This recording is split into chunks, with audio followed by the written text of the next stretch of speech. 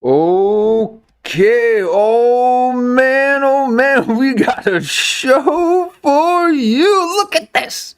Look at old Metzger here. Oh man,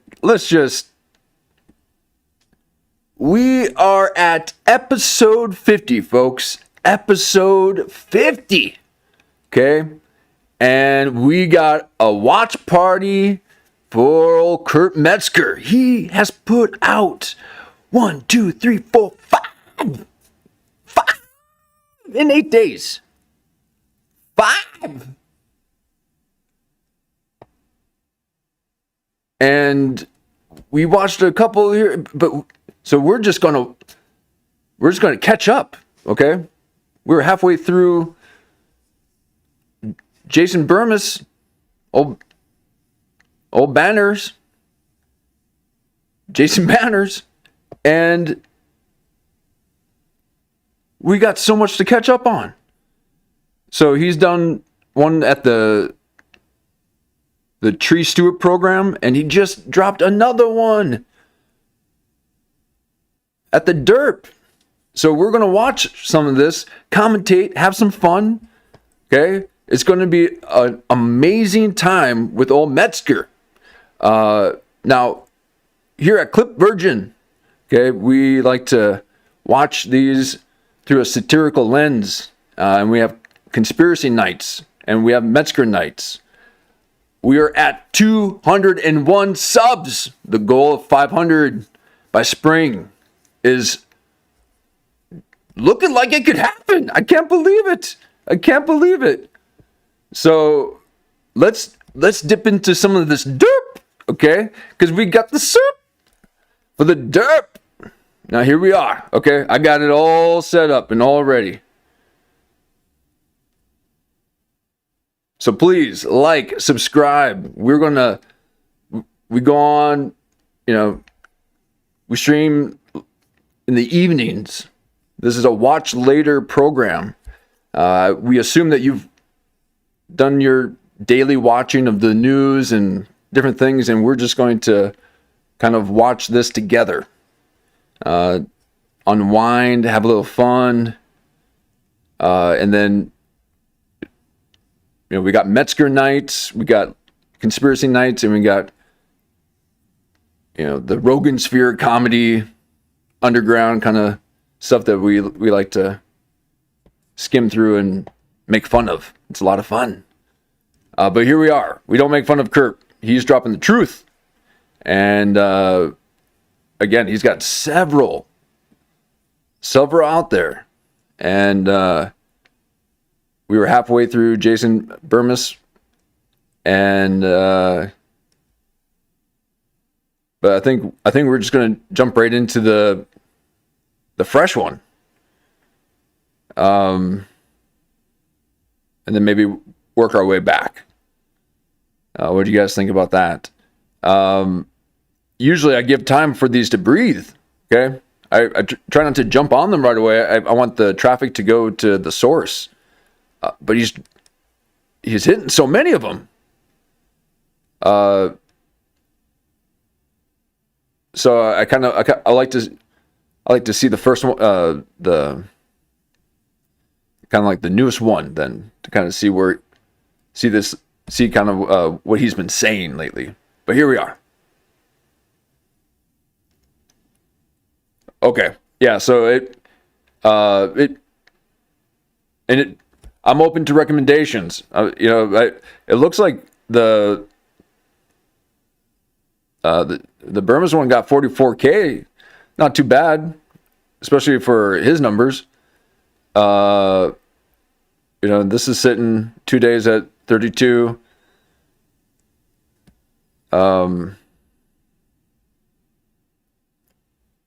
So I figure why not? Let's try it out.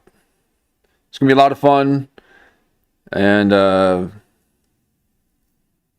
we can expand on their ideas. That's what's fun about these watch parties. So you can kind of pause it and then kind of expound on their ideas.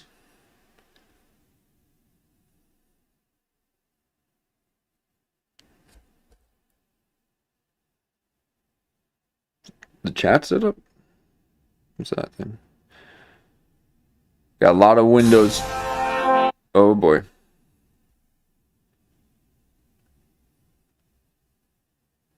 Got the chat going, okay. So all right, here we go.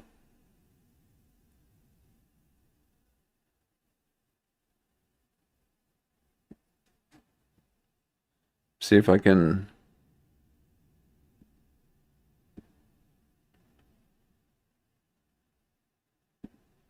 All right, here we are.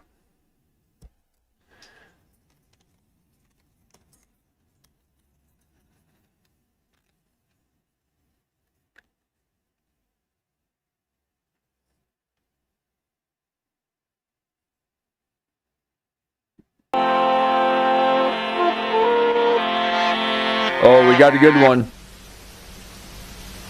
I'm just a Kurp. Yes, I'm only a Kurp. And I'm derpity derping on the inner work. Well, it's a long, long skirp to the derpity squirp. It's a long, long work. Oh yeah. I'm stuck in the commercial. But I know I'll go somewhere. Woo! At least I hope and pray that I'll work. But today I'm still just a Kurp. Well, I'm just a Kurp, and I derpity derp. Oh, won't you come and derp with Merp?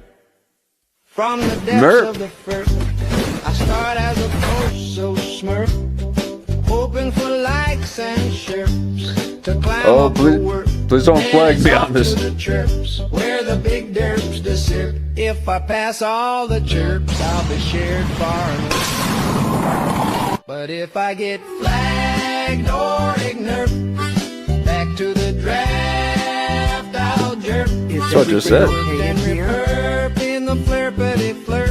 Please buy a t-shirt. Help keep Kurp off SERP.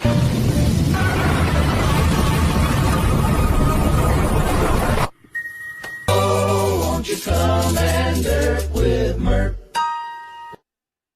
Oh, thank you. There's an intro. Morgan, good work not putting it Nice. just on me.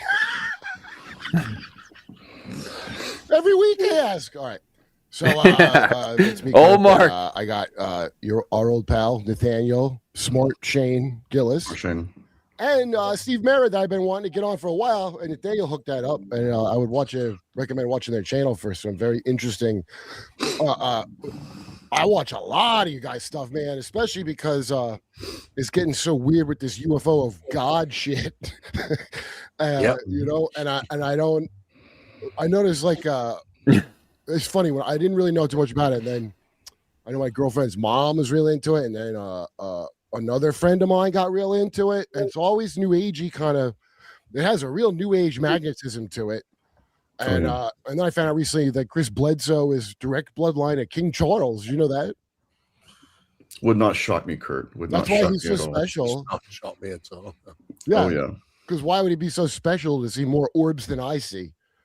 Well, of course, you absolutely hit the nail. Oh, on the head he's there. got a cool And they voice. just show up though, like at least in the field from the Bledsoe family, which we know throughout folklore that's not true. They were everywhere before. Wait, what do you mean? His family? They only showed up for his family? Well, that's That's the claim? in one of the videos. The claim was made. I think it was by Ryan that nobody was talking about orbs before we were, and I was like, no, flip it on the. Everybody was talking about orbs. Why does that even come into who was Before- talking about orbs first? Because it's almost as if, and this is what happens with the phenomenon, it will kind of hijack the narrative and promote one family over the other as if they're the prophets. They're literal priesthood. And if you want to get access to them, you have to go through us. And this is inevitable. It's happened throughout history over and over again, where that individual gets built up. Next thing you know, there's a false prophecy slipped in, and everything falls apart. It's one of the weirder nuances. You gotta have certain around. blood for it. I bet you gotta have very specific blood, like King Charles's blood, perhaps. My girl had. I thought my girlfriend like thinks I'm like Looney Tunes half the time, but an orb was above her one night when she's at her parents' place. I tell this story jealously to everyone because I keep asking her if she loves the orb. Like, do you love him? I just get call her a horb. Anyway, but she woke up with the thing floating above her. I can't remember how high it's hovering. We sleep on our parents' house. They live not that far from the military I base, don't know. so, I don't know if there's something. I don't know. It's in San Diego. It's hard to believe that.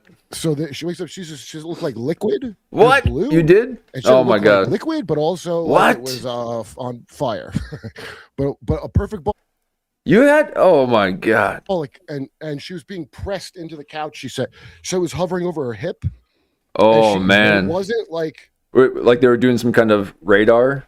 so. It was pushing Detecting? her down as it hovered Wow. over her, which sounds to me like an electromagnetic field that would be holding a plasma ball together. Absolutely. She told me this very casually one night, and I still can't get over it. Where I'm like, "Are you shitting me? You just like that's a casual story to you." So I know lots of people see it, but Wow. that's why I guess when you Wow. brought up, it grooms people to see because I think that too. Yeah. Yeah. They What? clearly have some human agents that are helping them do that. It seems like there's always some on the ground people that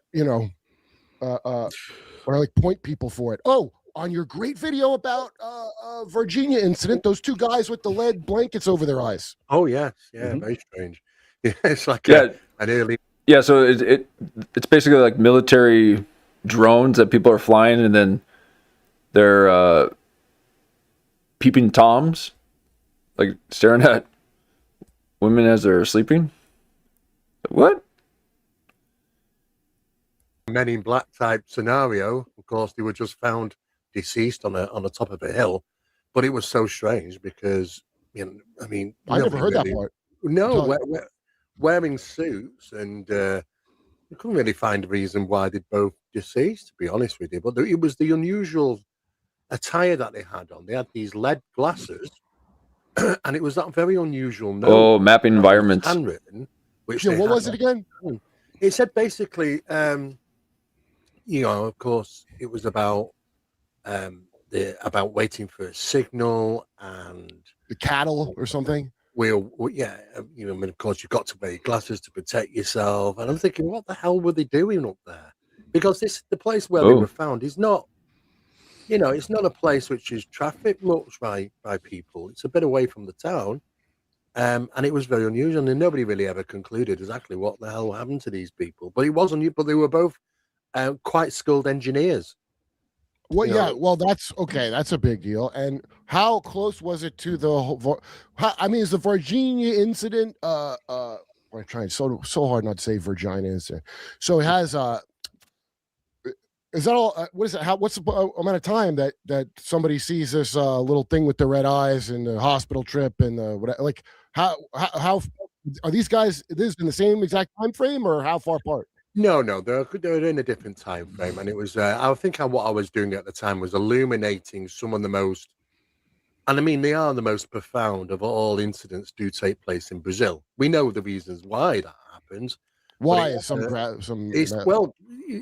It's non-stop ritualistic practice. You Oh. just drive down the street, and you see Oh. it happening on the street Yeah. corner. What? It's so common. What? Wow. Really? There's so many of them? Oh my God. Are they in Haiti too? What? That's why they're saying there's so many of them, because there's so much like witchcraft there or something? There, and of course, what happens is that Let me take that back here. they overindulge themselves in those methods, and of course, it causes the invocation of phenomena to take place. Oh, The no, I'll let it Virginia ride. case was pretty much well known at Wow. the time. Nobody really picked up on it. I mean, it was 1996, but the Western world didn't pick up on that straight away. It was the Brazilians did. They had a good idea as to what it was. It was esoteric in Mhm. nature, and these things were called little devils. That's what they referred to them as. There was nothing, no storyline about UFOs and this, that, and the other. But of course, a lot of it, once the Western world gets involved, and we have this mindset to make it all nuts and bolts UFO phenomena traveling from distant space. Of course, it takes over the older stories, you see. But there is completely two different stories. Yeah, a metaphorical overlay. Or like, Yeah, so it would be something where they're using aliens and all this to overlay the actual spiritual connotation, like that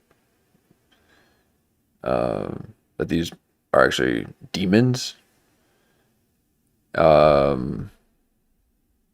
being summoned.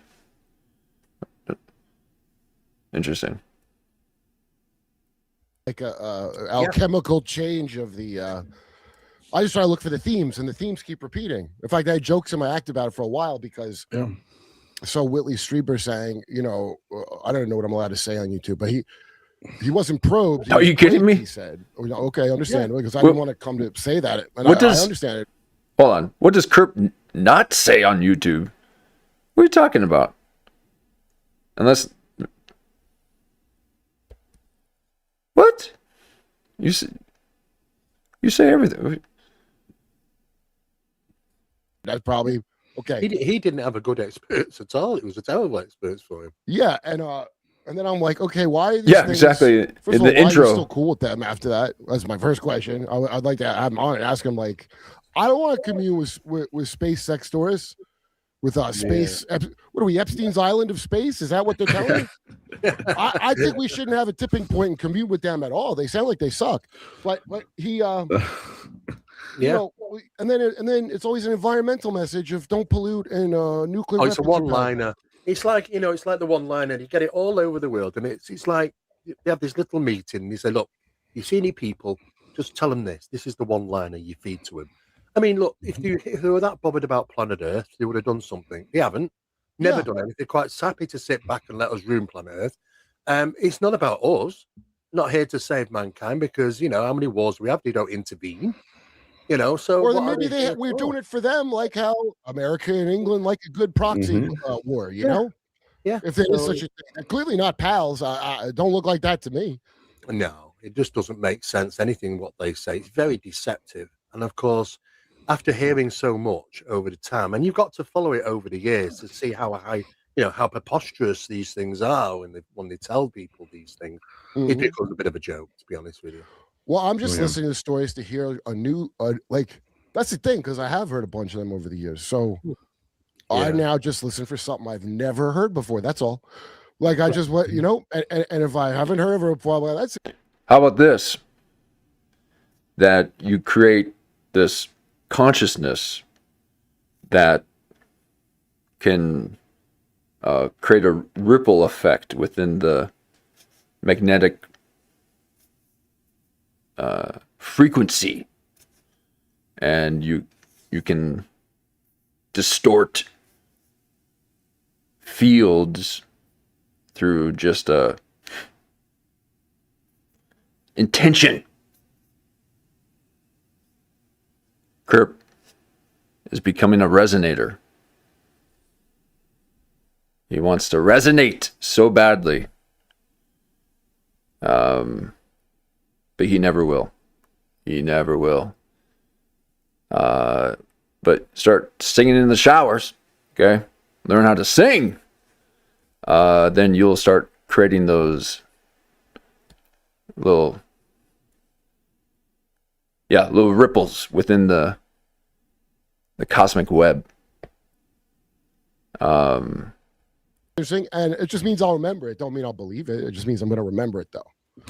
And then you see stuff pop up. How about this? Here's another one.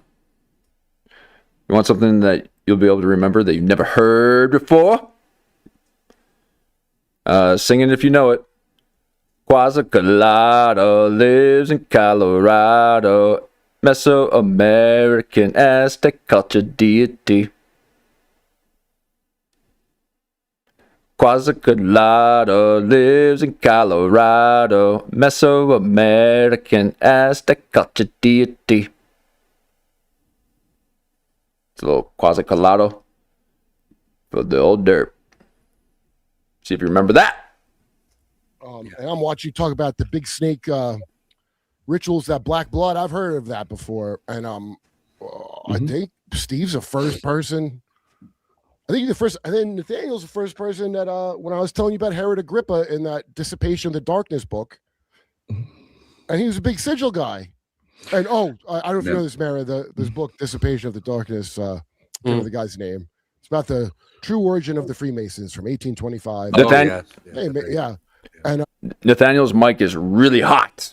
That thing is very much activated because he only talks like this, and so you're not gonna really need to project a whole lot, and what you doing, Nathaniel? Gillis? Shit, you ain't no Gillis. What you talking about, Gillis? You gotta look downsy if you want to go Gillis. Herod Agrippa, I got this from Mark Windows on the World. Herod Agrippa, fucking, he formed a group called the Nine to stop the spread of Christianity. I know. The Nine. Yeah. Well, I mean, okay. And then so I just found that out, and I'm telling him that. He goes, "Yeah, he was big into sigils." So you explain the kind of sigil shit he would have been doing then. So So the interesting thing about sigil is it's pretty much the signature of the entity that you're conjuring, or the signature of the practitioner that's doing the conjuring. Now, the most, I guess, prolific sigilization, I guess, comes from Austin Osman Spar and even Libernal from Peter Carroll. But the idea is, and there's different traditions here, man, but you can actually create a symbol, focus your intent on that symbol, remove the symbol, throw it away, but actually consciously absorb it. And you co-create with your intention the end result of the ritual. And again, some grimoires have entities that have sigils themselves, and then the practitioner uses that sigil, to conjure the entity. But most sigils we're finding, even in the field, seem to be practitioner specific. And that's another thing. We are finding them on experiencers, and they're going through the 3 stages of bio, or what's called sigilization, Boston Osman Spar's tradition, where the body absorbs them, and they're activated subdermally. Wait, is that Austin Spare he meant subdermally, you physically do it, or he meant some things like, I thought he's all psychological or something with him. Mostly it is psychological, but again, we're activating them with intention. Now, with respect to biosigilization, which is another field that I'm trying to create and put out into the research, it comes from an old USSR experiment in 1972. It was declassified in 2002 by the CIA. But within the USSR, they had a parapsychological group that were performing experiments, and they would actually take a blank piece of photograph paper, place it in an envelope on the head of the practitioner, and they would say, okay, we want you to focus your intention upon this piece of paper, and we want you to put symbols into it. Now, this is literally where they're taking energy and intention, creating matter with it. Sure enough, from left to right, after the ritual was performed, they pulled the photograph paper out. There it was from left to right. The symbols that they told them to carve into the paper by virtue of intention. What kind of paper was it? Their consciousness. I don't know. Right.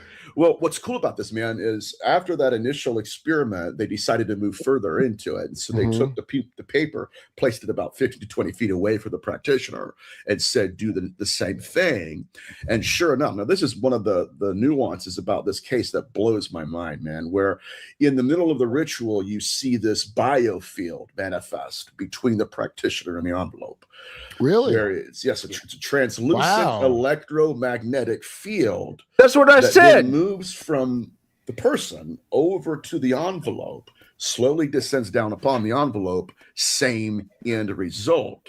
So what now we're looking at least Steve and I, are the potential that some of these biosigilizations we're witnessing in the field are due to actual practitioners. That's a good thought. Yeah, we create it. If I may, the reason I bring that up is because a couple years back, I was working on a case study by Dr. Carla Turner, the late Dr. Turner. She was working with a family, and the mother had died, I think, and I was working with the son about that case study. And I said, okay, like, we hop on emails and stuff. I said, okay, what drew you to my research specifically? There's probably a lot of good researchers out there you could have went to first. And he said, well, there's something that Dr. Turner was interested in before the phenomenon took her out. I was told. And the phenomenon took her out? Oh, she was threatened, Kurp. Yeah, she was threatened. You're getting too close. You're due for an adjustment. And then she got turbo cancer, which is what happens to a lot of researchers when they get too close to this. Yeah, they get. Okay. Is that the only way that people are getting that TC?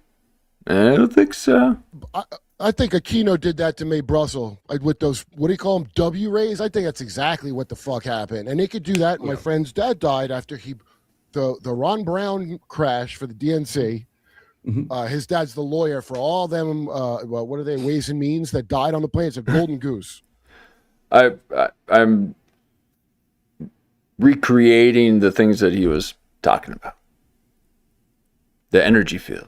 So his dad kind of had a Better Call Saul background where like he gets dicked out of his firm, but he had this case.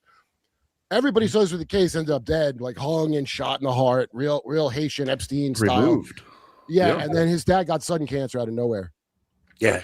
My friend don't think that's what it is, but I do. It happens, and that's part of the control system that Jacques Vallée refers to. But in this particular case study, this young man, he's like, Nathaniel, he goes, there were certain manifestations on the part of the phenomenon that was really. Let me take that's that. what it is, but let me take that back real quick. Case ends up dead, like hung out of his golden goose. So his dad kind of had a Better Call Saul background where like he gets dicked out of his firm, but he had this case. Everybody says with the case ends up dead, like hung and shot in the heart, real Haitian Epstein style. Removed. Yeah, and then his dad got sudden cancer out of nowhere. Because of what?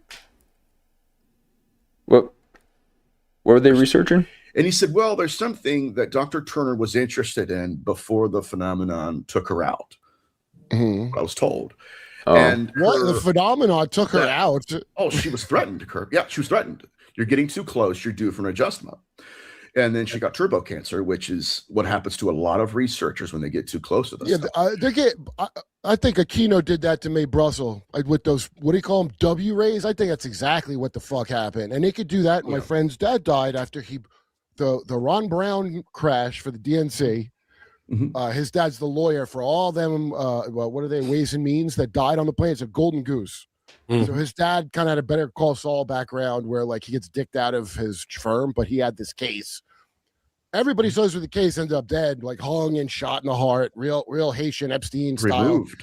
Yeah, and then his dad got sudden cancer out of nowhere. Yeah. My friend don't think that's what it is, but I do. It happens, and that's part of the control system that Jacques Vallée refers to. But in this particular case study, this young man, he's like, Nathaniel, he goes, there were certain manifestations on the part of the phenomenon that was really confounding Dr. Turner. And one of them was this particular case study. He's like, so one day, he's like, my mother was a known abductee, and there were just various manifestations going on. She's like, but one night we're in the living room, we're watching TV, my mother's sleeping, and out of nowhere, here comes this biofield. What? Ding, ding, ding. There's the behavioral pattern. That's the data point. And this biofield moves in from the hallway into the living room and then slowly descends down upon the mother. The mother wakes up 40 minutes later, covered, quote, head to toe with sigils, but she had claimed to have been abducted by an alien.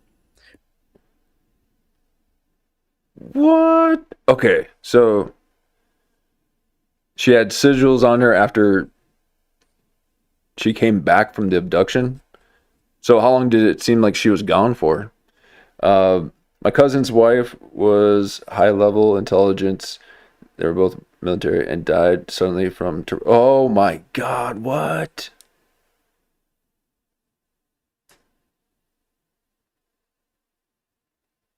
Just recently? Wow.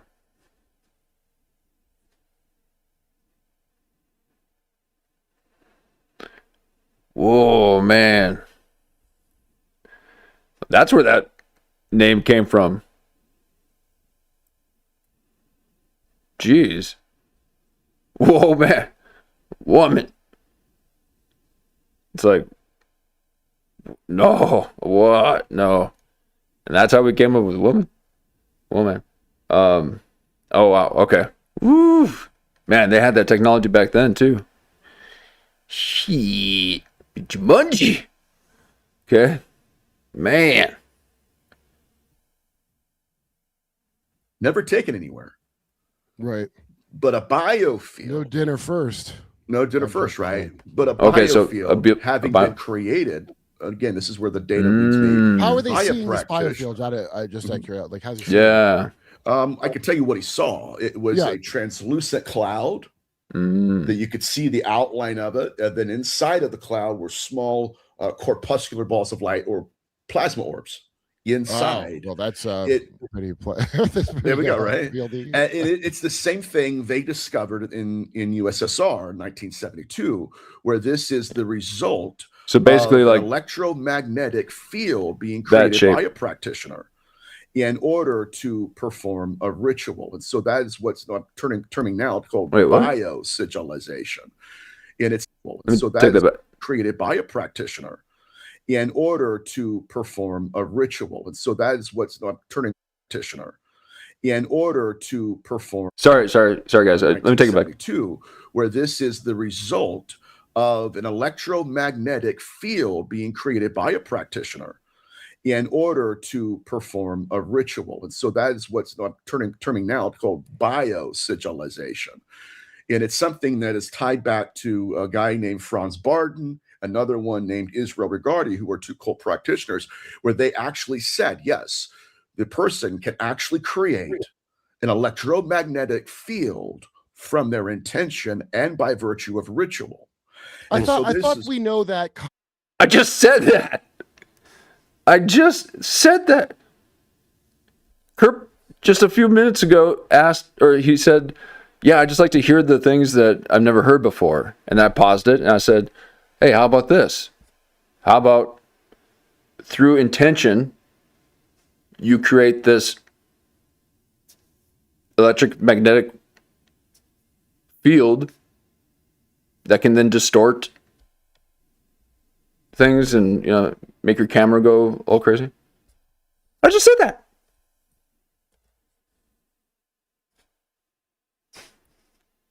Hit rewind and take a look back. You don't do it now, but I'm telling you. So, what do you know about?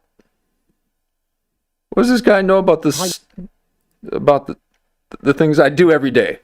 How do you know about this?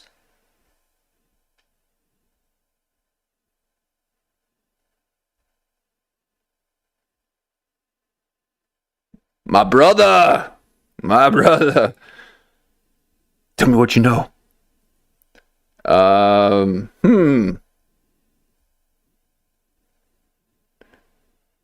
Oh, he's a demonologist. Oh, whoops. I mean, I don't know about any of that kind of stuff. I've never done anything like that before in my life. Wow, really? I thought I was speaking to angels. Okay, I don't know what you guys are talking about. Then be singing songs like them sirens. Oop, there goes one right now. Guess doesn't like me talking about it. But it gives me ideas. Okay, I learned how to speak. Okay, I'm otherwise mute. You guys seen those nights? I'm mute. So these angelic beings create harmonic frequencies within me that I tune into. And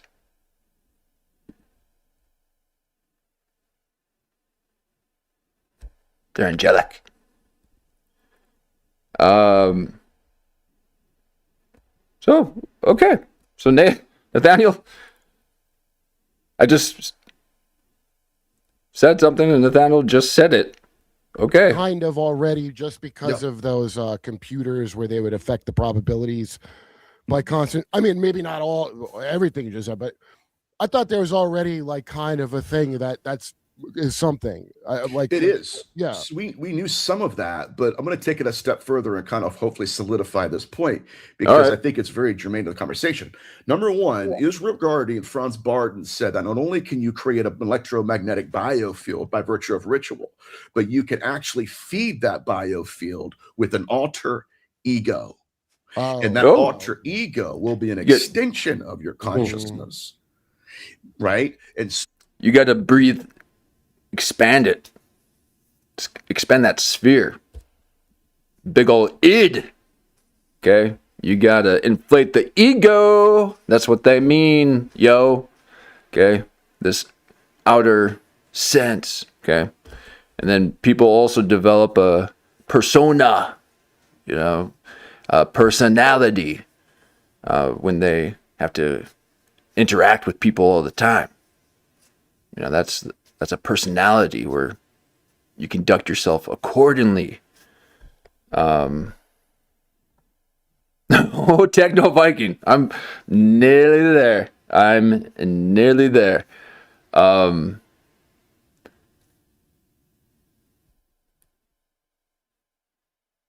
But you mean play? I'll do it. He's just like, wait. Sorry. I'm not trying to do that. He was pointing. He was like, sorry. I'm trying to get in the camera.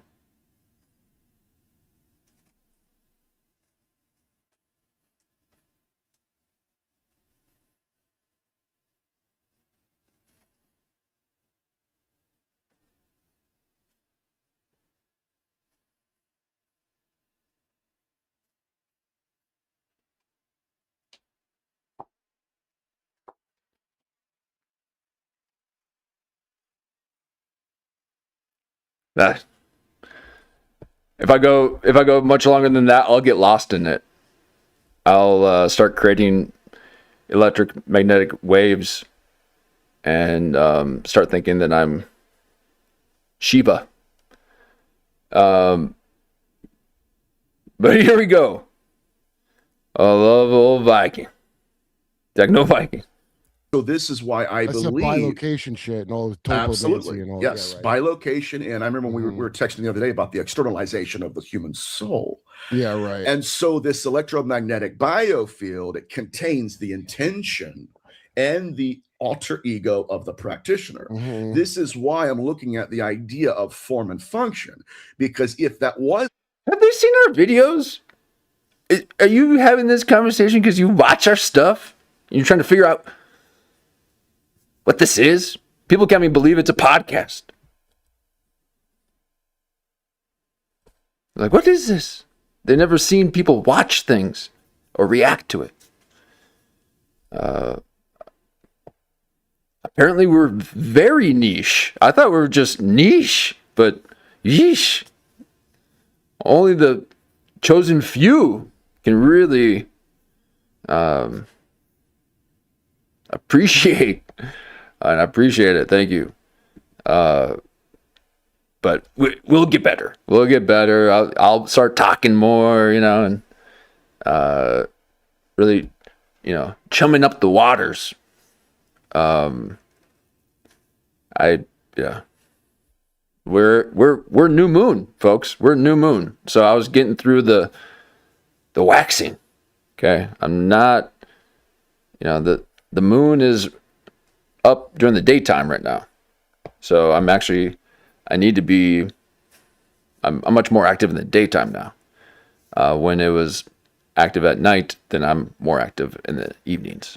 So we are starting the cycle now to the full moon. So that's why you see a little bit of energy. Okay. So I was waxing and now I'm about to wane. Oh, wait. No, wait. I was waning. Now I'm about to wax. Oh, wait. It was the other way around. I'm solar. But here we are. in fact an alien that took her, she would not have been sigilized. So what we're looking at again is that, and I have grimoires in my office here where practitioners have even learned to master that art Evil. to where theoretically we would see them as an ET. Why? Because they want to be seen. Yeah, as right. An ET, Right. First of all, I've already been groomed by Disney and George Lucas and shit my whole life with it. So if I could either go sci-fi or I could go wings and horns. I got two nice tracks, two focus groups they ran on me my whole goddamn life. So whatever that blob is can go, okay, I'm this now. I get that. I want to ask you, do you know anything about, because I couldn't find, it's just because I couldn't find it. I'm not like a good researcher, so you might know this. When I was reading Kathy O'Brien's book about that Hold up, Mark. gentleman, that hero of a man, Michael Aquino, with the eyebrows, and he worked for Reagan and he worked at MK Monarch. And he had a trick that they did on Noriega in Panama. I don't know if you remember when they went and grabbed Noriega. He had a lot of Epstein files too, it turned out. That's when they had to go get him. That's in her book, and she thinks Trump is working to bring it down. I mean, wild. After stuff I read in that book, I wouldn't trust him, sweetie. I just wouldn't. But she said Michael Aquino had a trick he would do, and it does. She doesn't explain how he did it. But first I ever heard of this. Some old school dark black magician trick where they can. Okay, real quick though. I would be curious to see if when you were to go back and to check the, like the moment when I told Kurp Metzger a thing that he's probably never heard before, and I just said something. And then a few minutes later, this guy starts talking about it like it's a subject that he's been studying, but never experienced. Yeah, these second-handers. Yeah. I'm all about the source.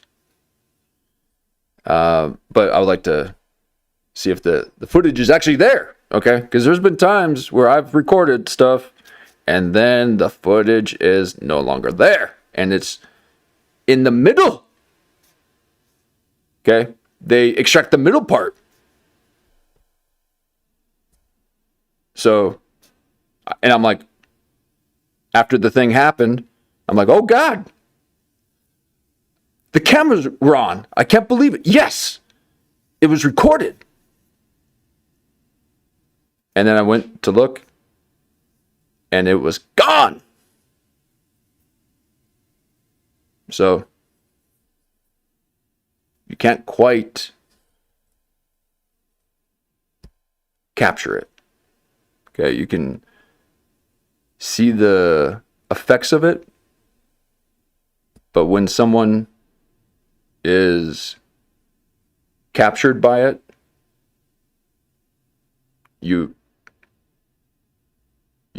can't, it won't show that.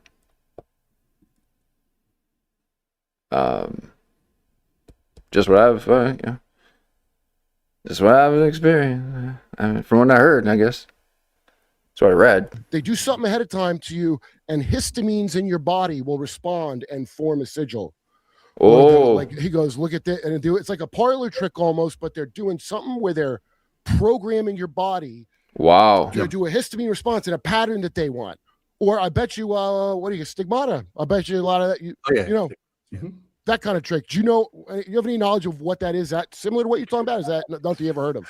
It's somewhat similar. I can tell you this, though, with conviction. What we're seeing now in the field, some of them are subdermal. I had a case study, a remote viewer that had that happen to him, a remote viewer, where he's out of his body and he meets entities that he believes are his guides. And I know big old antenna like experiments with these so-called guides, and they're not guides. They're a part of the control system. And they keyed his car. Yeah, right. Or worse, buddy, or worse. But this remote viewer is out of his body. He meets these entities, and they're trying to quote unquote guide him. Then he realizes that they're inhuman, and then he gets back into his body, and from underneath the surface to the skin, you see these symbols. Mm-hmm. And so even in abduction literature, what we're realizing is that there is a soul to skin relationship to where people who, and it's just like that case study with Dr. Turner, where they think they've been taken, they're not taking anywhere. Mm-hmm. So why is their body demonstrating a physiological response? So there is this, again, this We live in a simulation. relationship. That's why. That's They have a perfect. nice simulation. That There is they're a going. psychological connection with the physiological body. Of course. You know, even people under hypnosis, we've done experiments where we place. Oh man, I got so much to say about this stuff. I've got so. I'll let them talk, but come on, okay? Because it's time dilation. All right. You create the sphere, and within it, there is no time or space.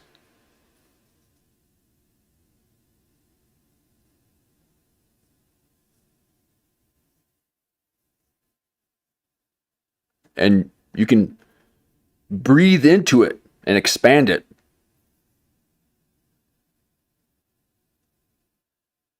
And time stops. And everything outside of it, they can't see. You're gone. If you're observing it through a lens. Now, if you're there, you would see the person, but you wouldn't be able to pick up the effects like a camera would. The camera would be able to see at the point of return, see the aura, basically.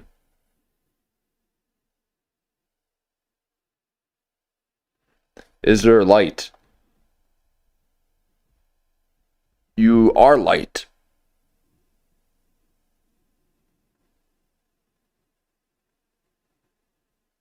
And you travel through sound.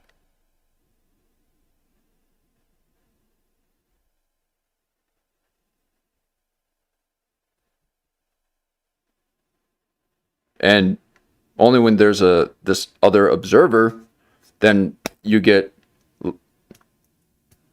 locked into time. And then with that is then space. Or space. Otherwise it's quantum. You're traveling, it's not only mental but also physical. Like riding a bike, you're on a machine and you're doing this, what could look like an awkward movement, but it makes sense for its purpose. That's what that is. I have no idea what I just said. Please do not listen to anything I say. Please. Oh God, please. No, all I have is firsthand experience. So if I'm talking about something, I'm speaking from experience because I'm not smart. If you haven't noticed, okay, I'm not one of these brainiacs. I speak from my mind. But I can appreciate what they do, and I like listening and reading the stuff. Coins on their arm and told them under hypnosis it was hot, and they blistered. The body's blistered, physically blistered, when it shouldn't have done. So obviously, if you can convince the mind, convince the body that this thing happened. So the microbiological tests were first carried out in 1936. And they realized that we can born things. We can create intelligence which will independently act separately from the individuals. And this is, there were little clues in things. I mean, if you look back at the old sci-fi movie like Forbidden Planet, the creature in Forbidden Planet. Oh, well, there's,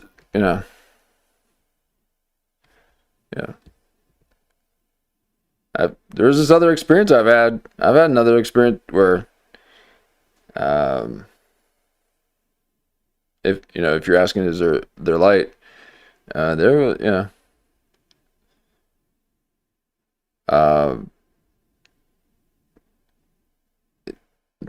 It's I can't even explain the situation.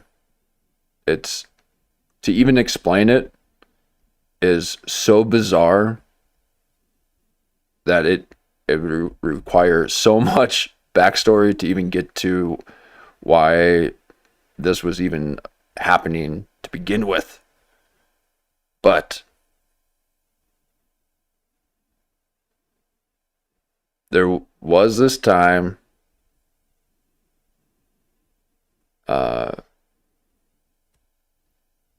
where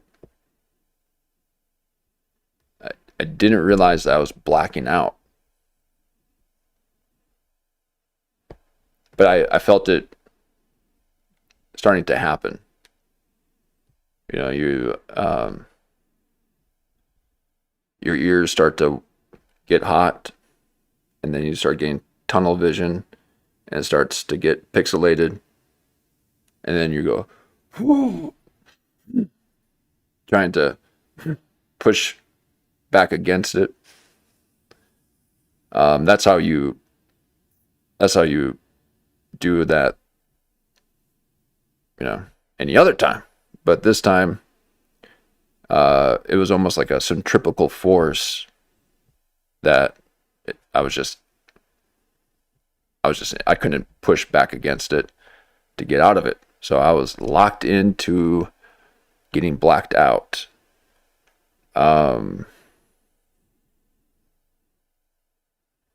Now,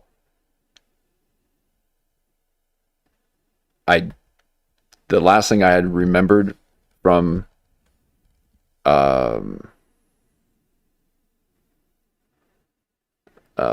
when it happened, the last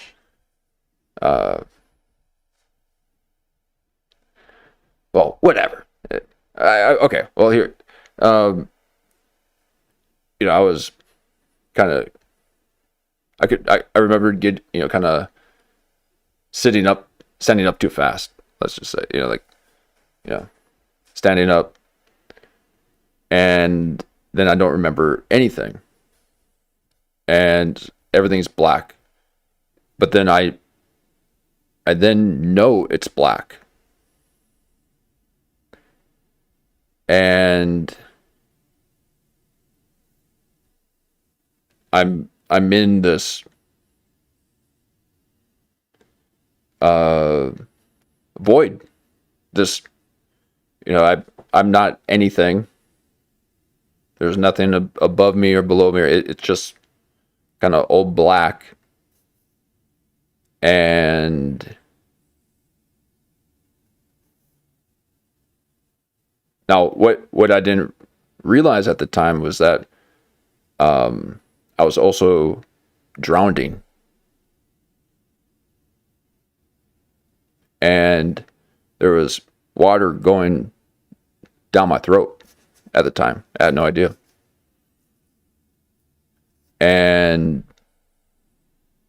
But I sensed it from outside of this kind of black existence.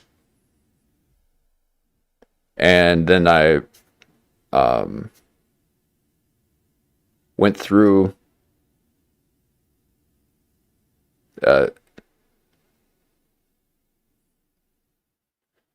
basically this opening, I guess.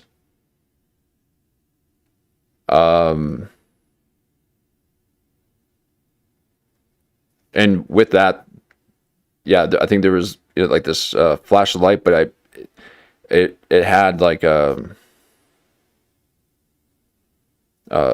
tone with it, but that didn't really, I didn't quite grasp that until I came to, and when I woke up, I couldn't I was stumbling. I couldn't. I was trying to grab things. I couldn't orientate myself, and my vision was going like this. So everything I was seeing was going like flashing back and forth really quick. And I had heard this huge concussive, and I thought there was a grenade that went off outside, and that I was shocked by the by the bomb. I thought a bomb had gone off, and I was dazed by it. And then I came to, had to hear it, and then I sat down, and then I heard this this high pitch ding, and I'm like, whoa, and it was like, and I could feel myself starting to possibly black out again, and I kind of pushed back against it, and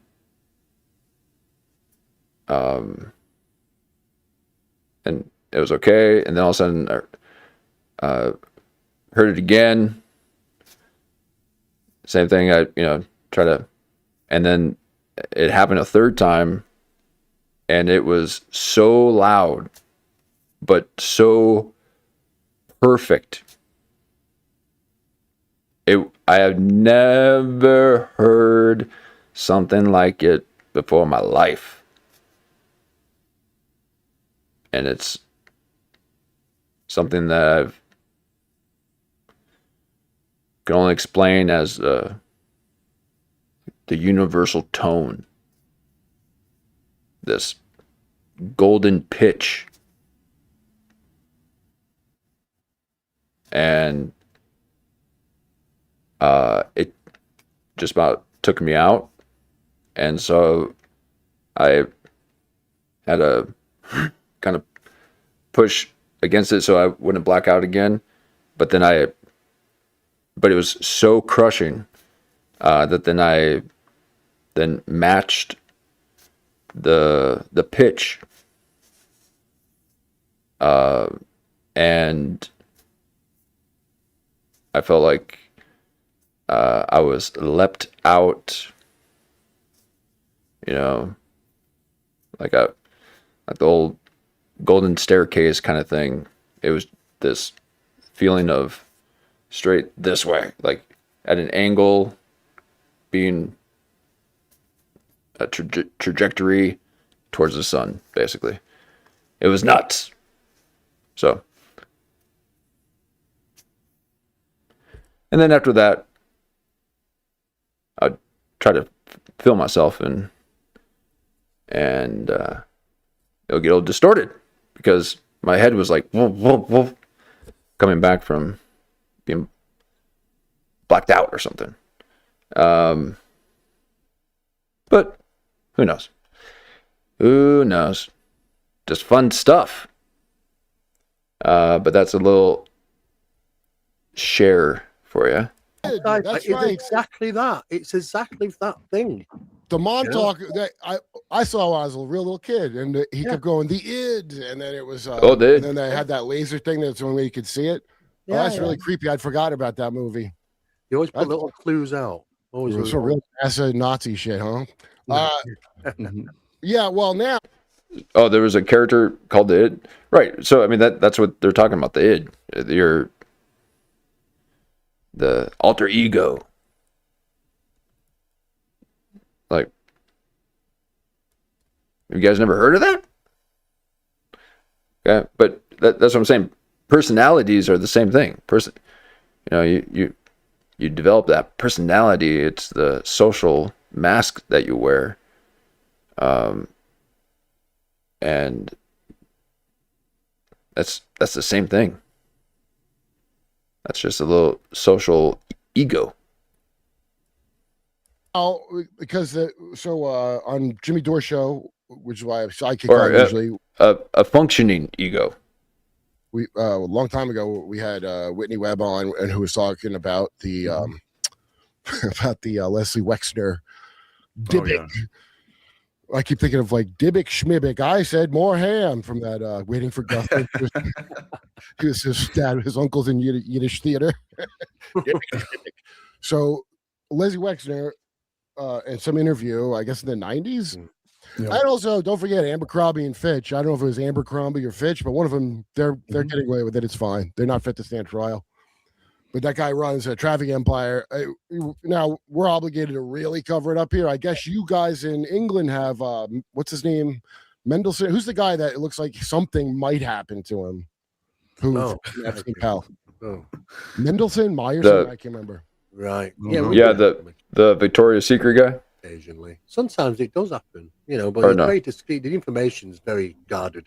You don't get to sort of put things together because things are kept quiet on purpose. A Dybbuk is a person, not a fallen angel. It's a dead person. Is that correct? I'll tell you what. The problem is that you have within demonology, you have what's called an incubus, which is an entity that appears to a woman in the image of a man, and it's not just a construct. They're actually leaving secretions and sigils on the experience. Big Notaro. I'm joking. Go ahead. Sorry. Yeah, right. Well, the thing is, like, your demonologists. Oh, boy, I'll make a clip of that.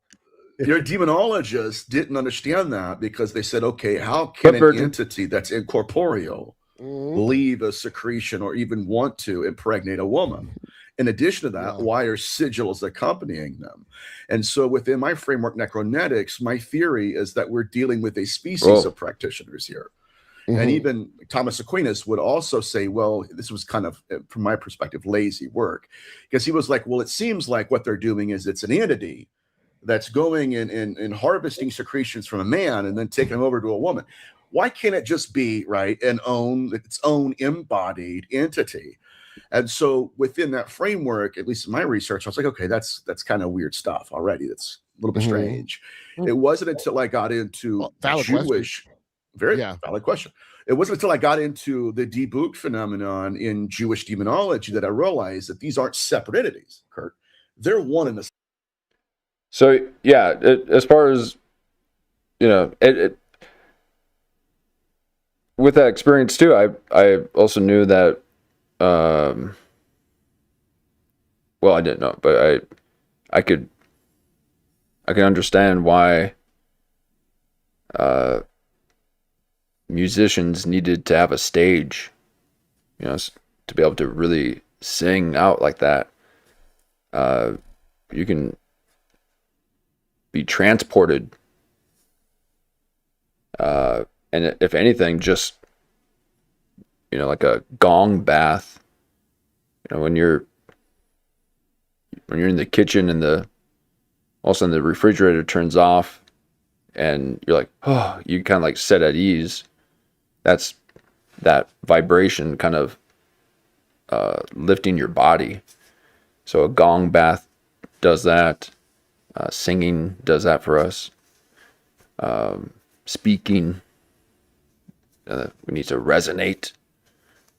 And you can also then, it puts you at different energy levels. So if you're always talking like this, or if you're always talking like this,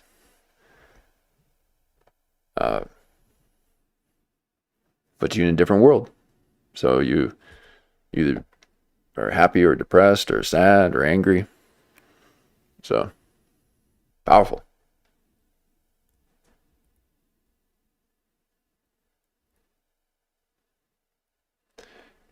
Was the closest thing I ever seen to a flying saucer I saw was a stage.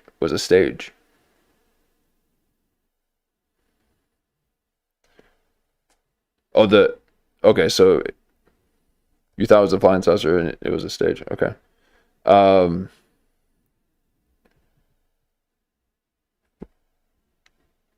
What do I think caused the event?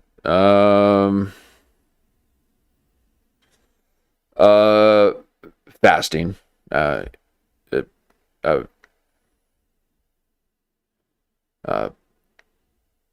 Yeah, I would say I was hydrated, but maybe not enough.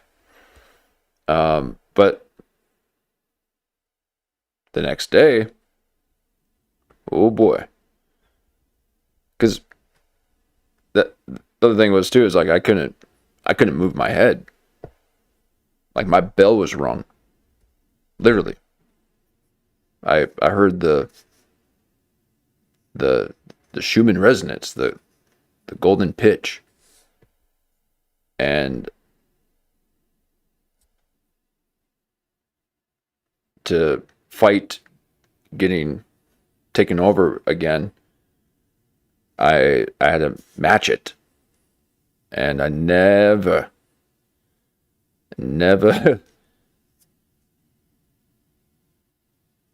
yeah, never heard something like that before in my life. So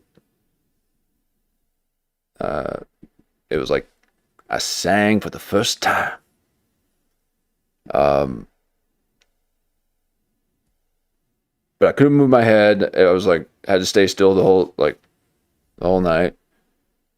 And then woke up at 4 a.m. and then started writing. It was just writing by itself. I wasn't even doing anything. And start writing all this science fiction stuff about parallel universes and flex theory. I'm like, what you talking about? What is this?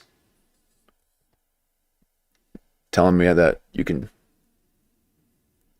travel to these different dimensions. So, wild stuff. So I thanked it, and I said, "Can I please go back to bed?" But it insisted that I learn more about it. So here we are, hearing it.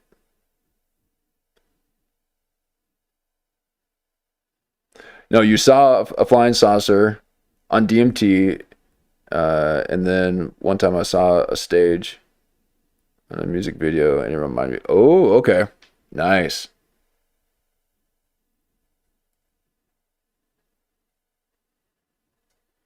Yeah, because yep. Never heard again. And, but the experience,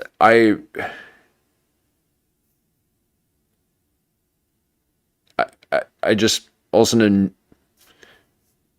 a lot of things made sense. In the, in the world of vibrations and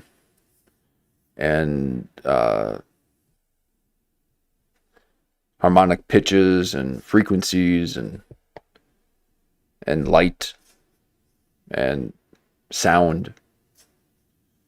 And then I forgot it all. So I was able to write a little bit of it. Yeah, resonance, exactly. And all musicians know that. They all know, and even athletes, this kind of hive, group consciousness that arrives when two or more are gathered. There they are, and God is in the midst of them. Okay, this other thing, this dome. That's why all the sacred buildings were dome. That's where the divine lives. Our heads are circular. It's dome. It's to tap into all that divine.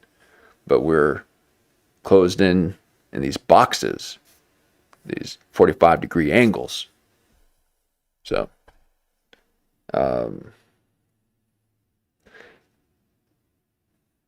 but yeah, attunement. So, yeah, but yeah, you got. I think you got to. You still have to be careful. Yeah.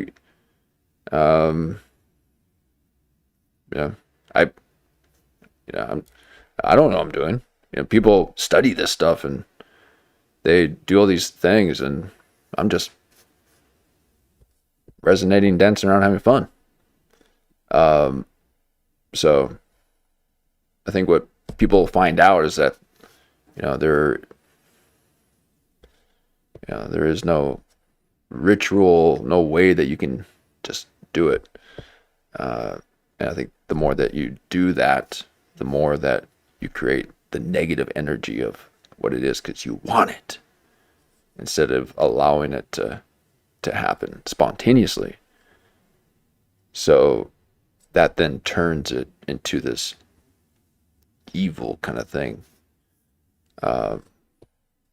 So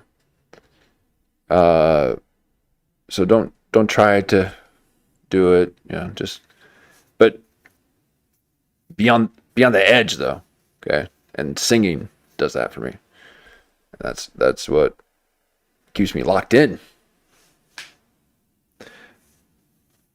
How long ago? That one time, 5, 6, 7, 8, 6, 7 years ago. 4, 5, 6, yeah. More than 5, less than 8. And but all during it, I was learning about all sorts of things. It was a great creative sandbox to play in. You got to be poetic and scientific and folk art at the same time. A little bit of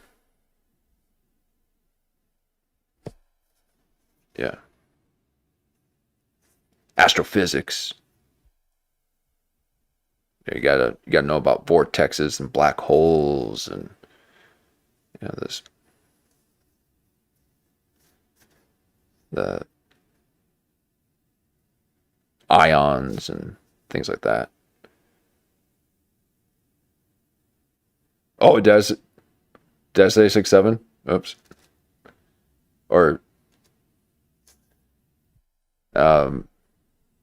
so yeah, fun stuff though. Fun stuff. But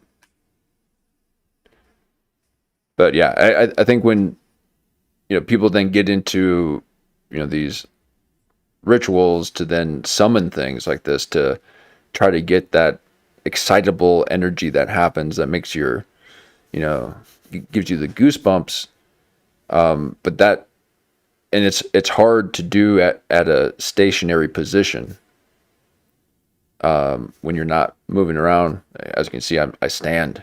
Okay. The second you sit, you lose all that energy. The second you eat, you lose all that energy. And it happens to me when I am on the phone watching stuff. It drops. So if I'm listening to music and I'm moving around, and you got to keep the head up a little bit too, then you can stay locked in to the resonance. Oh man, I did. Oh my God. So here we are. 4, 5. Okay. See, if you haven't noticed already, 4, 5 is my 6, 7. I was hoping you guys would get that. 4, 5. Okay. But I am 4, 3. Okay. And I just need 2 more inches. Metzger, 2 more inches. And I'll get 4, 5. But yeah. But the whole frequency thing. You gotta, and and there's different dimensions, because you can have low frequency, high frequency. So if you're sad, depressed, that's all low. Angry, all the. Oh, I was gonna say, so when they're doing these rituals and stuff, and these, they haven't got back from running 5 miles and swimming and rock climbing and doing physical activity. These are stationary, witches. And you don't realize you can create that energy yourself. So what they want to do is they want to consume that energy from someone else instead of generating that themselves. And the way you generate that for yourself is through movement.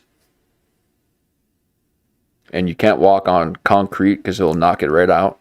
So you have to walk on the ground. Speaking, singing,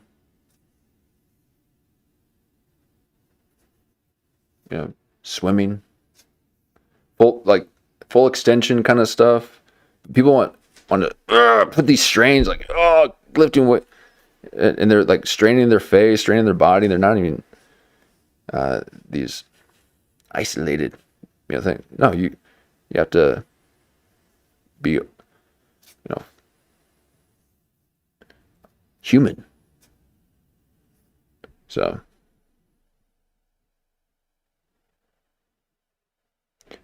my experience, the thing is, everybody's experience is power. That's why you have to have experiences, because every experience is powerful. And we can't just give up experiences just because from receiving something secondhand, and not, when they're like, well, test, search it yourself. Well, and not that we got to experience everything, but when there is an experience, it is powerful, and it has a lasting effect. I'm all talking to Al Pacino, like Carrie Elvis, latching on to his mentor. So during it, you get this little holiday from reality, and get to figure out what the hell just happened. And so you get to do some searching and get some books, and it's fun.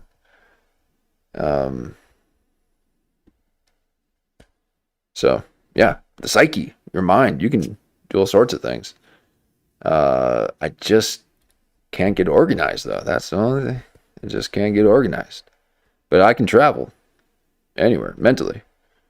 But I want to stay put. Same. Yeah, right. And so like right. Okay. Yeah. Okay. Yeah. Sorry. So what happened was it was kind of uncovering an entire conspiracy of entities that were self-replicating their own species. I never stay put. Epstein was doing. This is exactly what Wexner was doing. Again, you were looking at possession and pregnancy being in the same case studies at the same time. And then you go into the debunk phenomenon in Safti Israel, where you have experiencers. Hold on. Oh my gosh. Oh my gosh. Sorry, I just hit the wrong button.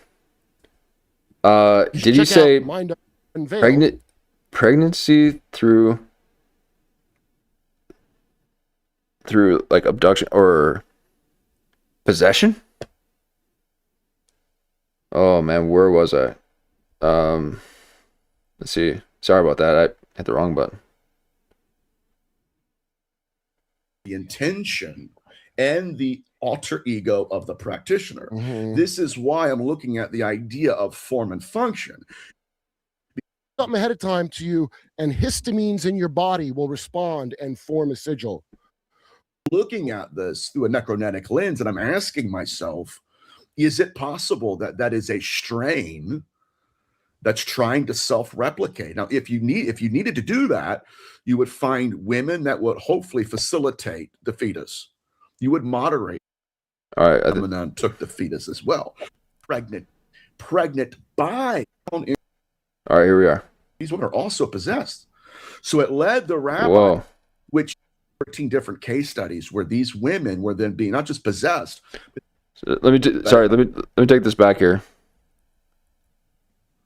All right, But here we in go. Jewish demonology, you do. And I think that's the whole goal here, is where you have one case, again, in Safti Israel, where women are encountering entities that are actively possessing them. And so you would have a case study where a girl or a woman goes to bed at night.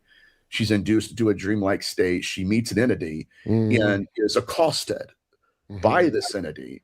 The next day, she wakes up possessed by the entity that assaulted her. And so in one, I think there were like 12 or 13 different case studies where these women were then being not just possessed, but they would go to the rabbi, the local exorcist, and they would be found pregnant, which changed, man. This changed the entire narrative. And the baby disappear like an alien baby. Yes, they had two pulses in the same body, two heartbeats in the same body, which led them, again, these women are also possessed. So it led the rabbis to question, this is the most profound inquiry I've ever heard in the field, is that were these women pregnant by the entity, because that would just be an incubus, or were they pregnant with him? And the interesting thing about this too is that, Or did she get raped by someone at night, got pregnant, and then had a miscarriage or an abortion? Right? I mean, when the exorcism it's dark. Okay, it's dark, but there's that, right? I mean, that's horrible, but was successfully fulfilled, the phenomenon took the fetus as well. So in necronetics, I'm looking at this through a necronetic lens, and I'm asking myself, is it possible? Look through it through a clip version lens. Okay, add a little bit of satirical analysis. That is a strain that's trying to self-replicate. Now, if you needed to do that, you would find women that would hopefully facilitate the fetus. You would monitor blood types. Use specific blood types for it. There we go. Right, Kurt. Yeah, you're killing it. Yeah, you got it. Yeah. You would want to monitor their fertility. You would want to make sure they're well taken care of. Yes. You would want to keep it right, and then you would connect to people that have the at least the same interest. And this is why it's so fascinating that Epstein is confidant is a man who says, "Yeah, I'm possessed by a Dybbuk," because that is a different pathology. That is somebody who's literally been bred to host that entity, right? And that's right. Yes, right. Wow. Well, I mean, you could say I'm a real wackadoo, and I am, but Do you think what's it? The one from girl with the dragon tattoo who's married to Joaquin Phoenix? Do you think she was bred to host?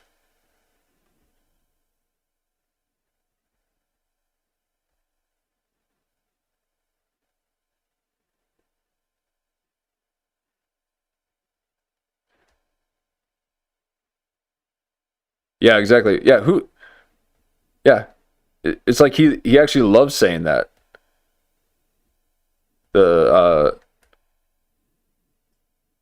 was it necronectic lens? Every opportunity he's like, and I'm looking through this through a necronectic lens. Why? Stop. Are you possessed? I mean, what are you doing?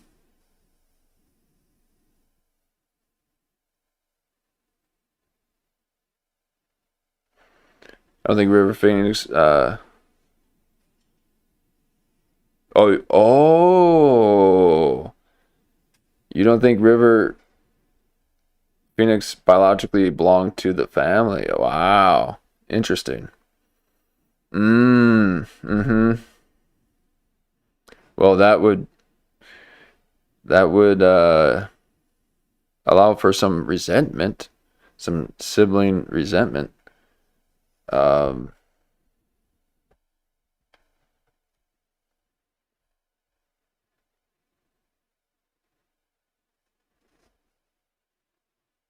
Yeah, Yep.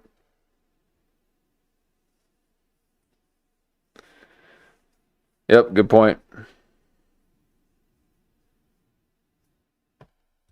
Well, there you have it. There you have it, folks. Yeah, we're like Candace Owens up in here cracking cases on the side. I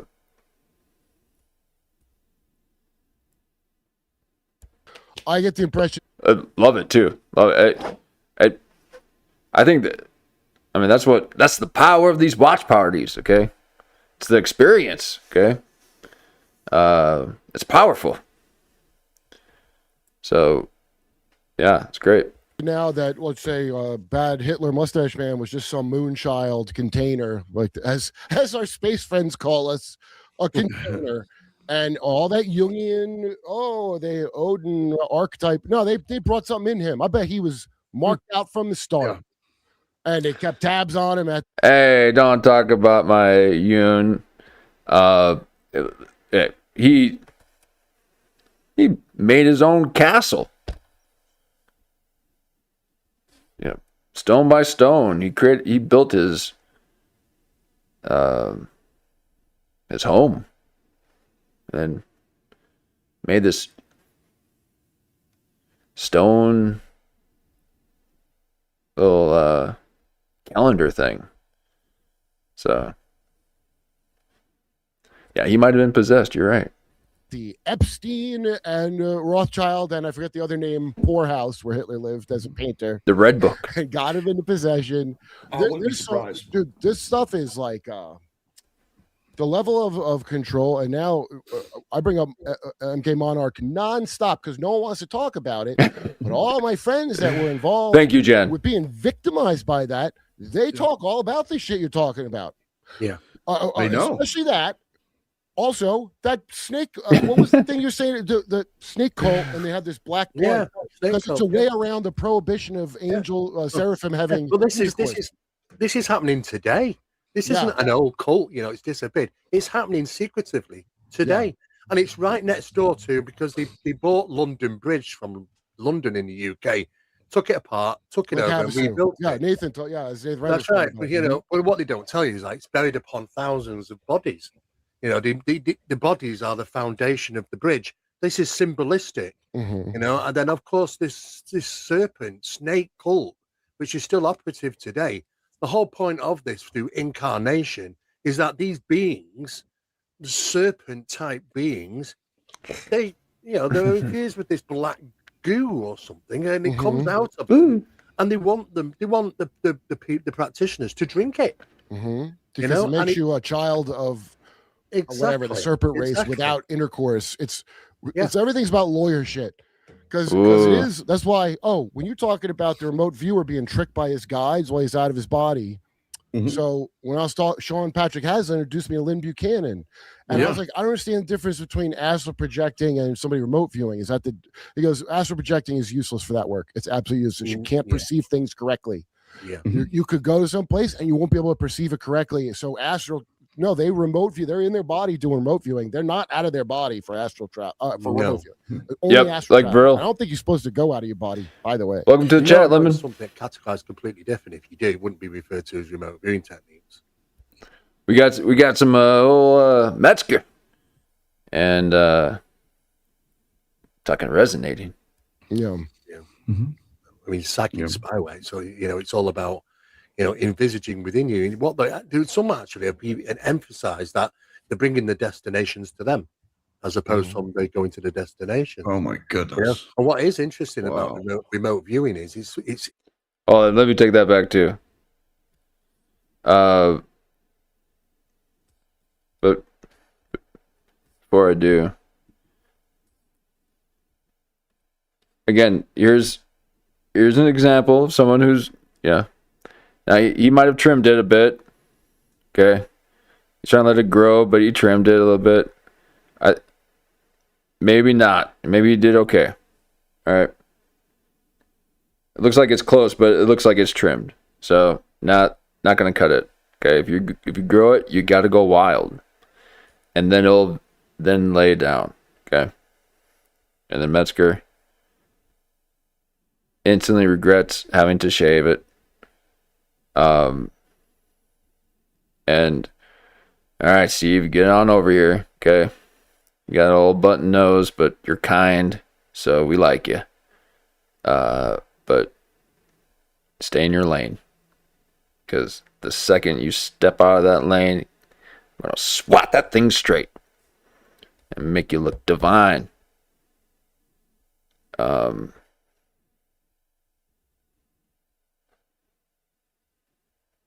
here we go.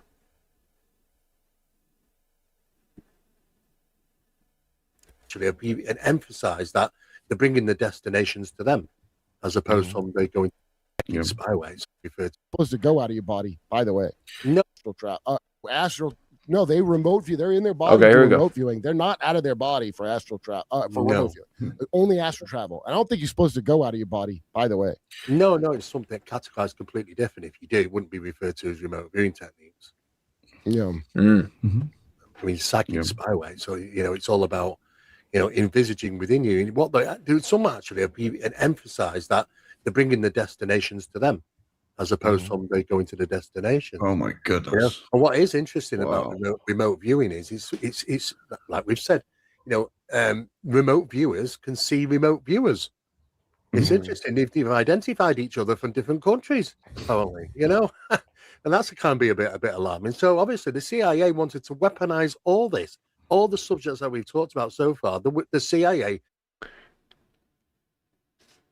Now, I have a really tough time with this remote viewing stuff, and it's this. It seems like a very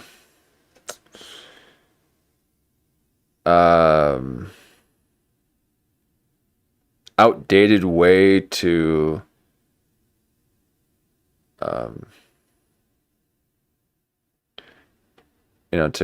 to get results or to detect something. And I think there's far useful things than that, but maybe not, because if they're trying to look for someone, then maybe remote viewing's cool. But I think creating electromagnetic fields is pretty dang cool. But no one wants to talk about that.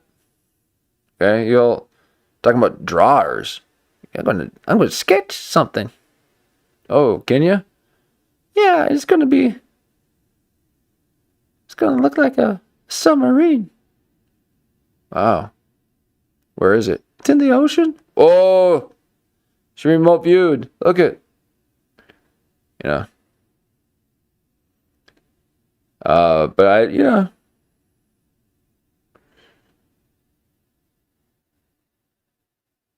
it's like the lie detector test. It's not it checks your pulse rate, your breathing, things like that, and so it's not. I think the CIA needs to step it up. I mean, CIA needs to step it up. Don't call it the dangerous. Oh, EMFs? Creating some EMFs? What? Shit. Don't you want to go ride on the carpet? A whole new world. Don't you dare close your eyes. I'll be riding on my EMF wave. No longer stationary. Okay? Or it's a carpet ride. I've tried their best since 1933 to weaponize this stuff. In other words, incarnate something and then go and tell it to get somebody in another country. Go and do your work.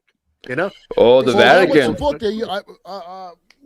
Final Events, the Redfern book. The Vatican's got the technology. Now, with them being their own country or whatever it is, maybe they're built on top of something like a Stargate. I mean, we need another good Stargate movie, because they had some really cool, like, it was kind of hacky at a couple points, but there's some pretty cool things for even back then, how they did the Egyptian,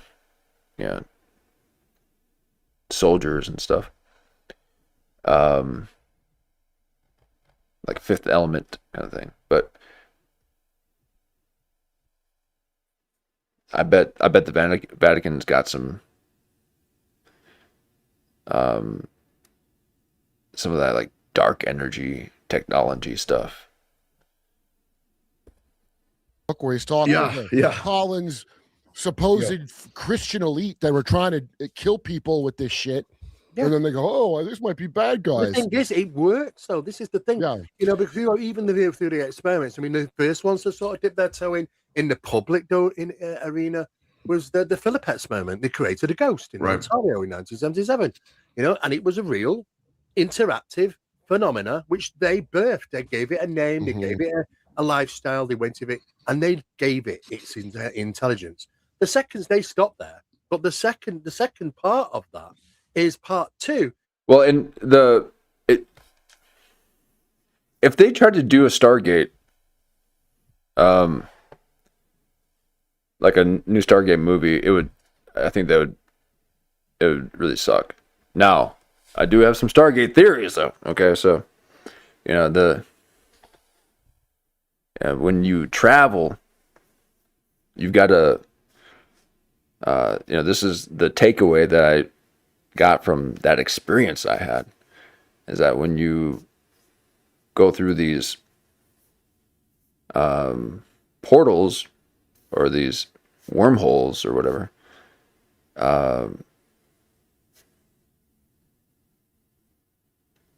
when you land, so let's say you teleport on that sci-fi show, Star Trek. They teleport you, and then you land, and you're this new dimension. You have to calibrate.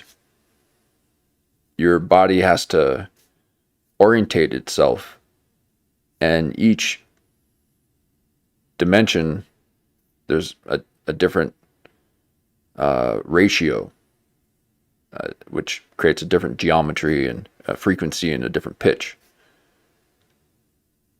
And so you have to orientate yourself to that new dimension by matching that frequency. I think us as humans can do that. That's why we talk like this, do that growling, chanting stuff. And I think there's all sorts of things with sound that can happen. But with these Stargates, okay, if you come across one, you got to match the frequency. If you don't, you'll be crushed. So when you go into one, you have to tune into that, and you have to match it. Now, how do you know which frequency it is? Well, it's based off of the cymatic pattern that is created on the face of it before you walk in. So that cymatic pattern is, water vapor being vibrated to a pitch, and it creates a pattern. And so if it's a certain pattern, that's the key of E, that's G, and all that. So you have to tune in your suit, or you got to do it yourself and scream your ass off the whole way. You gotta hit that note, and it will transport you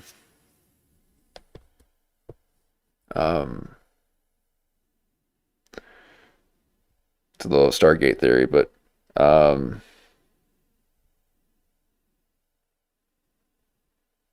ooh, okay, yeah. Interstellar. Okay, a little Interstellar and Inception. Okay, now I also had this, this other thing that had happened was also very similar to Contact, the movie Contact, where I forgot the actress's name. She was in Silence of the Lambs, but she was in that sphere, and it was vibrating, going, because she was attached to it. Jodie Foster, yes. So they created this this thing, and they didn't quite know what it was, but they thought it would be some kind of time travel thing. So they created this thing, and you had to go inside of it. There's also another Michael Crichton book called The Sphere, which that was in the ocean. There's a sphere in the ocean. And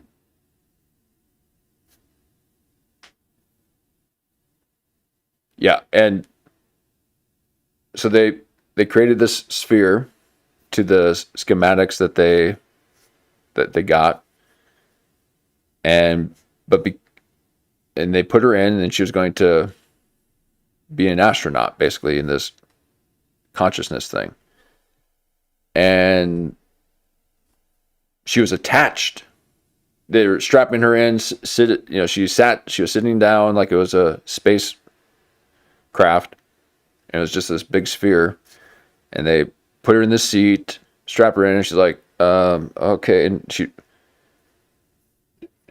she was not quite.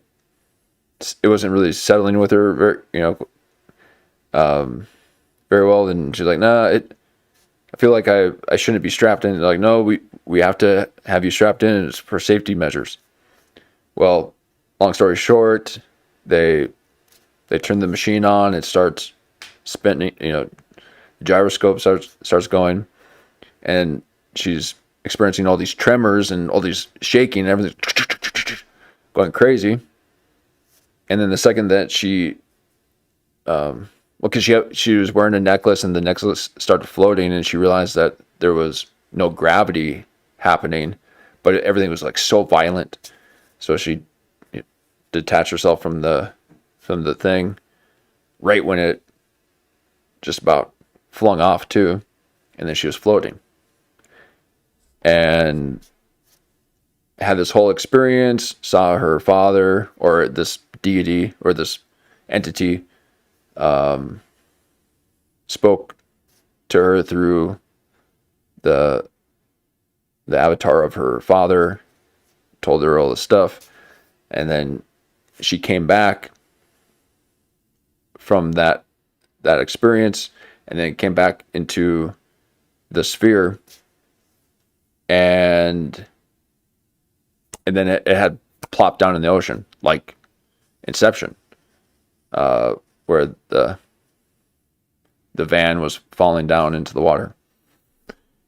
Well, she thought she was gone for the afternoon, when in fact, when it was recorded, it was literally a split second, just went like this. And because she was in this big sphere, and the thing dropped 300 feet into the ocean, but everyone thought that it was going to travel somewhere, and it didn't. It didn't travel. She traveled, within it. It created a wormhole. But when she came back, and they, like, what happened? What, she's like, how long was I gone? Like, what? It only lasted a few seconds. So there you go. So but the time dilation is in it. Okay, so when you're in it, you can have, these lengthy kind of things. But But then what happened was then they looked at the footage, and there was 12 hours of static footage in the middle section that they discovered, but they didn't disclose. So they didn't tell her about it, but the higher ups were like, "Hey, actually, just so you know, it did record for 12 hours, but it's all static." So it's showing that even though it was a split second, the recording was there and all that. So fun times. And that is contact. Okay. But that time dilation thing is very real. And I think people sense it when they're in the flow state. That kind of stuff. Was that a James Cameron movie? Deep Sea Nine? Oh, maybe. Yeah. Contact. Yeah. It's a Matthew McConaughey.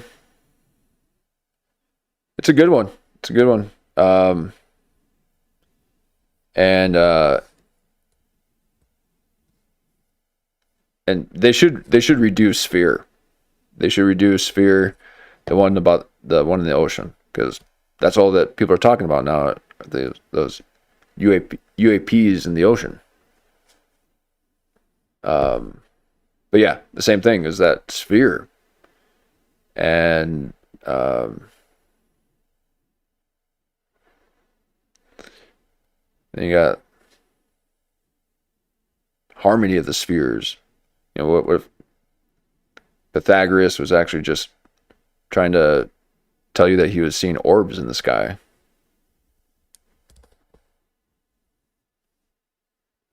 Is that what came up with harmony of the spheres? Is when you get to that second stage, it becomes a physical construct. Yeah. Yeah. And then the third stage is the physical construct interacts with you. It is achievable through that process, but they stopped at level 1. But you know what? And the CIA have gone right through all these. Yeah, of course. But I mean, it predates the freaking CIA. I didn't understand how Harry Potter, all this bullshit was when I started looking into it. I started looking into it because of the tall whites. Kurp says, because that's the first time it wasn't. Sorry, guys. Kurp says CIA, and Steve said the CIA. All right, that's how you know they know what they're talking about with the CIA. See, I don't know what I'm talking about, but when they say CIA, they are feds. No, old Kurp, he's no fed. He's no fed. And I'd heard about him a long time ago, and then I saw that guy's interview with that aw shucks kind of dude who he'd written the books, and he's a nuclear physicist. I mean, he's no dummy, I know that, but he didn't come off as lying. It was just so strange what he said about these aliens. It made it sound like we were Guam, and he made it sound like because they're not here to save the whales. I don't know, and he sounded very realistic actually. And he told them nothing he does is top secret, but if he wrote something down, the tall whites. Did I see anything? Not the sphere experience. But that was more of this kind of pressure here, and then kind of like coming out. And so it's more like air. It's actually breath. That's why it's this dome, and you breathe, and you expand in it. Yeah, that was the time dilation one. Yep.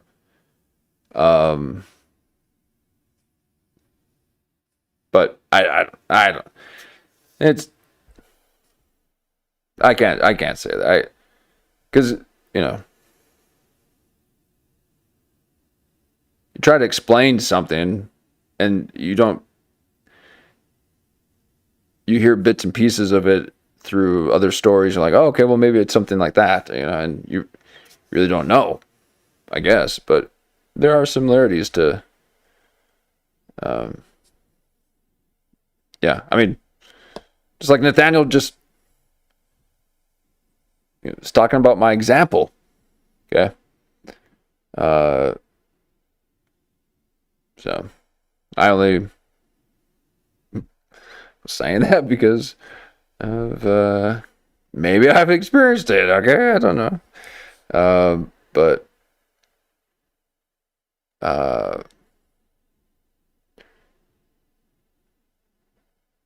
you can get information, though. You can get information, but you have to have at least some of the vocabulary to try to explain it. Yeah, Breath of Life. Yep. Yeah, and that's all with the traveling too. Like when you're tuning in like that, you have to. It's almost like breathing air into a balloon. You have to kind of. There's this intentional, and that's what strong thoughts do. Like if you see someone, or if you have a strong thought of like anger, or if you get excited and happy, or if you're gushing and you're in love or whatever, if you film it, at least through these kind of cameras, my theory is that you'll see it distorting, and that's interfering with the Wi-Fi signals or the the internet, the 5G or something. I don't know. The brain goes into a different wavelength, and then that wavelength interferes with the internet or film. I wonder too if a lot of film was capturing this kind of stuff, like where this experience this other experience I had, I thought almost immediately, like, oh God, is this what they do? Is that what film, like some directors will do, is just like film people going through this kind of stuff? I don't know. But yeah, stay on the light side of things, folks. Stay on the light. Would have killed him. But the part that interested me the most was how racist they were. they were the most racist creatures I've ever heard of, and it's funny because they're even whiter than us. And it was so amusing to me that as a joke I looked into it. It's And then, now I think somebody would probably tell you they're like working class Anunnaki, whatever the fuck that means. But sorry to interrupt, but yeah, I also was pushing myself physically, and was also fasting during that time too. I think I was right on 3 days. So that's about all I could do. And that's just water. So nothing too crazy. But your body starts vibrating. If you guys haven't experienced that, if you've kind of gotten rid of, if you're already eating clean and you've gotten rid of all that kind of stuff, and then you fast, then you start feeling things on a cellular level, where it's almost like your whole body, you can, it's almost like you can sense the water within the cells of your body, and that the water is the thing that is responding to outside environmental factors that then triggers a whole psychological reaction. So if you hear a loud noise, or if it's warm or it's cold, or it's something soothing, it's actually the water's response within the cells that creates emotion. At least that's what I sensed through that experience. And that's just water fast. 3-day. And then I start, you actually, you have to start, you have to do the Om thing, because you're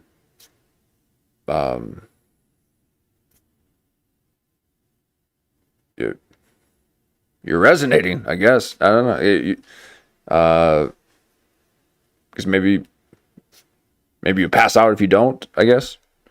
That's probably half of it, I suppose. So maybe I was dehydrated. I don't know. But basically I passed out and didn't realize I was also drowning. And then, but that's the other experience. Here we go. I know there's some connection with this blood obsession, and it's all. Oh, okay. Wizard says,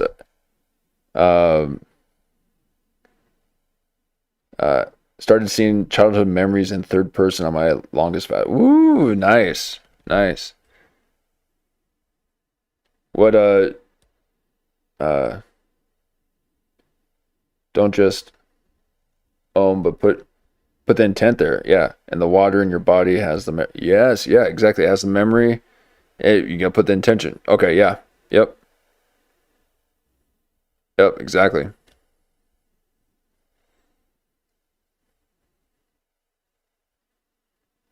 How long was your longest fast?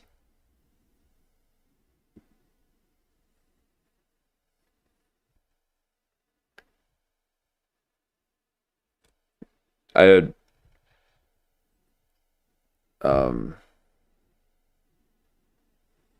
did one maybe a couple months ago, maybe, and stayed away from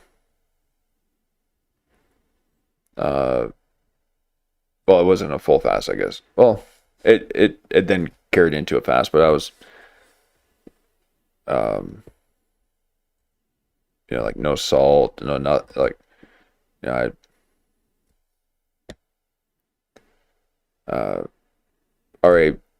already have a very specific kind of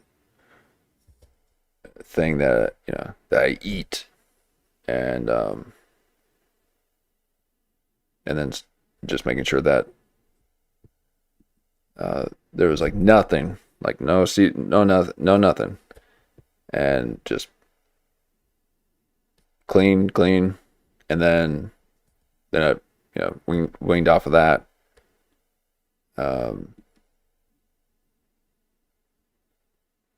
And why did I bring that up? You had the longest fast.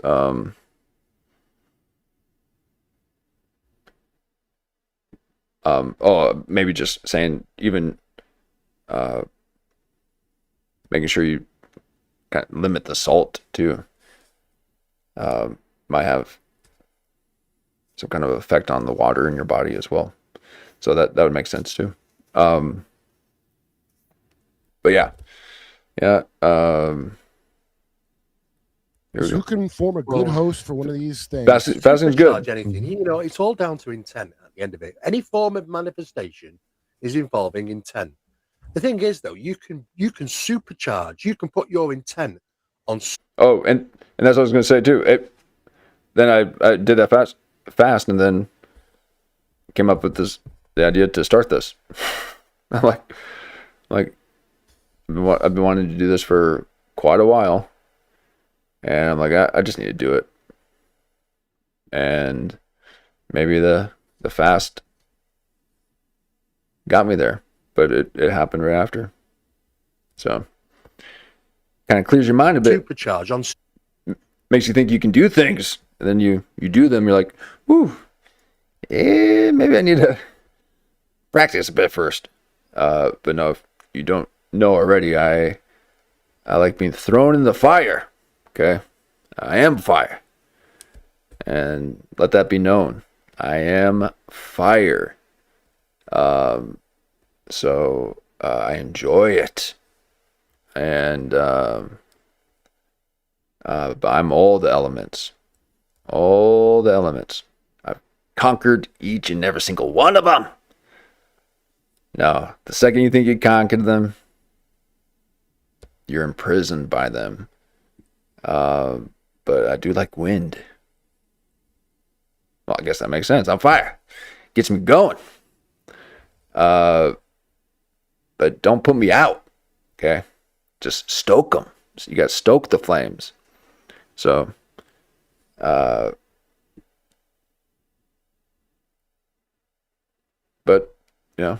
fast a bit, clears the mind, and, yeah, but you got to consult don't listen to me, okay? I don't take advice from me. You got to consult your physician, your doctor. I got to say all that stuff now, huh? Steroids with bloodletting, yeah, and trauma.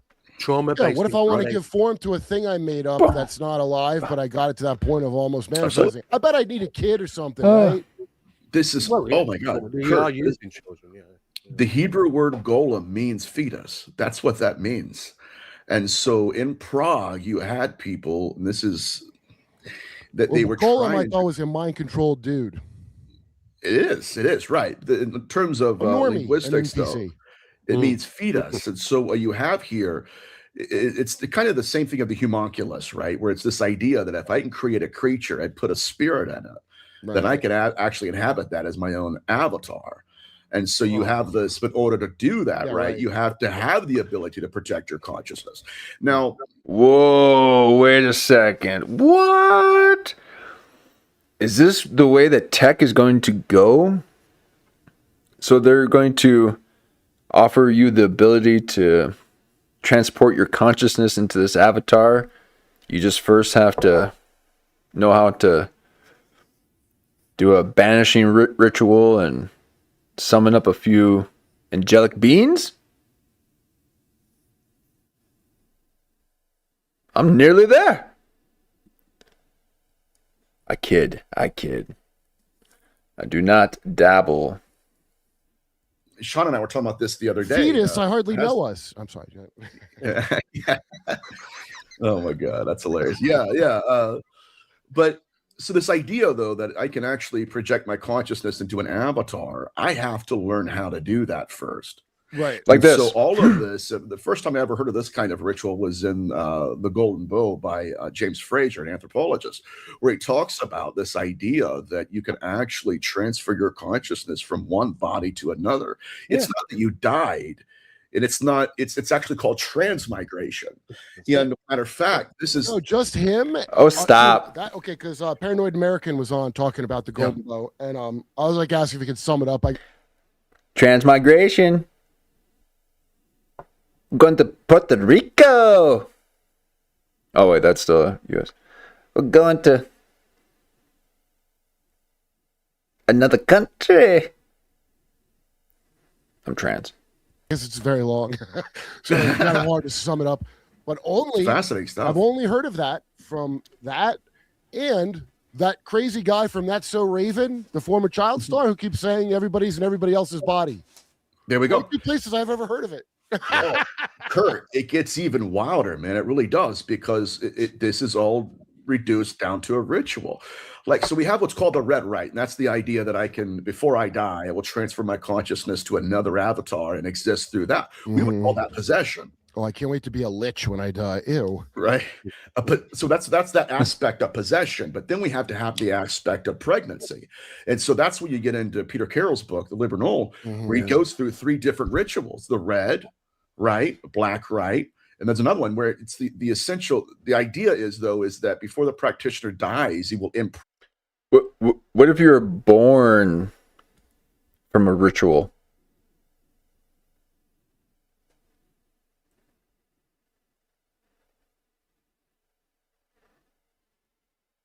Is that what Metzger was saying, that these people are, where they're designed to house these spirits and all that? These people who are born out of these ritualistic seances? Woo, man, I'd watch out for them. I would watch out for them. Bringing a life into the world with that kind of energy? Ooh, shit. That'll get me looking all puffy like Nathaniel here. Look at that.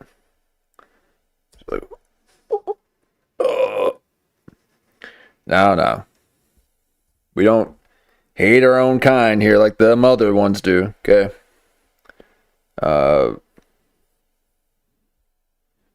We love the whites no matter how weird they get, apparently. Necromancy, little guy here.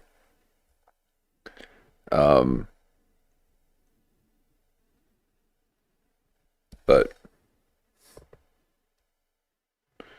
yeah, do some pull-ups or something. Impregnate a woman, and then transfer his consciousness into the fetus itself. And so what you have is you'll have the avatar, but then you'll have the consciousness possessing them.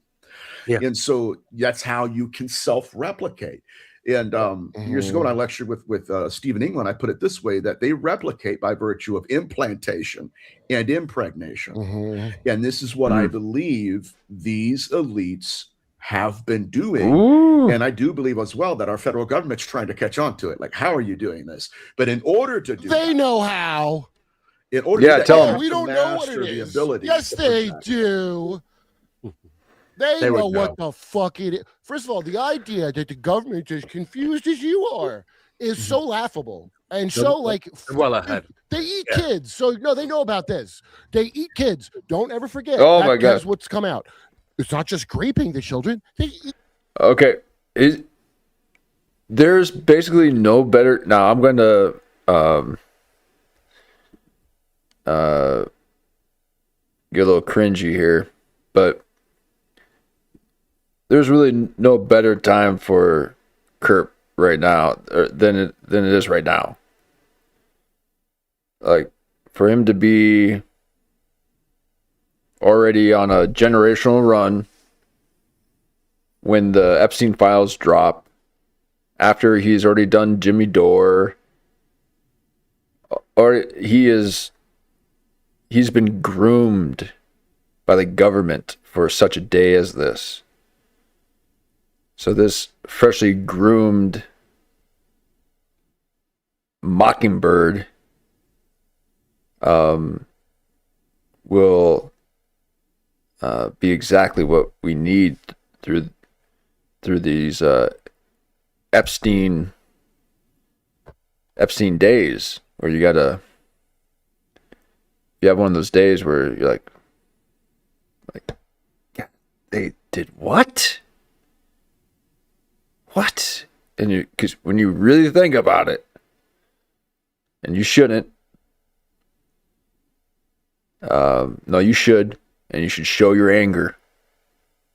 I mean, be nice. That's not a call to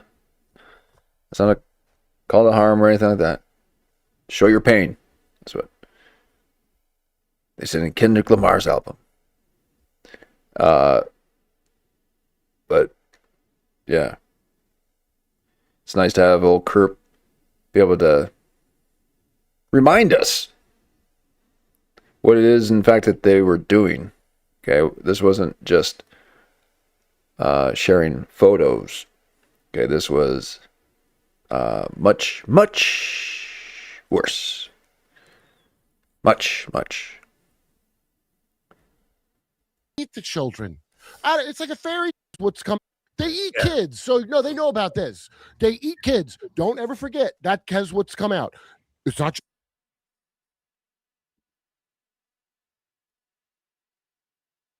If Bill Clinton got up and was like, we write all the Bible, we hide the Bibles, we write the Bible, we hide the Bibles, we write the Bibles, we hide the Bibles, we write the Bibles, we hide the Bibles, we write the Bibles, we hide the Bibles, we write the Bibles. Trump did it, we did it, you did it, we did it. Trump did it, we did it, you did it, we did it. We fed that woman to the shark, we fed that woman to the shark, we fed her to the shark.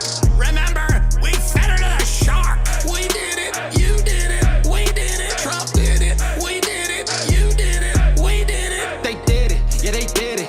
Donnie T and Hillary, Bill Clinton, they was killing and nibbling them children. Reptilians hiding behind billions. Got the government covering, concealing all our worst fears we feel about these feelings. Butt rape, duct tape, ripping off the pizza floodgates. Better get Melinda penicillin. Billy, you can leave a home.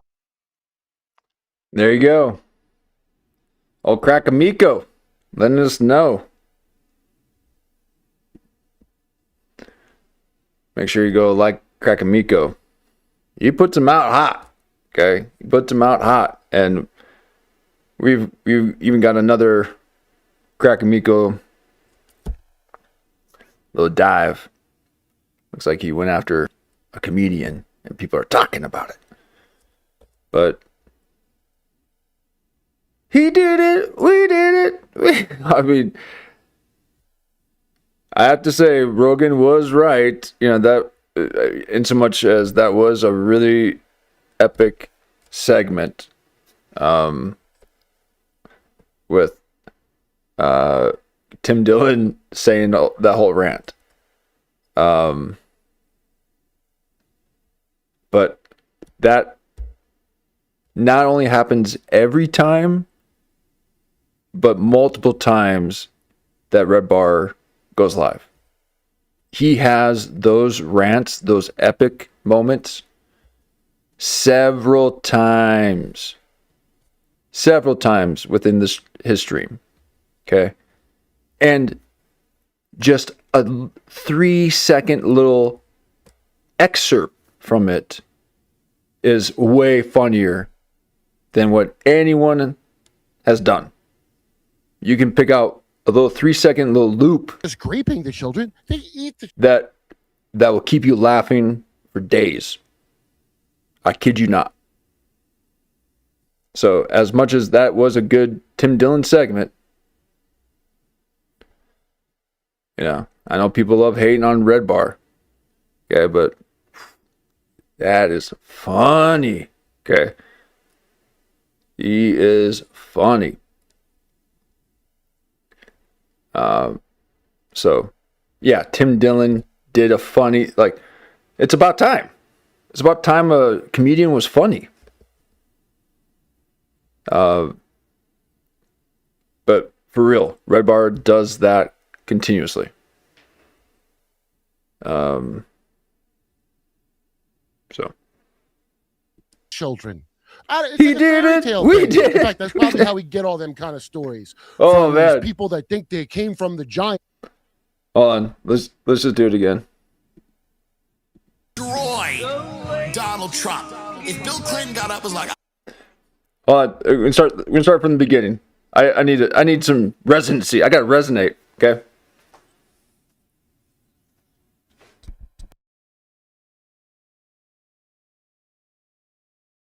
the only thing Hillary Clinton has left to live for right now is to destroy Donald Trump.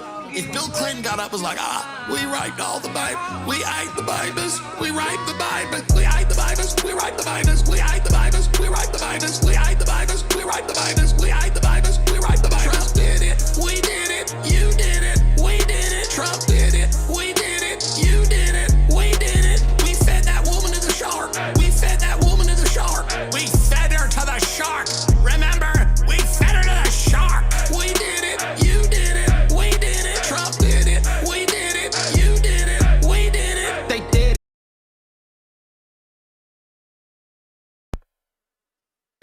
Yeah, and that's all I need. Just a little. We did it. That voice. God, that was good.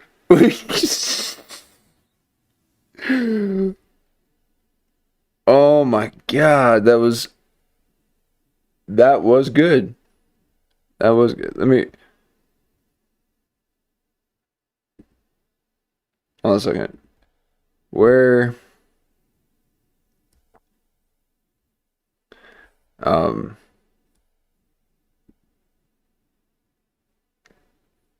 Give me 1 second. We'll just pull it up real quick.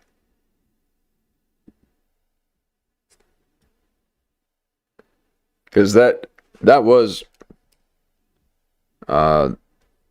funny. And but it's pretty quick.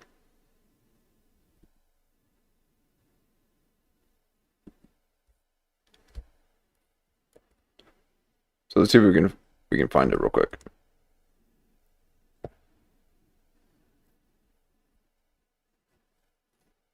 My mother was a real psychopath, and we locked her up. That's what you do with psychos. You put them in a cell. You say you want to go out to eat, and then you visit.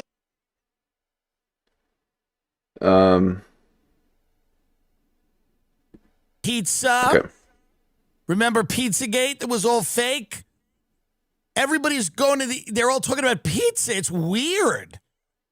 It is odd. It is strange. And these are code words. We know that. They're actually code words for it's clean, effective, and has better for you ingredients. For a limited time, you can get 20% off your first. Obviously, he doesn't believe in the concept of the soul. He doesn't believe in anything like that. He believes that you can sculpt humanity.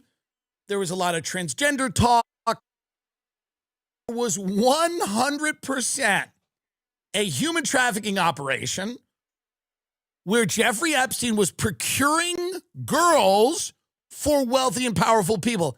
Everybody knows that. Friend of the show, Cash Patel, let's see what he got out of it. Who, if anyone, did Epstein traffic these young women to besides himself? If there were, I would bring the case. He's trafficking underage women. You don't have to be the so. Trying to find it. Sorry, guys. I guess I didn't have it on cue. Nice. That's a nice thing. So much of what is being talked about right now is negative. But Jeffrey Epstein, fan of Whitney Cummings, friend of the show, and liked her squirting routine and would see it in West Palm Beach. Obviously, no problem with legitimate trans people, of which another body, and he was obsessed with science. Okay. Well, if there was ever a way to kill a vibe, I did it. Sorry about that.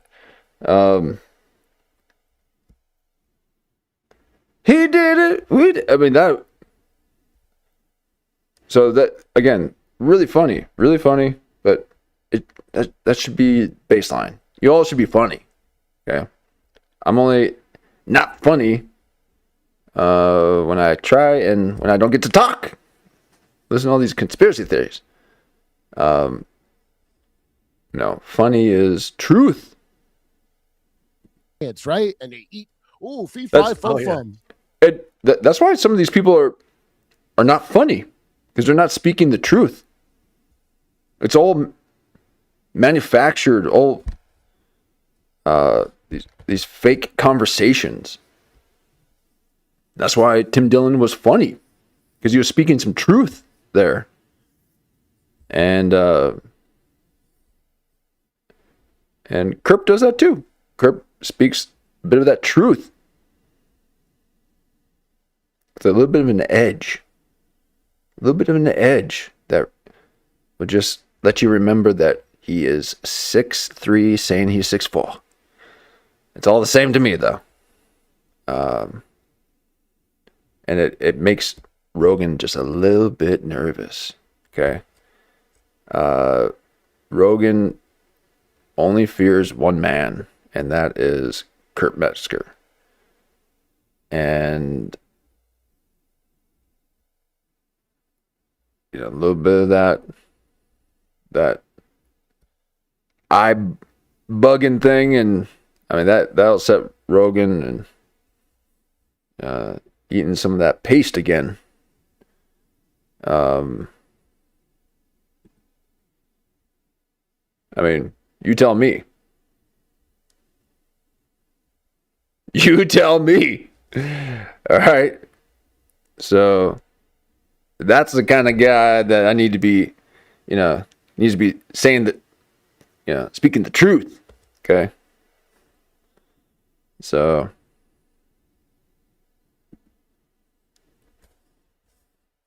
Right? That's what we get. That fairy tales are a Bible to some asshole, it turns out. So fucking, they know what it is. And of course they replicated it. Of course they fucking, why? Look at the rotunda in America where George Washington is Zeus. We think that is. That's the John McCain was recently born unto Hestia's bosom. Yeah, no, they know. Yeah, they know. And it's not far from actually the NHI, these things hijacking consciousness. They can jump in to people, and that person is not at the steering wheel anymore. Mm-hmm. When people say, said to me, he said, well, why take the wheel and steer. Land on the White House lawn. I said, because they're already in there. Did someone say that to you? That's like a real crazy dumb thing to ask. I've heard people say it. It really is. Why would they? Why is that? Really? Is that how you do it? You'd land on the white. What? I mean, well, they're not your friend. Number one, asshole. It's quite obvious that the phenomena does not want to disclose. We don't want to disclose. The phenomena doesn't want it. Yeah, or we would have had it. It's been here forever. They work for them. Exactly. The people that rule this planet work for the serpent race. You get rewarded for it, and they want the wealth, the health, the success, and this is the world we live in. It's we have got blinkers on our. It's a very clever program for us to not to be able to see this, but eventually it's happening so much it's starting to leak out. We keep finding it over and over. Well, also don't forget the externalization of the stupid fucking hierarchy is supposed to be this year. And that's like the UN bullshit plan from Alice Bailey. It's like there's the secular version I like the Anglo-American World Power book with Sutton and all them. And then the spiritual end, if you want to read nonsense from a maniac that they're going to make happen on purpose, Alice Bailey. Yeah. And they took that molested Indian kid over here. I think he was like, I'm sick of this shit at some point. But all that Maitreya bullshit and all, I mean, it's just nonstop. And now we're going to get that little dialectic. That's the real thing that really works is first we reveal no one's getting arrested. But I know they're pedo cannibals, but no one's getting arrested. Oh, I'm so mad.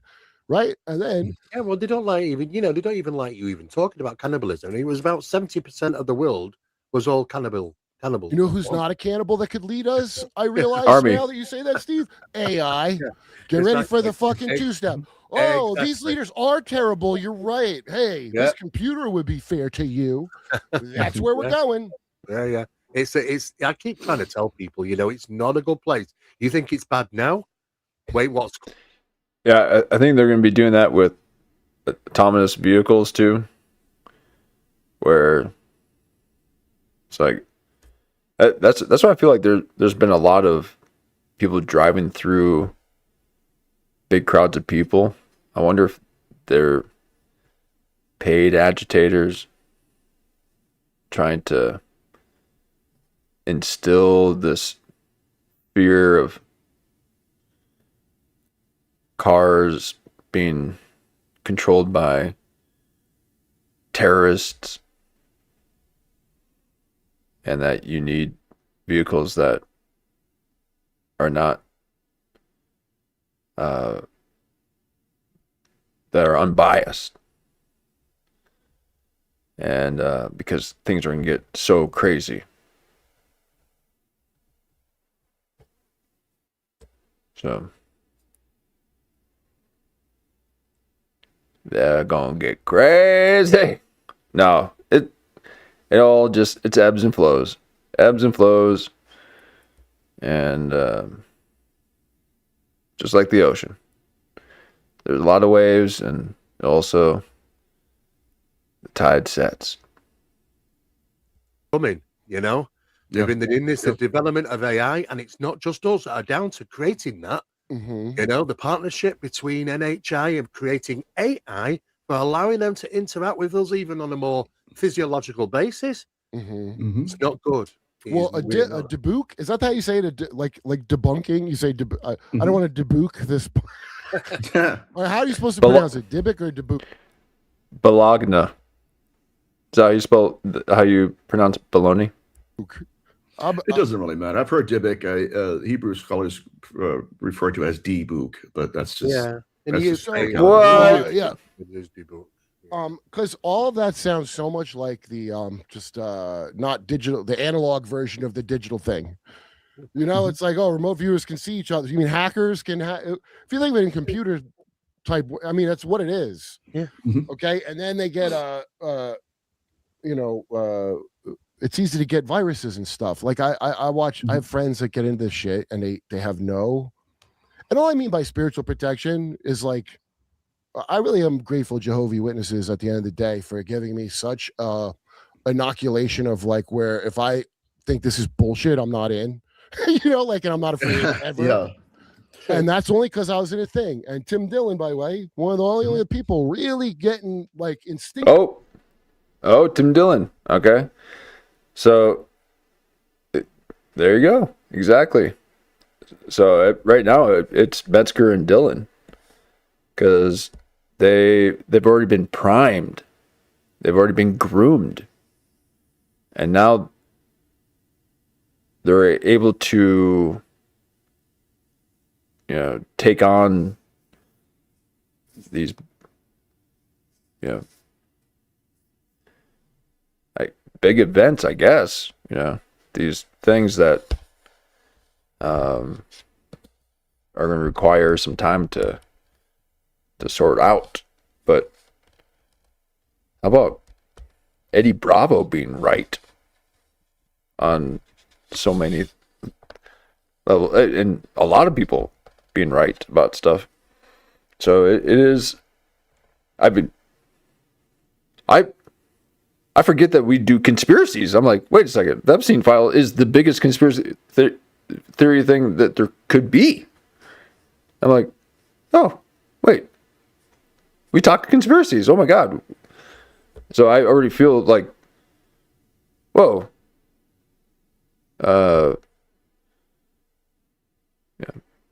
Behind the eight ball a bit, but still, like, so now imagine Kurp already ready for that, and this has got to be, he can, farm out content, and I'm saying that in the best way possible, okay? But really start putting out, like he is, start putting out a bunch of stuff. And here he is doing 5 within 8 days. What about all the no names that were right when these guys were making fun of us? Yeah, I know. I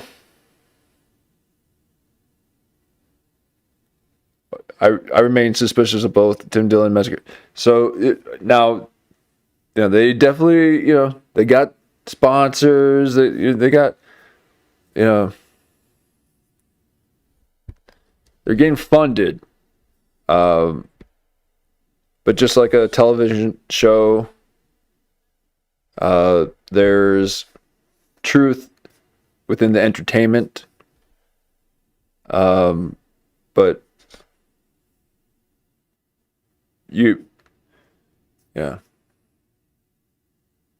it's way better than Jimmy Kimmel. But it's basically taking over night show kind of stuff. But yeah. But it's good. It's good to be skeptical. Especially this Nathaniel. Good God, Nathaniel. Why do you look so disturbed yet so stoic at the same time? Pick a side. Otherwise we spew you out.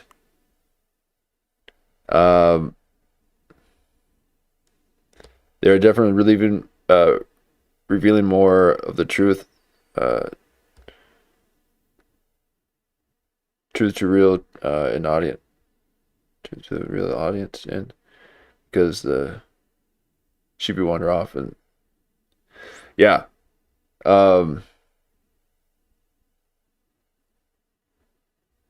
Oh, to reel in the yes. So, yep, yeah, for sure. Yep. So like these little saying that they reveal more of the truth to reel in the audience. Oh yeah, because the sheep are wandering from the plantation. Yep. Good point. It's like, okay, fine. Here you go. Just, now, come on. Go back to sleep. Oh, if only. If only. All right, ignorance is bliss, right? Just be eating that steak. What is it like to taste again? No way, man. I'm in reality. Okay? None of that dream state. You're not gonna put me in the vanilla sky. I want a real life. If I was to play a character, Brave New World, I'll be the guy in the real world that wants to live. Okay? Not the alpha guy. I'm in the beast. The human. These brainiacs here trying to cloak themselves in this little conspiracy reveal. Like, okay, fine, here you go. Yeah, Actively yep, getting good point. I what's like up because he sold subprime mortgage home loans, and he was fooled by. Yeah, it's having the double beard or double chin. It's like, nah, man. Now, I started thinking again, and so I went a little uneven. So you can't think any longer. So if you start thinking, then you're going to start messing with it. So you got to be hands-free in the world, windblown, not constantly touched, And so this is a comber. So he's combing, So, oh my God. Yeah, combs his hair. He's like, combing the back, combing. It's like, be kind to your body, sir. Please. Why put your body through that stress? And don't even get me started on this guy. Okay. If he would only wear contacts, his nose would never look like that. Okay. That is all from wearing glasses and then blowing his nose and breaking all the cartilage on his nose and then not breathing because the glasses are so tight. And so finally nature found a way of just keeping his glasses up by making his nose huge to keep it up. So that is created by man. Now it reflects its own reflection and its own destruction. And the nose created this image of the thing that created its necessity, its need, which is the shape of the glasses. So it took on the form of its creator, and it too became this like oval shape as a thus above, so below kind of representation.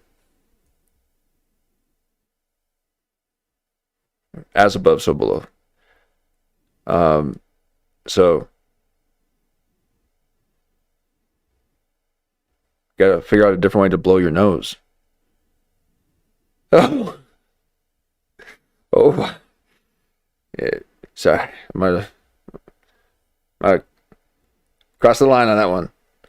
Buy it himself. He bought a home that way. So he's selling the con and he's believing the con. I crossed every line. That's the key to the pyramid. That's the best sellers then, isn't it? if you believe in it. Yeah. And so that's why he's getting a sense of what the scam is. And if you don't have that sense, so when I say spiritual shielding, I mean that to me is a spiritual shielding. I was so bored in church reading the Bible because I was bored. It's almost like wax on, wax off to me, where I don't have any. No, that sigil I made in the beginning, that stands for as the carpet, so the drapes. It's just too much confusion now because in November of last year, it's not that long ago. He's a redhead. The Vatican released new document, the norms document, they called it, updated norm. And basically, they're warning all their priests, be very careful because there's something out there that mimics. Because he talks like that. Because he's had to mouth breathe his whole time.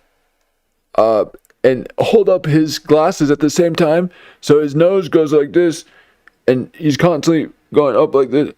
And what are you doing, dude? So I developed this way of speaking because I wanted to hold up my glasses the whole time.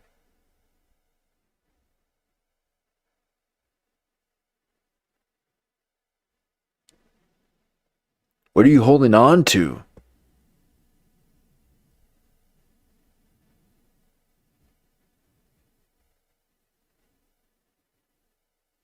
Why are you doing this to yourself?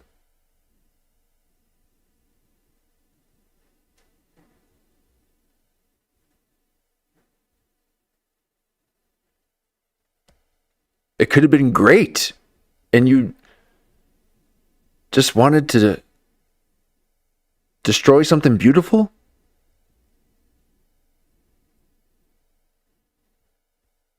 Why, Steve? Why? Sorry. All right, here we go. Religious. They're gonna be so mad at me. Iron in the crosses, I heard. Oh, Sean was texting me. They're up in the iron. You guys are great. Tent in the They cross. should. Yeah. Except for you, Nathaniel. I got you. Look, I think they've taken a knee to this phenomenon. Or they've all taken a knee to this. Even the Vatican level. Of course they have.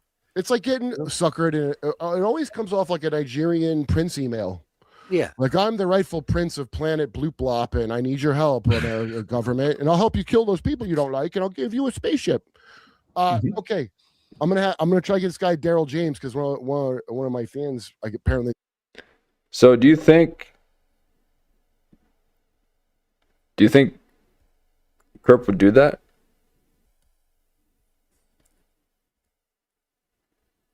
Help government, and I'll help you kill those people you don't like, and I'll give you a spaceship. Okay. I'm gonna try. Is that the 50K club? Kurp, are you part of the 50K club? Okay, because I'll be seeing that nice old Carhartt jacket of yours looking all sharp, looking all nice. Did you get a little influx of cash? And you didn't pay Mark? You got a little 50K? Get you 150K? 50K club, folks. Look it up. That is bounty. These are bounty men. But I believe now they do it more on social influencer level, where they, like the 7K club, they pay people to say things. But I think there was something about the 50K. I think it actually had to do with maybe unaliving someone. But correct me if I'm wrong. But Metzger did mention that on Rogan, the 50K club. This guy Daryl James because one of my fans apparently setting it up. So Daryl James is a secret. What I can do with 50K. Who's lived on the planet of the Taiji Drop in the bucket for a while. That's the Nordics, where the Palladians are the good guy Aryan Mormons of space. The good space Mormons you may have heard of that are blonde. Yeah. And I know some Mormon broads there that are like grade A Kobe. This chick, she might have been alien. There's a really cool chick that used to hang out with comics in Vegas. Nobody was hooking up with her, nothing. I think my face would have melted off if I ever got near that hole, because literally like a person who's never done any coffee or smoking. They look like a superhuman from another planet. And she had 5 kids. I'm like, I think she was older than me. And I was like, what the fuck? But that's why the Mormons raise their cattle that way. They like a nice clean meat to get into. The left-hand path ones. Anyway, Daryl James said when he was on the planet, so they live to be like 800 years old, like the tall whites, okay? And if one of their women, their husband dies, they could just re-impregnate her with her own husband. She can give birth to him, and they can still be together because they live like a really long time. It's no big deal. Now, when I heard that story, I'm like, this is reminding me of a lot of other stories, like the ones you guys were just talking about. Mm-hmm. I don't want to say story of Jesus because I think that they're doing an inverted version of it, but when people that are really into the Trinity, and I brought it up to Jay Dyer, who's a very smart guy, and I go, so you're telling me God got Mary pregnant with himself? Well, yeah, I know it's a complicated situation. Yeah, so he didn't have a good answer. James McCann, the adult convert to Catholicism, very funny comic from Australia. He goes, yes. That's great. I love that guy. But there's this theme of that, of you can keep living by projecting your consciousness into a baby in a womb. It probably explains why they need all those cattle vaginas with laser precision or whatever the hell that is, right? Mm-hmm. Yeah. And the way to do that, and this is what I think they're also doing, is to induce an NDE into the victim. That's the whole point of trauma. That's how they do monarch. Where they disassociate from your own body, and something else slips in. Dr. Ian Stevenson had a case like this. I don't know if I've told you this yet, Steve. It's pretty crazy. You too, Kurt. It's wild stuff. Where I think it's in India, where an individual, a woman that had a near-death experience, wakes up from that encounter as a completely different person mentally. She cut off all of her family, quit her job. She spoke a different language, had different memories. Right, yes.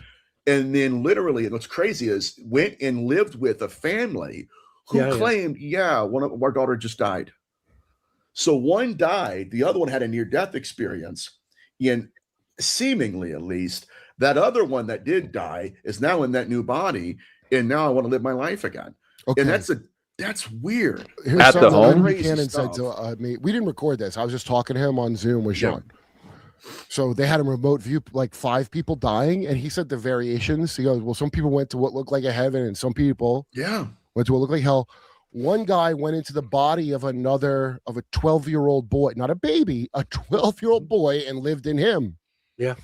Some people were just out, nothing. Yeah. But the thing about going, and the thing that stuck out is the thing about not a baby, someone alive already. So now I'm already hearing this theme pop up a lot, And I've heard these kids in these programs talk about meeting Dagon, and nobody knows what Dagon really looks like because he jumps around in bodies.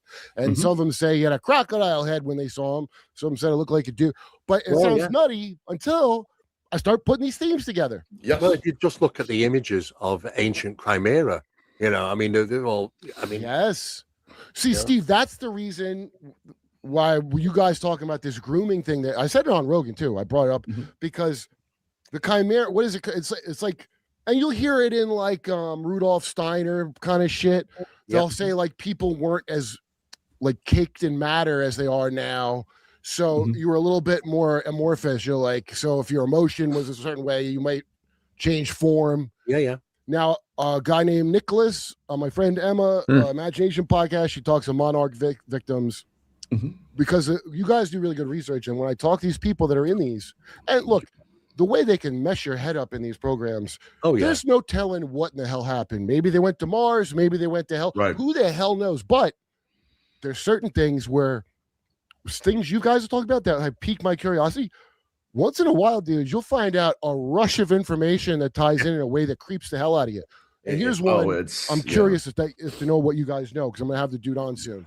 What do you know about generational funeral home families that with important names like Van Dusen, like Edmund Van Dusen, the author of Astrogenetics, which is how it's an obscure 1970 let's say new age book, no photo of the author. You can't find no photos of him. And Grok says he's not related to the funeral home family, but I know he is. They own a botanical garden. They own a botanical garden in New York and one in Ontario or something, both under jurisdiction of the city of London. So that's a great sign right there. Oh, right. Well. So generational. So basically, I don't know any generation. Actually, I do. I actually have someone who's a generational funeral home, but I don't know how connected their families. But they got access to bodies. They can dispose of bodies. If you think of Egypt as I do, as a funerary industry run amok, taking control of the whole country. Yeah. All right. Well- and why? Well, then you see a tradition that goes back a long way. And these little tricks of like putting your name on a stone and sticking it in somebody. Have either of you heard the Lynn Buchanan thing too? I want to ask about Wait, I don't what? get in this whole long story, but you can find it on Through a Glass Darkly show. Mhm. But it really Sure. took me aback. It's a creepy ass story. But he said he asked some gray, like, why do you put those trackers in us? And didn't know what the fuck he was talking about. And they go, Yep. oh, the implant. I go, well, you guys are antibody factories. Like we get all kind of diseases and shit. So we implant our problem stuff into you, and your body makes cure. It sounds very Phoenician pirate, you know? Yeah, yeah. Mhm. Wow. Yeah, the implantation of consciousness, again, it's how they replicate. The very Whoa, wait. So,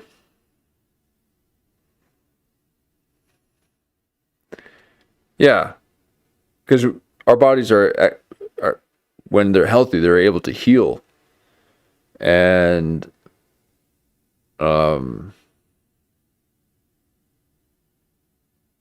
that's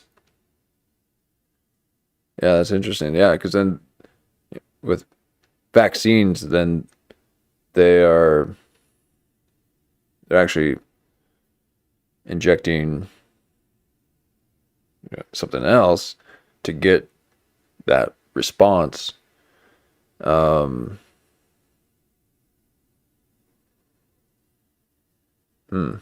then,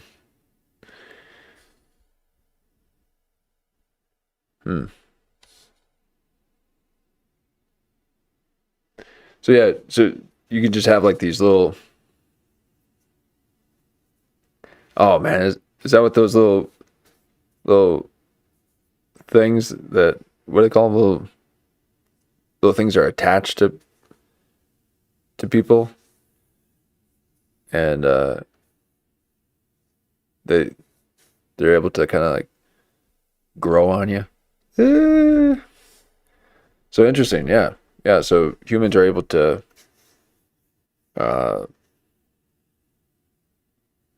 heal through cellular replication and the platelets in our blood. That's why everything's all about the blood.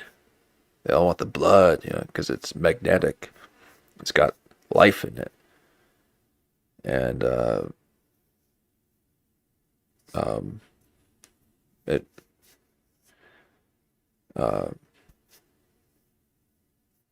like hardens. It hardens and stuff. So it's got to be something about that. But there's definitely properties of blood that seems to be very important, and I don't know enough about them to really speak too much about them, but I can speculate as to what they're trying to get after.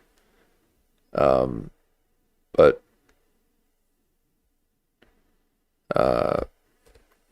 don't know what I'm saying. No, don't know what this was all about. Here we are. first, like before I even got into ufology, I was studying necromancy and ancient human self-healing. So yeah, interesting. So we could have like technology where you can just open up your arm, have this little incubator kind of thing that then you can start growing your own organs to then continue to live longer. Be like a backpack.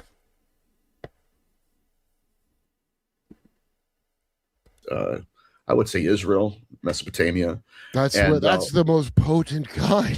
It is. It's the most dangerous too, because like I would get too close to the phenomenon, I'd have to shut it down, or I'd call Steve again in the morning. Like, probably dude, lousy with astral paralysis. Too close to the phenomenon, are you saying? You gotta call your AA sponsor, your PA, Phenomenon Anonymous.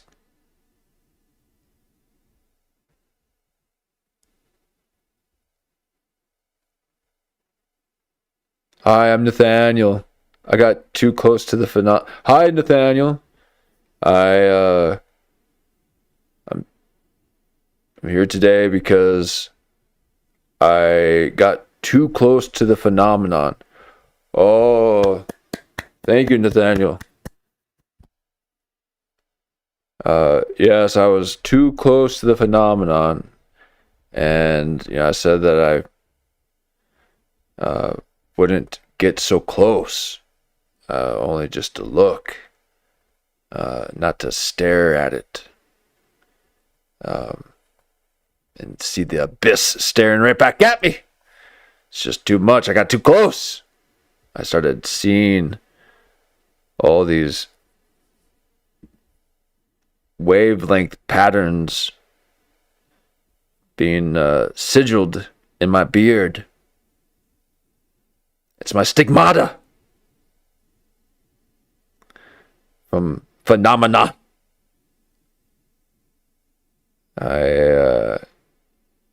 I'm Nathaniel, the replicator of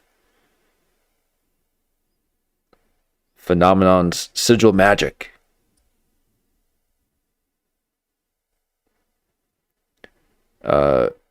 You do not represent the phenomenon.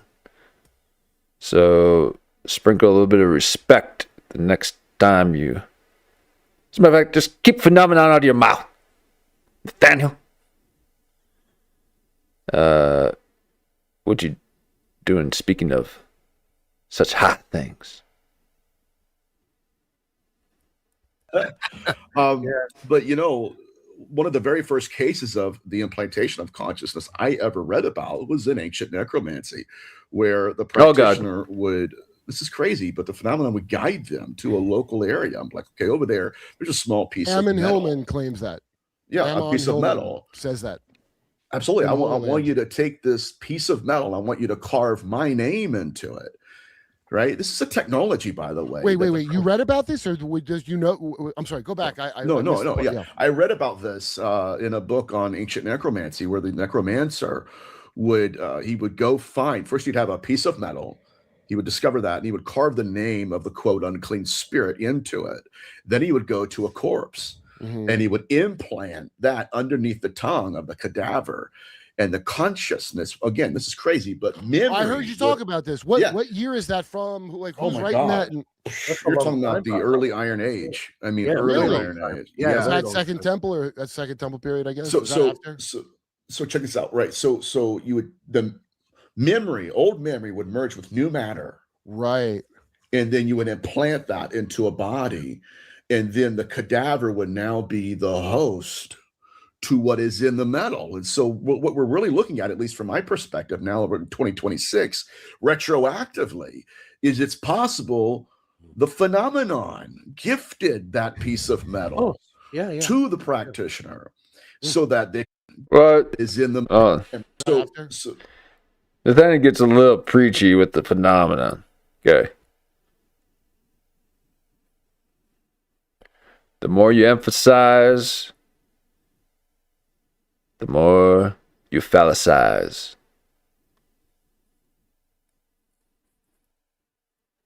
So check this out, right? So you would old memory would merge with new matter, right? And then you would implant that into a body, and then the cadaver would now be the host to what is in the metal. And so what we're really looking at least from my perspective now over 2026, retroactively, is it's possible the phenomenon gifted that piece of metal to the practitioner so that they could replicate. And we're seeing that even right now, Richard Banderick. They're doing it all the time. Look, do you know what? There's even incidents, right, in US bases that 2-3 o'clock in the morning, something comes down and it actually lands outside the base. They eventually go there to get in. There's it's nobody there. There's nobody there. It's gifted, the whole thing. Yeah. Like, even Jan is darker than Nathaniel. Like, this is like the other guy, that Gary guy that he had on, white as a ghost, looking like Matt McCuster.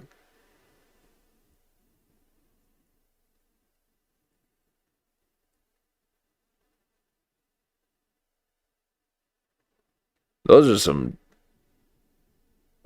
demon eyes. Look at that. Look at that, dude.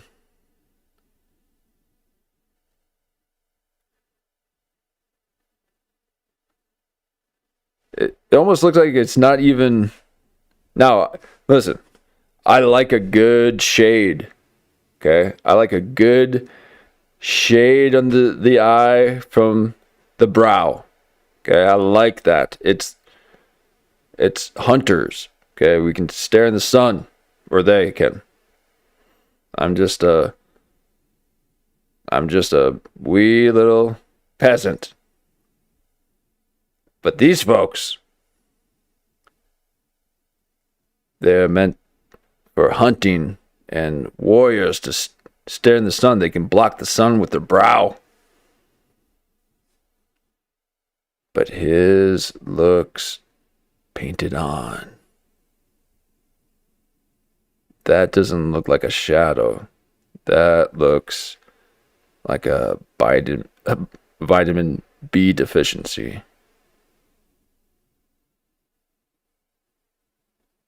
But you're not even cool enough to have that, so you just use your mother's mascara and smudged it slightly.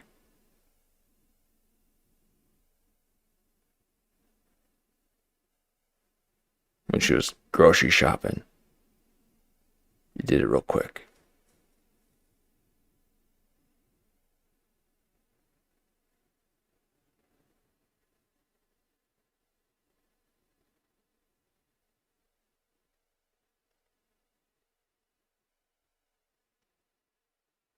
We can see with the sun on the ice. Ooh, yes. Yep.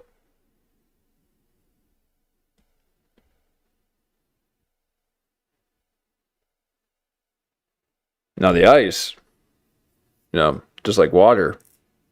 So you got the sun giving you all that healing power from above, and then on below, then it's so then you got like from above and below, and that's why they say portals are usually where water is. It's when the horizon meets when the horizon meets, and you get that dual reflection.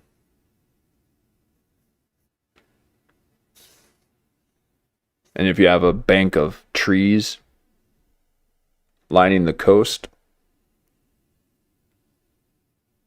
and it's reflecting off the water, it then looks like you have the trees up and then the trees on the bottom. And then if it runs along the coastline like that, it looks like a sound wave. And it's the trees being reflected from the water. And then the trees look like it's a digital sound wave. And a lot of people talk about gateways and maybe not gateways, but portals, I guess, are around water. So I think that's partly why too. But I mean what? Portals where? What? I mean, this is all imagination stuff, but it's real.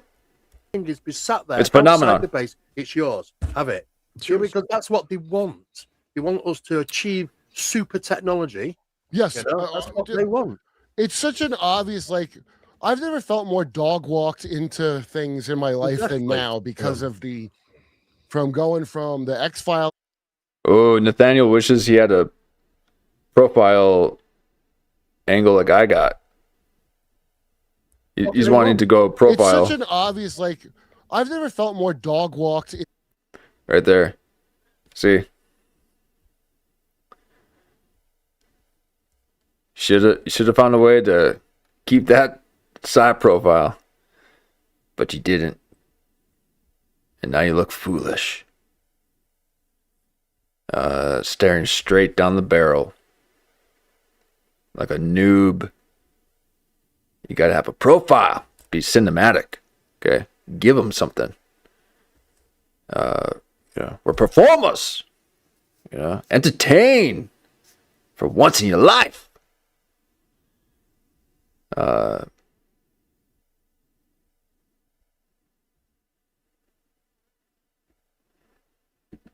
Oh yeah, and he's got the he's seen death.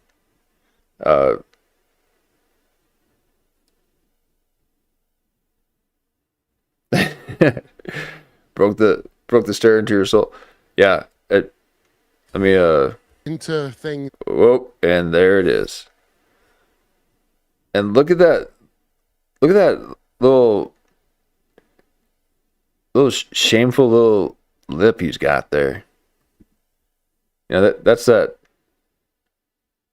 thing that gets you to question your life choices. He's like, really? That's what you're gonna do? Like, what? I thought it out. I thought it would be a good idea. All right. It's that little lip. Just like sticks that thing out, and all of a sudden you question your choices. But that is a double chin. Bro, you're huge. Oh my God. We're fat shaming right now, dude. No, that is a neck. I thought that was just the beard waving at me. But that is neck. Necromancy. I'm looking at this through a necromancy lens. Is that what he does? What's he even? Look at that neck. That's why he's obsessed with necromancy stuff. Look at that. You know who else is big? James Burmis. Josh Burmis. He's a big guy. You wouldn't know it. I mean, you kind of would. It's in my life than now. No fat shaming. From going from the X-Files. But get your shit together. X-Files, kind of shit. But X-Files was never pure alien or whatever. It always had it was. There's lots of case studies. Yeah, banners. Provided for each and every episode. Jason. Yeah, Jason. There's some elements of the stuff. Yeah, Jason Banners. Burmis is round. He's right. He did a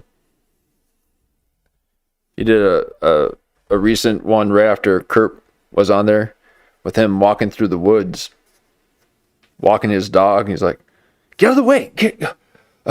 So anyways, yeah, so on the last night's stream, he's like, okay.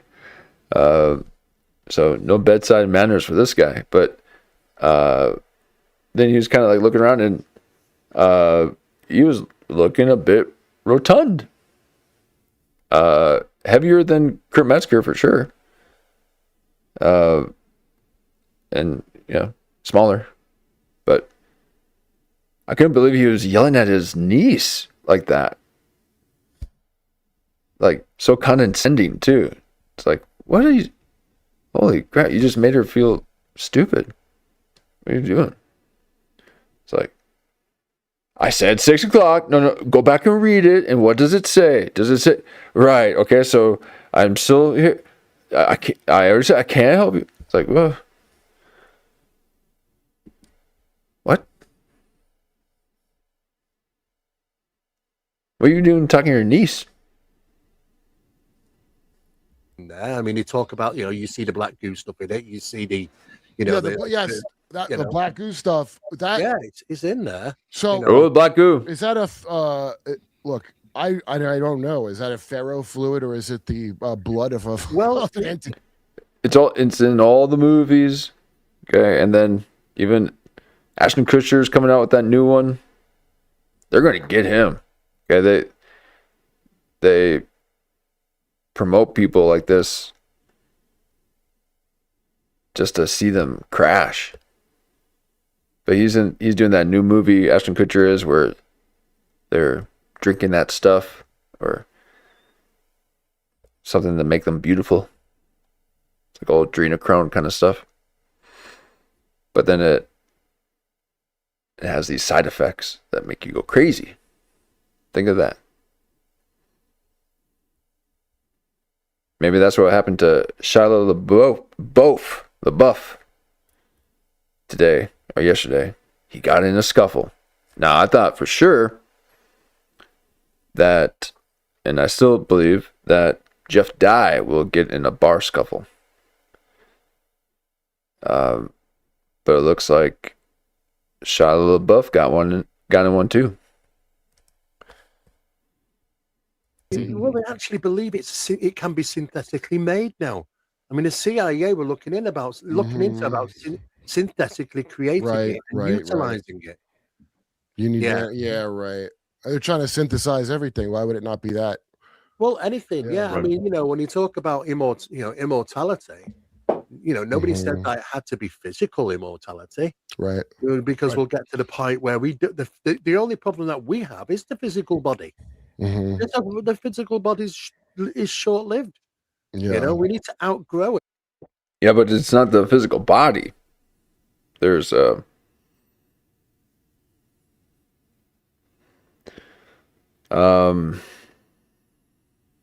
it's like a fish out of water. And we can only exist out here for so long.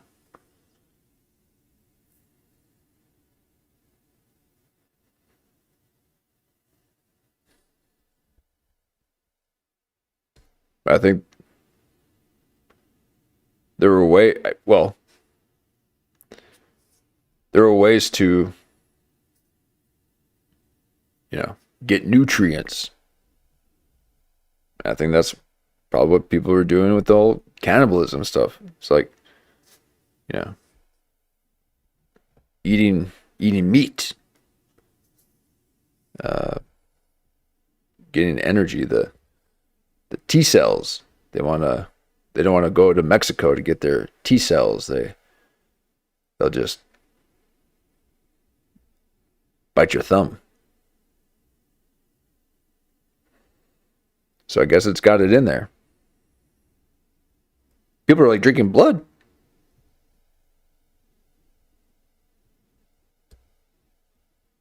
It's crazy. And they're learning the methods of how to do it. But Well, do you know what I found? not learning something new. It's old. Yes. It's old. Yes.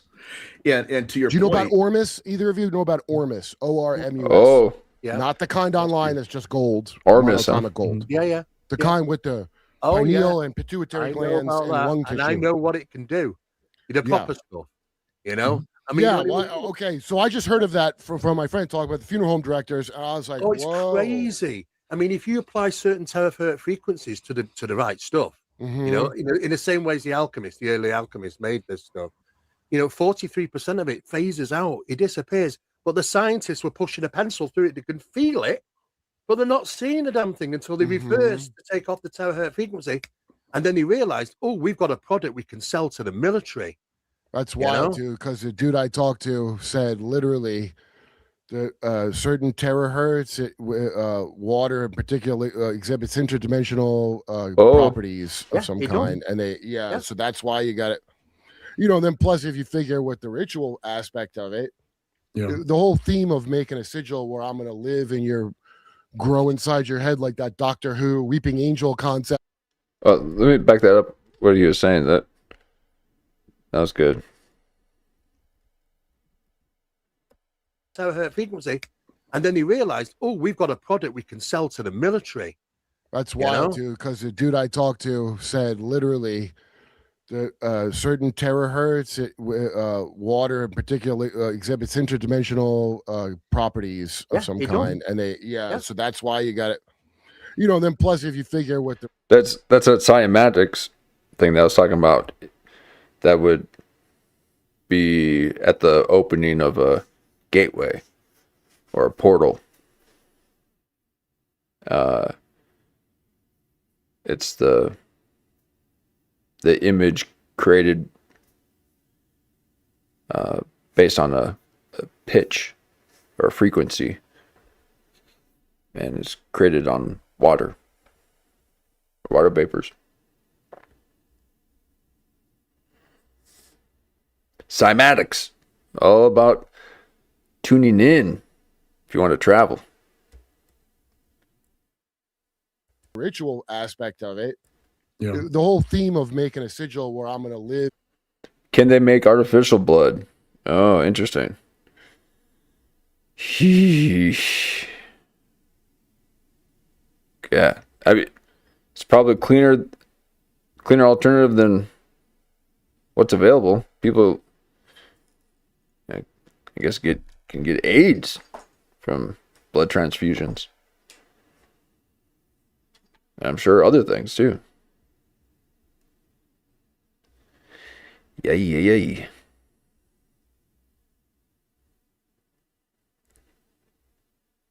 In your Yeah, I think the synthetic blood too. Wasn't that what the what's that vampire show? The one that was on Showtime. True Blood. It's kind of what that was about. They're like getting, like, I'm sure all those movies, all those shows are about the Epstein stuff. Yeah, vampirism. Just it's all real. I guess it's all real. grow inside your head like that Doctor Who weeping angel concept, right? Mhm. You got to what do you call it? You're repeating a thing that is going to resonate now.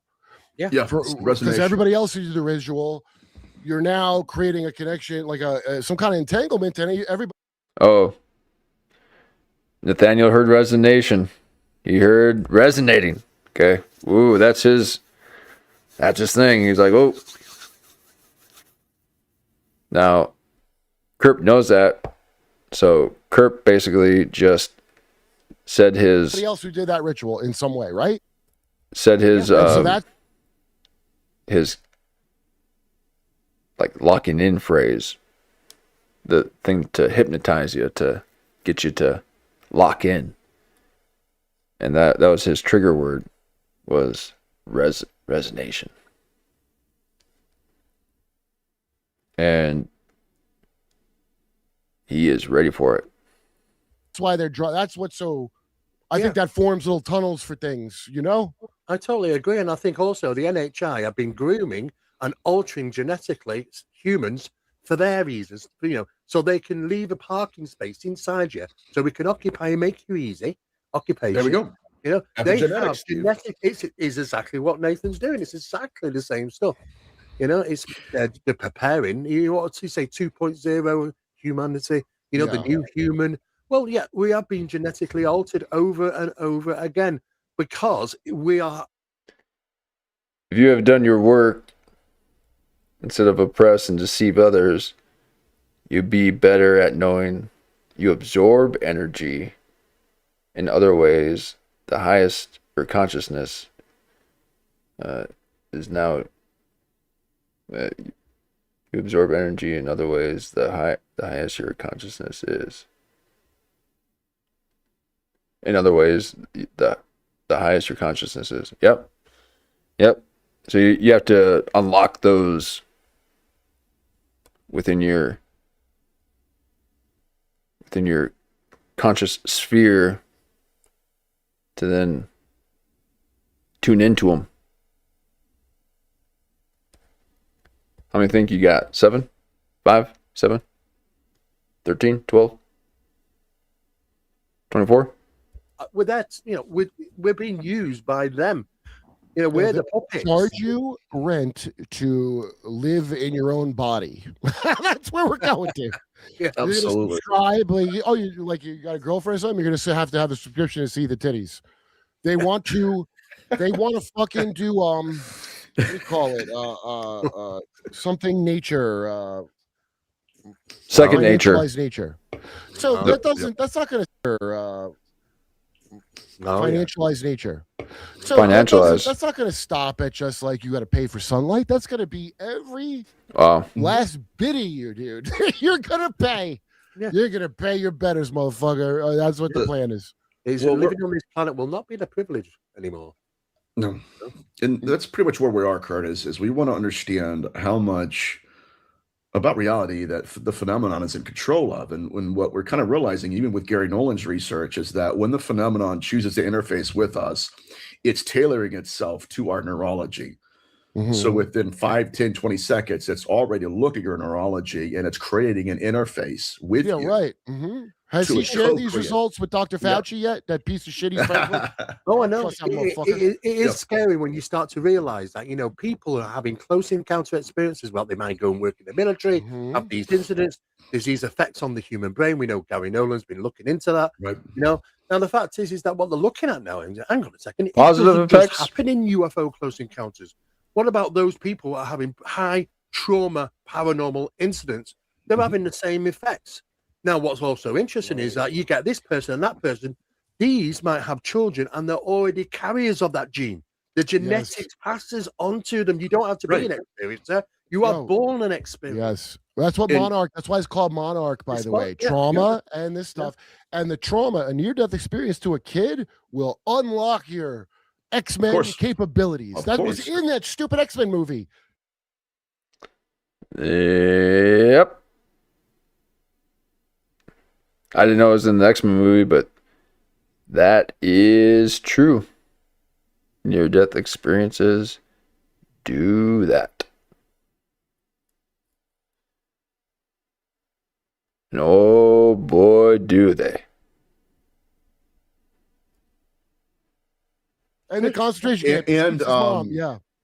Oh, I forget the movie by Stephen King, but yeah, where they induce trauma and then they take all the energy. What we're looking at now, and Steve just mentioned it, and it's a huge data point that people often miss, is that I began my journey in the paranormal believing that every experience I've ever had with the phenomenon was just for me. Right. That's not true. You were getting cheated on. Right. Just because it was tailored to me does not mean that it's not designed to haunt somebody in my future bloodline. And that's what he's hitting on here is like, yes, you interview the first generation.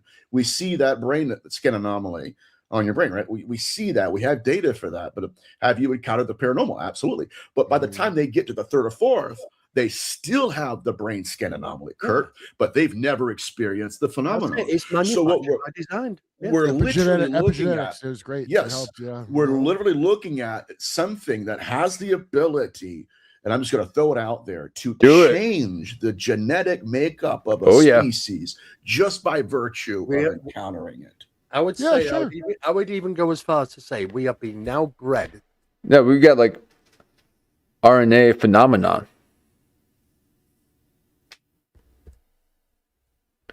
Get you unlocking genetic memory. Yep. That's what happens at near-death experience too. It unlocks all these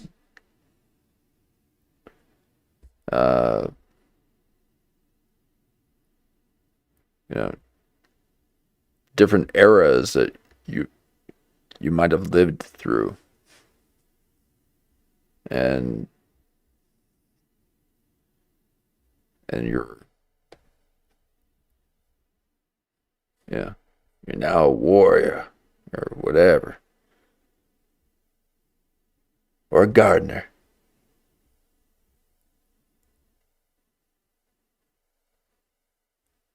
To be the avatars of this phenomenon. That's a really good way to say it, man. That's a really good way, because it really is a thing of kicking you out of your inheritance and telling you you don't belong on Earth. Humans are the worst. I didn't do none of this shit. But all these people in the aliens want to just talk to the leaders that do this stuff. The jerky makers of the world are who are talking to it.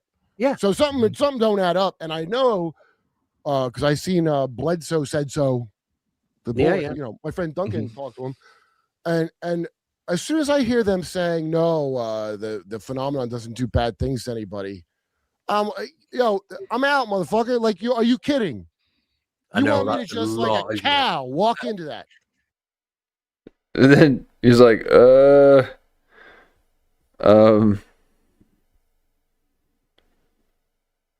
like, well, even though I just said that I'm a phenomenon experiencer, he's like, Fucker, like, are you kidding? I know, want me to that's a just lot, like a isn't it? cow saying no, the phenomenon doesn't do bad things to anybody. I'm out, motherfucker. Like, are you kidding? I know, want me to that's a just lot, like a isn't it? cow walk into that? I know. Well, that's Yeah. the very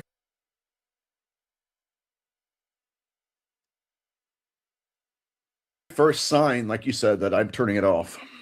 Because yeah. immediately, like, all right, and I've had that kind of encounter with people before, where You you can't think be they're that knowledgeable. ignorant now, though. I mean, No, Yes. I not can't. with the internet, TV, and everything. You can't be that ignorant now to say I didn't know. Takes a lot of work. Takes a lot of work. It's everywhere. Okay. What you need is the hypnosis of life. You need your body flooded with cortisol, because except for some very few privileged people, and by the way, I am not a rich guy at all, but I feel so lucky compared to a lot of people that gotta Absolutely. struggle all day. but yes, Jan, I've had a few.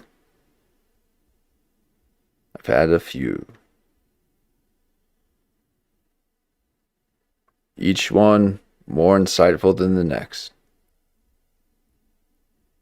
Hey, and so that's so see, I'm gonna chop your mind into rooms right now where you gotta worry about this and the fact, and I've heard this from 3 people at least, of like Doing sign language. the thing of like, well, even if stuff is true, there's nothing I can do to control it. Okay, a pole shift, if that happens, that's true. You can't do nothing. Yeah. No. They eat kids and sexually. No, that's a little different. That's a little more personal, where you shouldn't go. Oh, the midterms. Like, Right. that's and you Yes. Like, something should be done. could. I'm a big believer that these things could be easily, because you've described it. They don't want to appear unless you are groomed properly, because they're weak. They can't appear to see. That's why I'm creeped out by Strieber doing that, trying to get a critical mass of people communing. I know. Using their phone as a Ouija board to talk to orbs. I mean, look, he's just Whoa. one of many. I mean, Stephen Greer's doing the same thing as well. Except you have to pay a lot of money. I felt like Pokemon Go seemed like that. Did anybody else get weird vibes from Pokemon Go? Okay, now I didn't play it. Okay, it just seemed like the mass hysteria, and really, I mean, they're mapping everything and collecting all your data and all that. So it's more than the game itself. It's the data that they're getting. But there was something that was occurring in the world right about that time where I would say, I had probably experienced a couple things around that time. Right around those couple of years there, it happened to be right before the pandemic, right? Is that when Pokemon got out? But I remember there was a lot of energy kind of stuff, happening. And people talking about consciousness and all this stuff. And then all of a sudden, boom, the pandemic hits. And it was like right where all the big thinkers were talking about consciousness or something. And then AI and stuff like that, and all of a sudden get hit with that.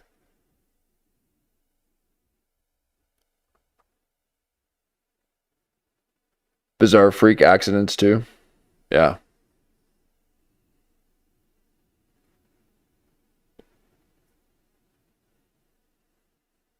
Yeah. So you guys had like strange activity occurring. People were talking about hearing noises, like droning noises or like pounding or these like machinery kind of things, and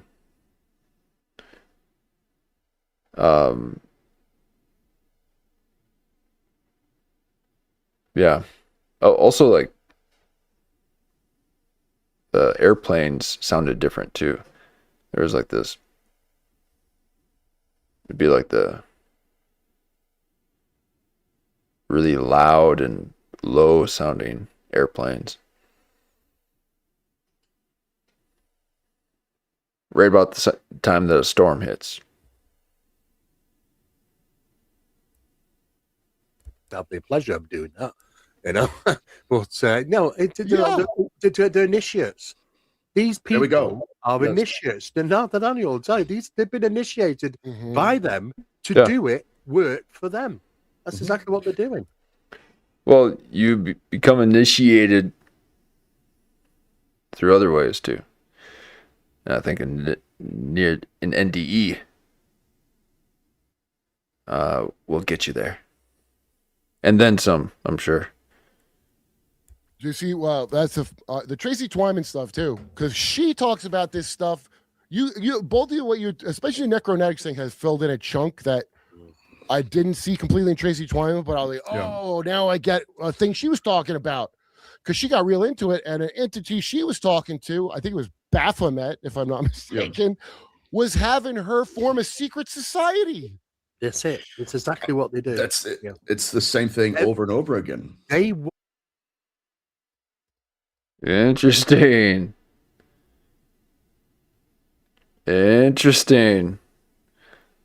That seems to occur, according to Kurp. Really? Baphomet, if I'm not mistaken, was having her form a secret society. That's it. Here, let me back it up here. Stuff. You both of you, what you, especially the necronetics thing, has filled in a chunk that I didn't see completely in Tracy Twyman, but I was like, oh, now I get a thing she was talking about, because she got real into it, and an entity she was talking to, I think it was Baphomet, if I'm not mistaken, was having her form a secret society. That's it. It's exactly what they do. That's it. Yeah. It's Interesting.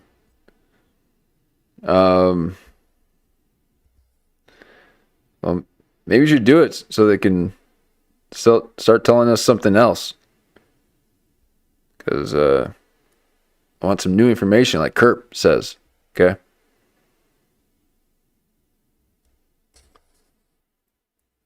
Getting tired of hearing them say, "Gotta create a secret society."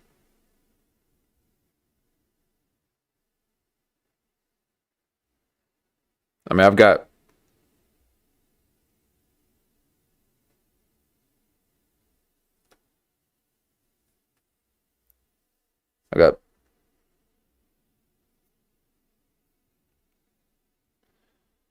writings and writings of sermons for this secret society that they all talk about.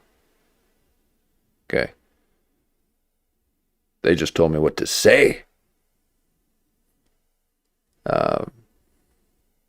The phenomena.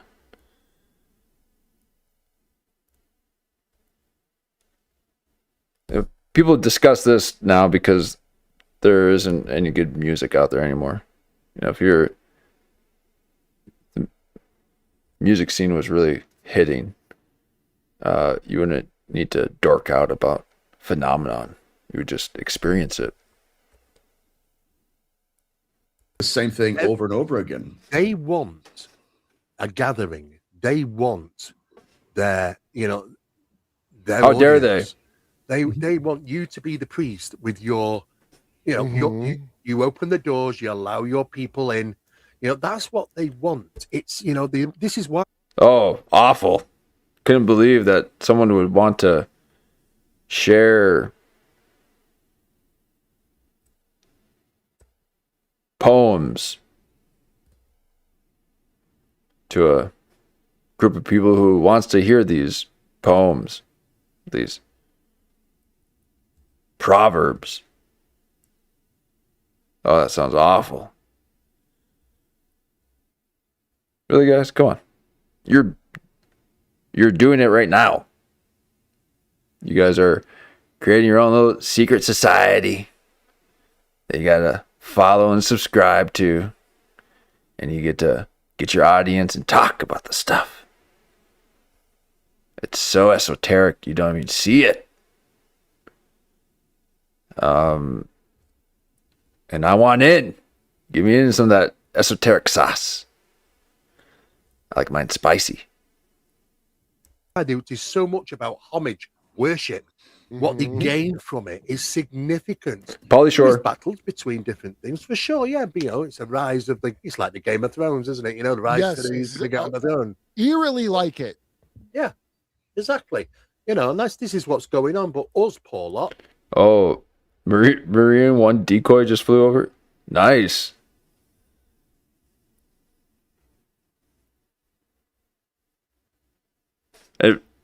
Right when I was talking about the planes flying by. Oh my god.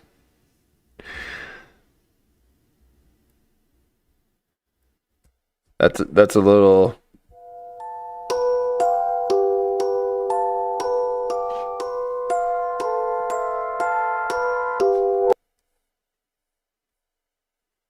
Look at that.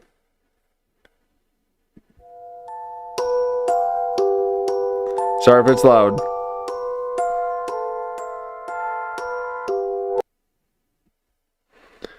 So it was like women would kill for shadow blush like this. Look at that. You can't tell me that's natural, dude. You applying your shadow base. You got smoke eyes. You're like a girl from 2001.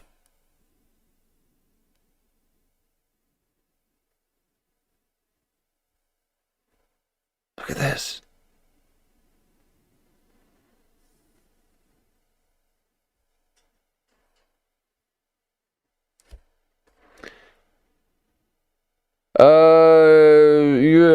You have a ESP? No. Coincidental occasions do file them. Yeah. I found myself very lucky. No,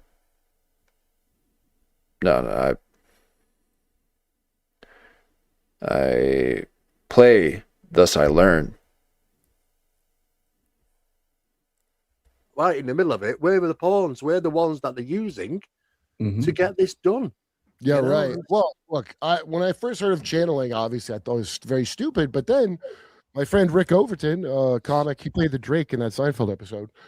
And I'm out of the regular Overton window and way in his wackadoo window. I'm in the Rick Overton window, I assure you. But I remember saying to Rick, sorry about channeling. He goes, well, I mean, anything creative, you're channeling, right? That's exactly right. Yeah, anything creative I do, I feels like I'm channeling something that was already there. Okay. And that's not like wizard magic. That's just imagination and writing and doing stuff. So, of course, if you're already You're doing it, Peter. You're doing it. You're doing it, Peter. Yeah, it's your imagination. Okay? You're just channeling creativity. Okay? It's a song. And you guys don't know how to sing, so you just think it's ideas. You need to resonate and listen to the song.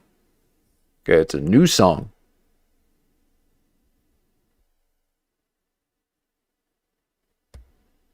You're a medium. That's why they call them mediums. Yeah. Yeah.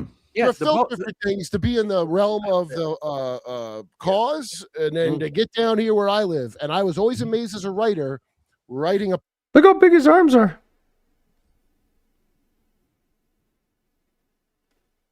And we'll see on the what was the other episode that he was on just recently? Just the one before this with those two guys. They're great, but he towers over them. He is 3 times the size of the person that he was sitting next to on his last interview. And that's a big old guy. Now, does anyone need to be concerned about old Kurp? No, not with his body. Okay, not a single muscle in that thing, and it's not even corn-fed strength. This is just girth, sheer momentous girth.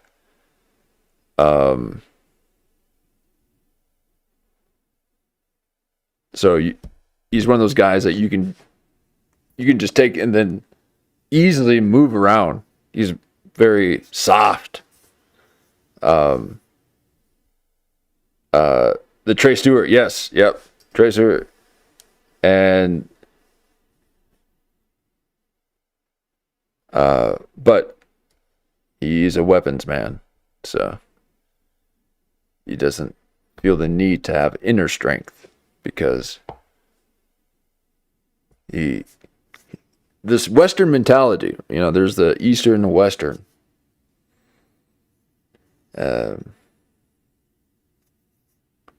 Let's say when it comes to building,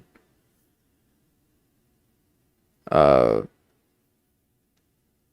carpentry, Eastern philosophy and carpentry, has to do with natural materials, joinery, not using metal fasteners, things that will pierce the cells of the medium that you're using, the wood, but you fuse them together in ways that they're interlocked and they can also breathe and expand. And you have tools like the Japanese pole saw and the block plane. And these tools in the Eastern philosophy, they reach out and then you bring in. So you are, you take the saw and you pull it towards you. It's a pull saw. A Western saw is a push saw. It pushes away to get that force. Eastern is you start out and then bring it into you. So you're bringing energy into you the whole time. And Western is taking energy out of you the whole time. And when you bring energy into you, you don't need a dynamic force to create force. It's kinetic. So, Western philosophy of the gun, it's this external force through combustion and fire and rifling, but those are all mechanisms that are inside of us that have been conceptualized into a three-dimensional object of force, which is a gun. But all that's inside of us. We have the vortex, the rifling, the heat, the combustion, the air, the power, all in us. And so Western, they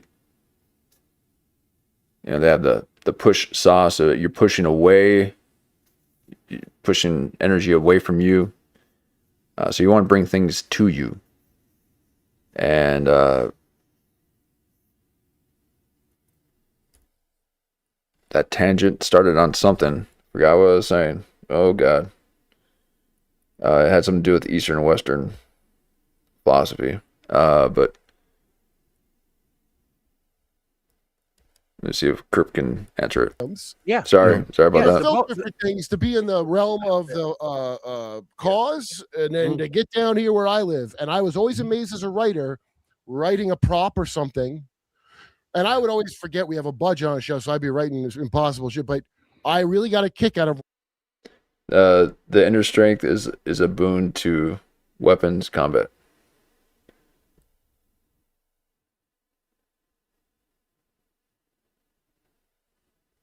What do you mean by boon? Never heard that term before. But I understand the concept. That's because that's the thing with weapons. Like you have to. It's all inner. It's all inner. Like when you have a sword or do anything like that, there's got to be an equal and opposite reaction happening within you to exert. And that's why it's alchemic. Like you're becoming part of it. You're moving around with it. You're in the fight or flight of also letting go, and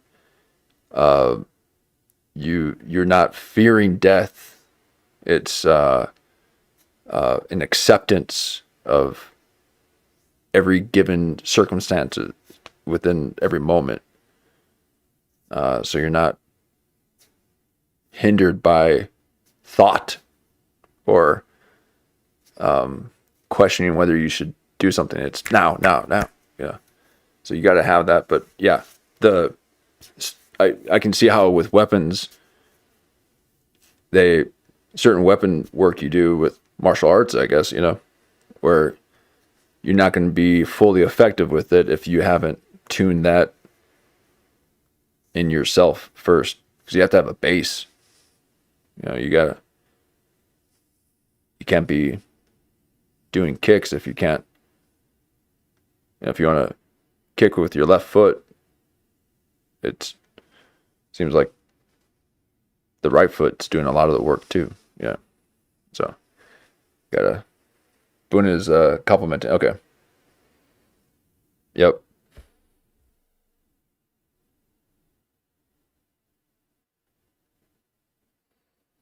You're present. You gotta handle cards. You gotta know how to play cards. Yep.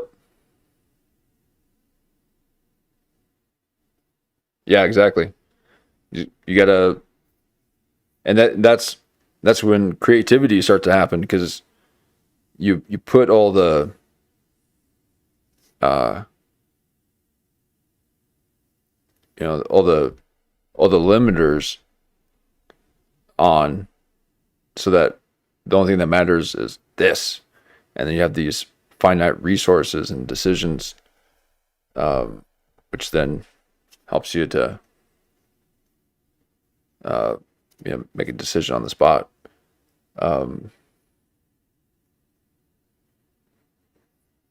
But yeah, again, that hyper focus, that can be fun.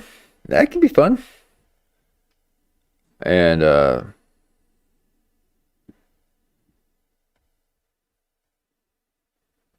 do you have a Wizard? You got ways that keeps you in it? or that can get you there? Share a little technique. Writing some idiotic thing, and the next thing I know, it exists. Yes. You know, and I really got off on. I really find that incredible, and that's like they'll tell you that's what alchemy and all that shit is. And No. You're absolutely right. What concerns me is the fact is that over the last I've been at this now for 42 years. In that time, I'm seeing an alarming rate of how much it's becoming easier to have interaction with these things. You don't have to put much work in now. An app on my phone is pretty bad. I mean, you don't have to get the synthesizer and Richard Dreyfuss on the mountain. You're trying to communicate with synthesizer music. Now you can, yeah. Oh, I thought he was referring to, because he was in that alien movie, Close Encounters. But I was thinking of how Richard Dreyfuss was sitting in the couch of Club Random. That chair, he's like sliding off. No effort. That was a great one. Yeah, it's simple, people don't have to do much. Now, I don't think that's down to us. I think it's down to them. They are whatever's been breached to be able to do this. That void is thinning. They're not crazy.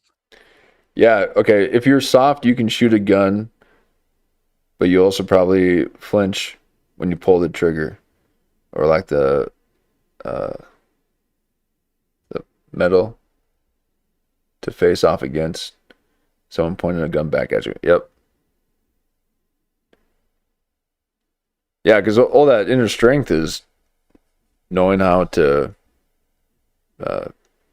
be calm during chaos. It's not necessarily all about fighting and doing. It's knowing how to remain calm, because then you can make the proper choices. But if you're reacting out of fear, you might not be making the right choices. And when it comes down to survival, you gotta know what to listen to.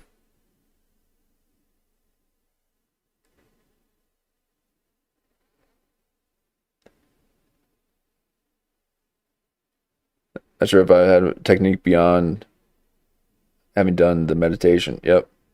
Meditations, and when I get in a situation and feel my adrenaline dumping, take deep breaths and remind myself that this is a dream. Nice. Yep. I like that. That adrenaline dump too, I've seen people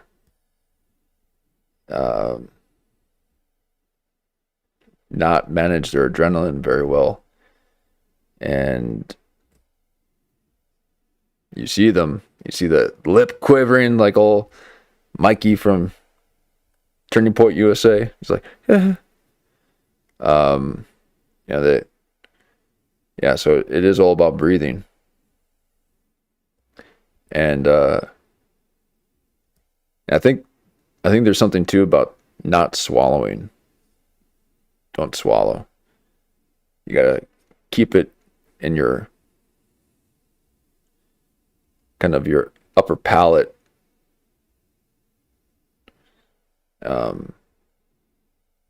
To kind of maintain the initial focus. That's right when something happens. But just something I've experienced. But yeah, the deep breathing. Yep. Kind of like the kind of pierced lips, kind of breathing, or like, yep.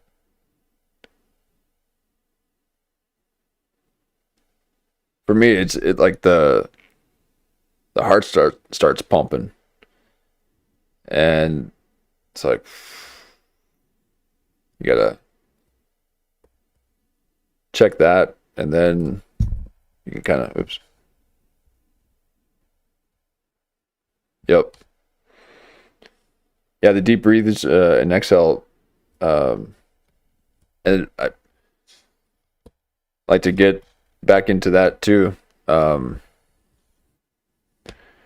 I've kind of used running to get there, because all you're doing is breathing, and so you're able to get these they call it runner's high, getting these meditative states through running, like what you do in meditation, the focused breathing and all that. So yeah, it's great. It's all about breathing, and that's where all your strength is too. The second you stop breathing, you're not stoking those flames, and that flame is that energy that's going through a nuclear fusion in your abdomen, and well, actually no, it's right at your chest. So you got to cook. Gotta learn to cook. See, we're creative and they're not. Yeah, That's whatever the hell the other thing is. It's not creative. It can manipulate, but it can't make stuff. We are dealing with a lot of programmed. A lot of NHI seems to be like programmed. But what concerns me? It's like a bunch of reaction contenters, huh? People, we can't create anything, so we just react to it. That's right. Watch out, Metzger. Is what is at the driving wheel of the NHI? Because there is a hierarchy, but we don't get to see the face of the hierarchy. We get the Oh no, does Jeff Dye meditate too? Oh great. He does deep breathing. Dang it. I'm turning to be a mouth breather like Steve. Just because of that. Just because of that. If Jeff Dye does deep breathing techniques and knows the positive effects of it, I will put myself through utter agony and become a mouth breather. Just so I'm not doing something that Jeff Dye is doing. Good God. What, I'm going to be wearing like 2-inch heels next? Jeans too tight? Shirt too pastel?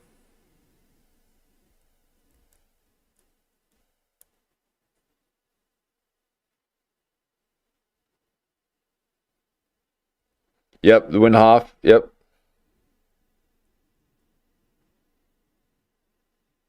Oh yeah.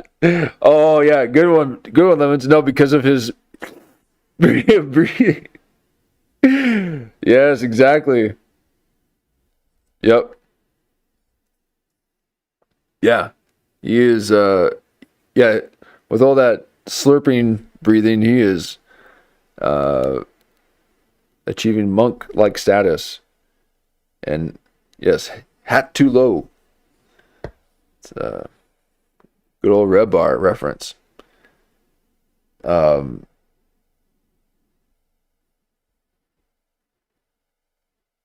It's all about the breathing, folks. All about the breathing. the face of all the minions. As a matter of fact, it's so much about the breathing that I believe Jan, one of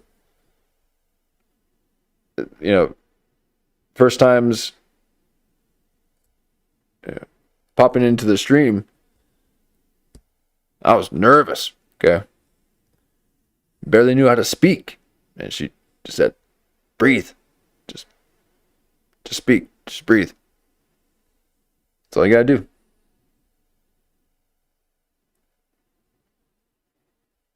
And called her a he for 2 months. Didn't even know. Don't mean to dox you, but good advice. But Right. who's in control? This is Well, what I'm I trying to just get look at. I just look at like, to think Gary, what you know him by the fruits of their works. Yeah.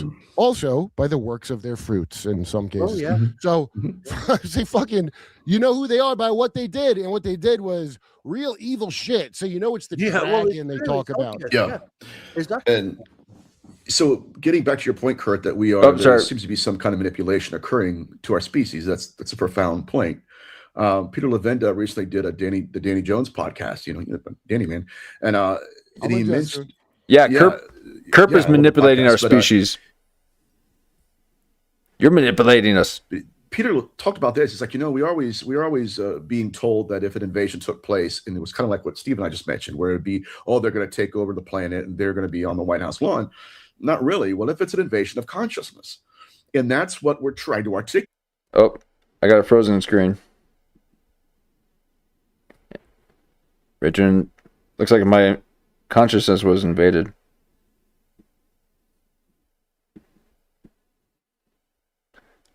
Invaded my web browser.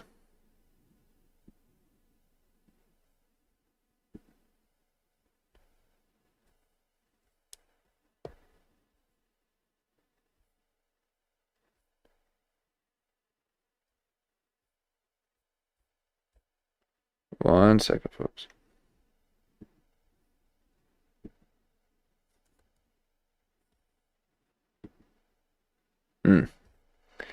Yeah, this happened last night too. Okay. Oh, let me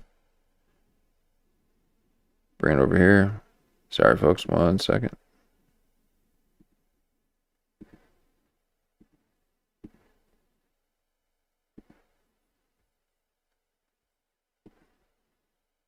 Did that do it? Nope. Oh.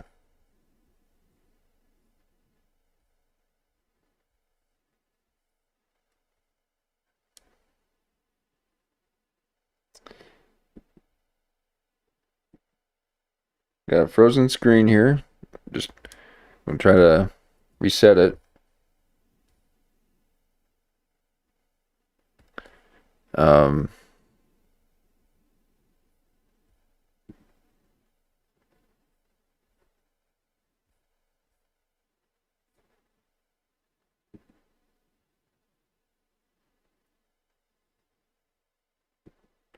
Sorry, folks. Taking a little longer than expected here. All right, I think I got one pulled up. Looks like my internet's fine. Came from the Giants. It's having a little difficulty here. All right. Let's see if this will work. Where did we leave off on that one? Okay.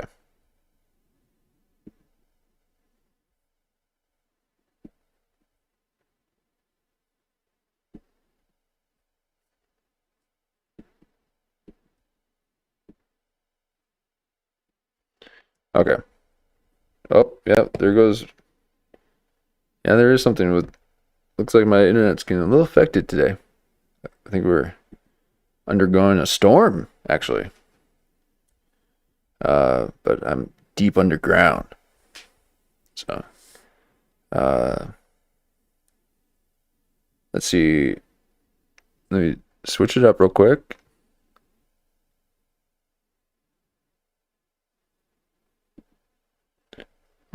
Oh, God.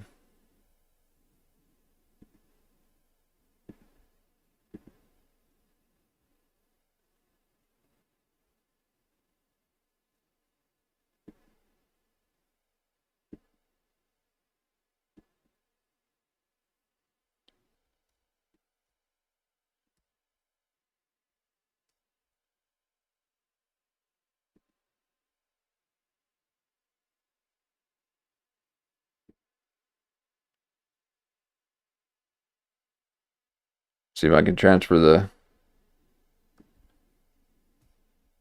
Oh, is it on there? Okay.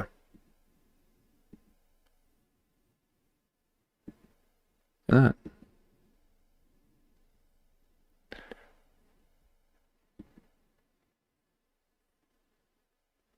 Okay.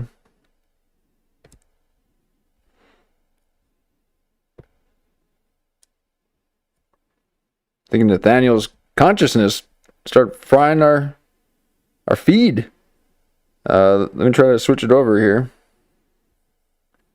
to another media device.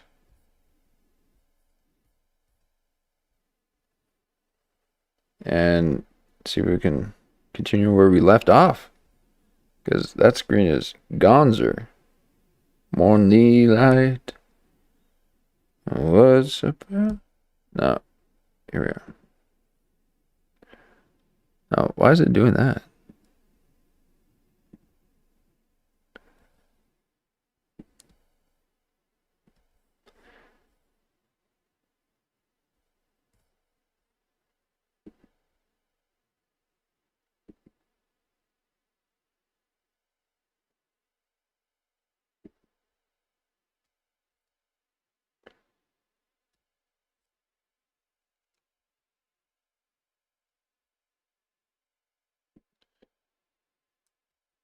Sorry guys, just give me just a few more moments here so I can figure out what happened here.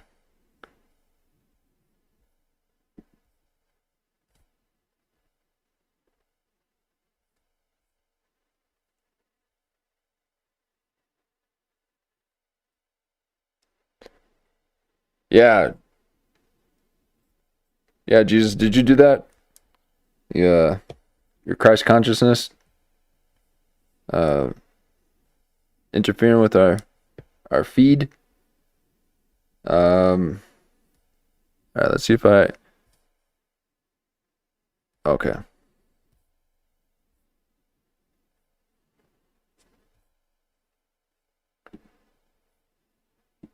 Let me attempt a different way here.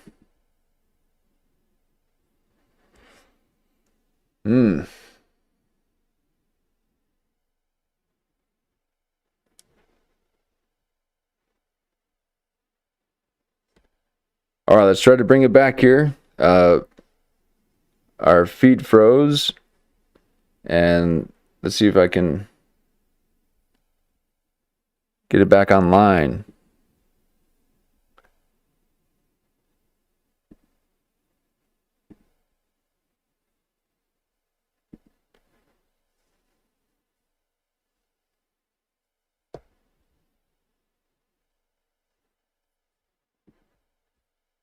All right. Okay, this might work. Oh, you had power outage? Okay. Yeah, I think we're going through a bit of a storm here too. Yep.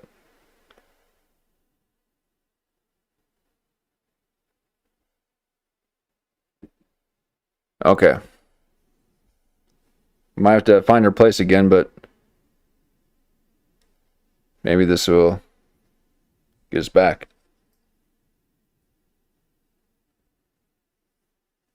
Okay. So We're creative and they're not. Yeah. That's what, whatever the hell the other thing is. all right. I think we're pretty close to we're on this area on the last one. Now it's frozen, so I can't see the number what it is exactly, but it looks like it's right in that same spot, maybe up a little ahead here. Right here. So let's see where we're at here. Thanks for your patience. And here we are. Kurp Metzger. Trying to articulate here is that yes, that consciousness itself can be weaponized to materialize this phenomenon in So church, the thing I started in, which was church, Oh. is the thing. That's where I've been. We're going to create some EMF waves. Okay. So now creating these fields of consciousness. Are you able to drape it on someone and they can wear it and move around in it? I need to know, because I'm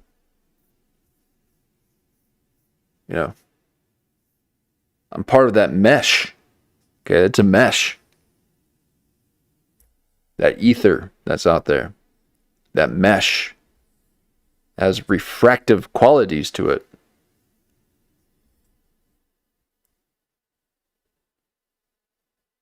walked back to with this. There's something about belief that co-creates this thing. And this gets back to the externalization, right? Yeah, of the hierarchy. Yeah. And her point, though, and this is what's so fascinating, and people, they hear that title and they're thinking, okay, that means it's a land invasion. No.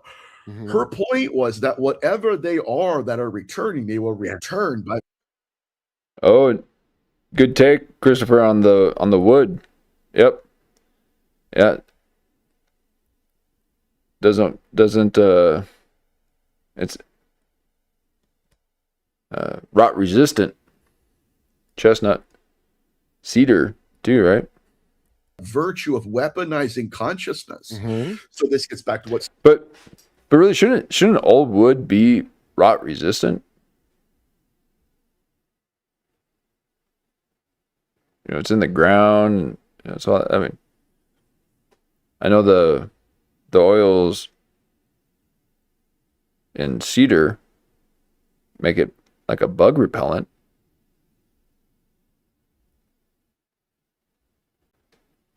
Steve is saying, we're okay, if they wanted to invade us, they wouldn't have to shoot down the aircraft.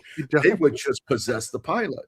They did. Well, who's the guy that they hit him with a weapon? The guy that looked, and he was carrying an egg, a craft shaped like Epstein's dick for the military.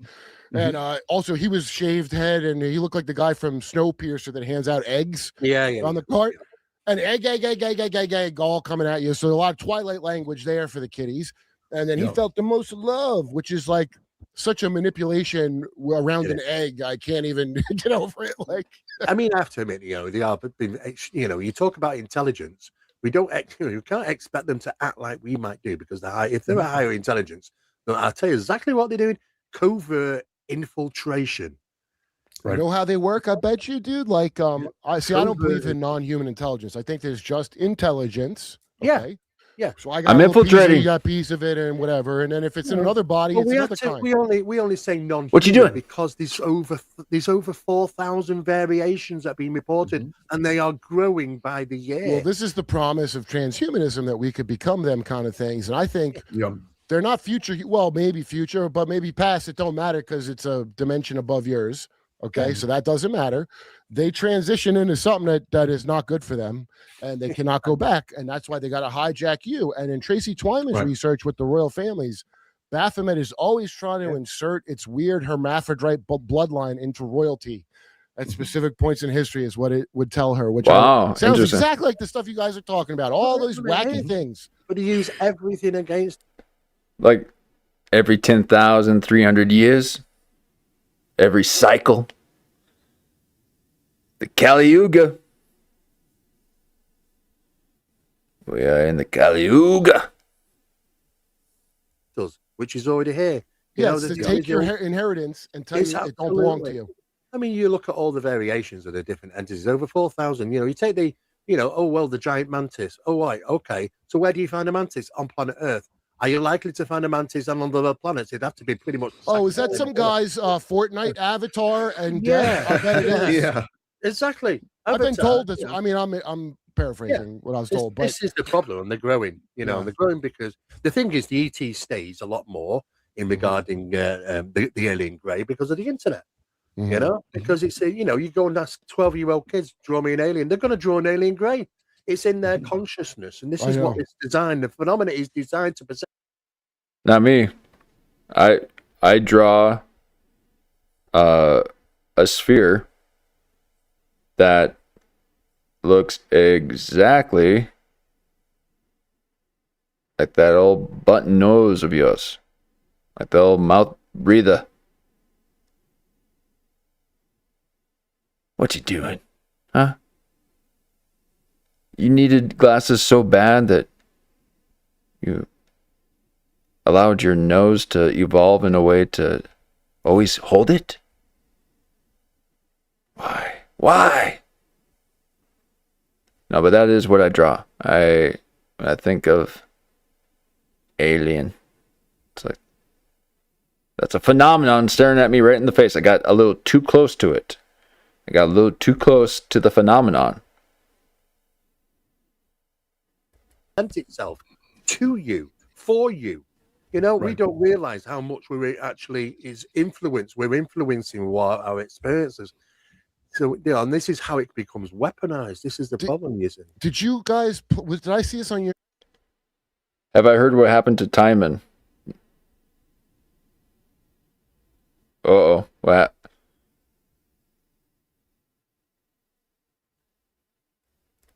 Show where Do I need to check something out? it's probably a fake video because it was too good of a Virginia supposed alien curled up in the woods that some guy Yeah. filmed with the red eyes. Yeah. Now, let's say it's just fake and tremendous. I mean, it looks just like the thing they described. Well, it does. I mean, Yeah. the problematics of today is that shifted. I mean, if I go back 10, 15 years ago, the prioritizing on cases was photography, video. Let's see what the capture data. It isn't now. It's conformed with multiple witnesses, multiple witnesses reports are at the top now. Not video, not photos, because there's so much manipulated now. It's getting next to impossible to identify what's real or isn't. Well, I mean, if it's any consolation, I like to tell people none of you knew what was real anyway, assholes. So it will be no different than my life growing up without this. But I think there is a way to tell, and that is, I mean, now I'm 48, which is like I feel like anybody when you ever hit at least my age, you should be able to see through real cheap tricks. You know? Yeah, you could do when it first started. CGI was pretty obvious to see. The early stages of AI, but I've seen some now. Oh no, I don't mean I can't see through that. You probably fool me with that. That's not even good. I'm talking about because I'm on a news show. An imbecile right now who would tell you, "Don't worry about the Epstein files or that Derp story." The midterms. I got to tell you, just terrestrial news is so fucked up that it validates this crazy shit you're talking about. It does. To me, It really does. Yeah, and it actually, I got to watch you guys to make sense of the other shit. Some people are daft enough to think TV's entertaining. No, it's a controlled mechanism. That the whole damn thing is created for that. They did tests long before they started broadcasting to the world. They knew the influence, and that's exactly what they're doing. Oh, they planned the Technate, which we're getting now, which goes back a long way. And as your big new Brzezinski wrote about, there would just be people. He described the world of influencers like to a T in this 70s book. It's so upsetting. And anyway, but the thing is, I don't think it works as well as they want because again, the flaw of there's this many of you and this many of your cattle, and that's why you got to depopulate a little bit. That's why you got because you're running it reminds me of remember Alf, the sitcom Alf? Yeah. So interesting story about that I saw a while back is the puppeteer. He insisted on Alf has to be like real everywhere. Okay. And I know a lot of ventriloquists, they all get weird like this, dude.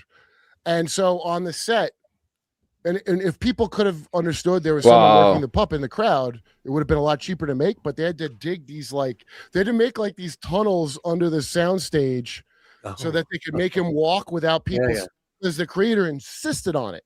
In fact, people would get injured making Alf for the purpose of hiding. That's how important it was. And by the way, everybody knew it was a goddamn puppet. Why are you bothering with this? It's almost borderline consciousness. It is a cult. The very definition. No one can know, even if they know. And so all this, when I think of the Alf story, that's how this shit. When I hear that the Bledsoes are. Now I remember that. I remember that on TV, and I remember seeing that. I remember seeing his legs whenever they would cut him kind of walking away or something. And then seeing the legs, I'm like, what? Wait, what? They almost got me. I almost thought that puppet could move. As some TV magic. Slightly less than movie magic. But not anymore. It's like I'm a cat and they're shooting laser pointers in the sky. Kurt, check this out, man. When I first heard that case come to my attention, I was like, it's fascinating, right? I was curious about it. But even then, when I heard them come forward with their testimony regarding the white lady or the lady in white, I knew by Wait, studying that's folklore. important. Yeah, yeah, right. White lady, lady in white. The white lady's coming. Yeah. I knew just by knowing folklore that that's not a one-off case study. And Yes. that it seems to be an avatar for another intelligence that either they are or are not familiar with. And that's why it's important, like Jim Simivan To knows look the it up family maybe a little bit. Yeah. don't just take her for her word. But then when you have Jim Simivan saying in an interview, like, "Oh yeah, I know the family. You know, I trust everything they say, but I just don't trust the phenomenon." And he said, by the way, the lady in white or the white lady, She went missing. She went missing in Oregon.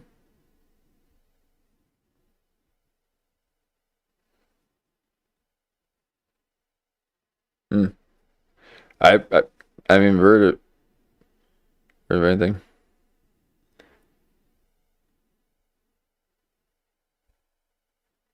But again, you're talking to someone who didn't even know that the Super Bowl was going on. Okay, I forgot the Olympics were even going on. I don't even know what day it is, let alone what other people are doing.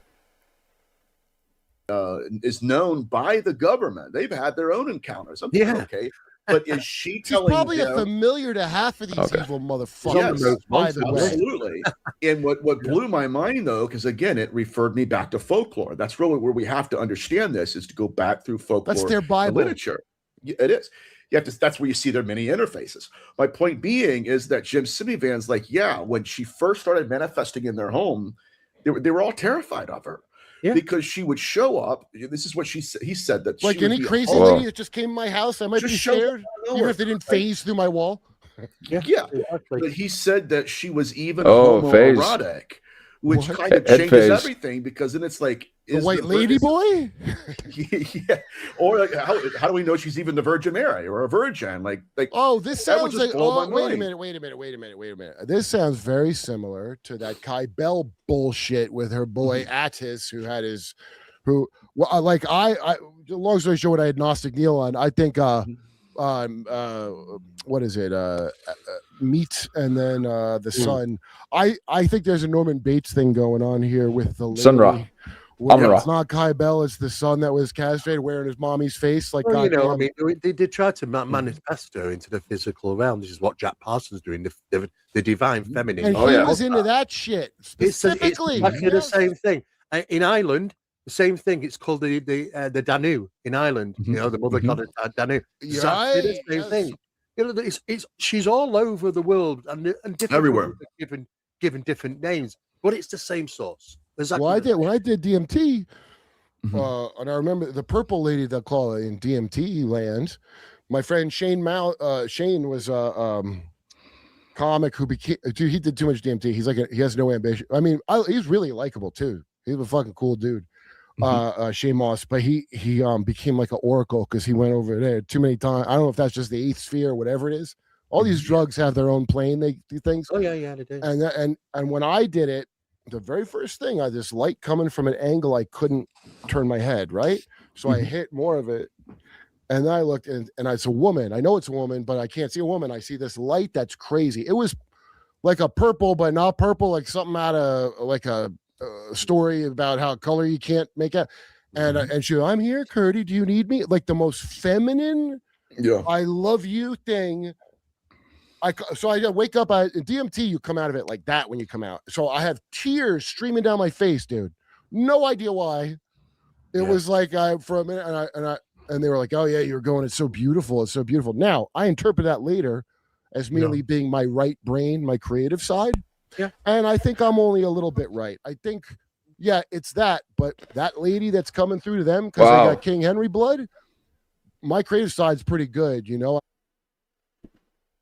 So he's sharing his little DMT experience, and we got a few psychonauts out there. Okay, we're all about the psychonauts.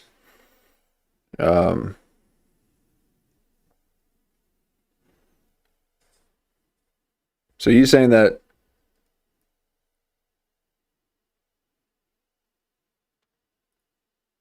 time.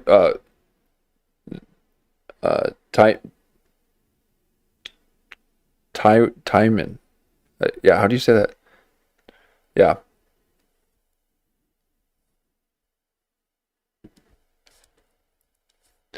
So let me take that back real quick. It was like for a minute, and they were like, "Oh yeah, you're going. It's so beautiful. It's so beautiful." Now I interpret that later as merely being my right brain, my creative side.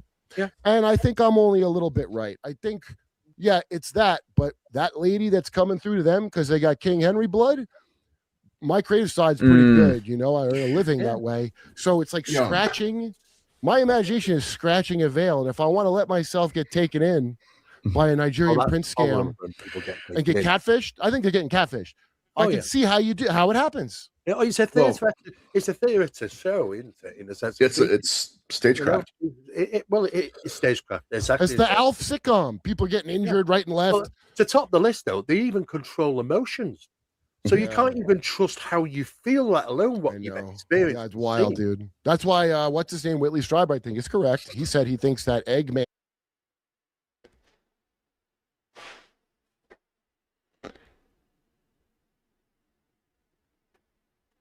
Yeah, can you control your emotions? What? Yeah, it's wild, dude. That's why, you can't even getting injured right and left. Well, to top the list, though, they even control emotions. So you can't even trust how you feel, let alone what you've experienced. Yeah, it's wild, dude. Oh, okay. You can just then use that as a little scapegoat. Like, can't control my emotions. I got too close to the phenomena. It's the phenomenon speaking through me. That's why, what's his name? Whitley Strieber, I think, is correct. He said he thinks that Eggman guy got hit with a psychotronic weapon. And I got to say,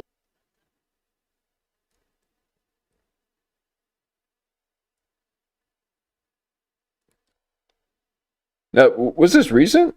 Am I thinking of somebody else? No, is that Twyman? That's who Kurp talks about all the time, right? But yeah, NH. NH. Oh, he's probably right. Whitley Strieber acknowledges being in MK Ultra as well. So that's where where his friends show he's got the acknowledges being in MK Ultra as well. So that's where he's probably right. Sorry. Whitley What was he saying? Man guy got hit with a psychotronic weapon, and I got to say he's probably right. Whoa. Whitley Strieber acknowledges being in MK Ultra as well.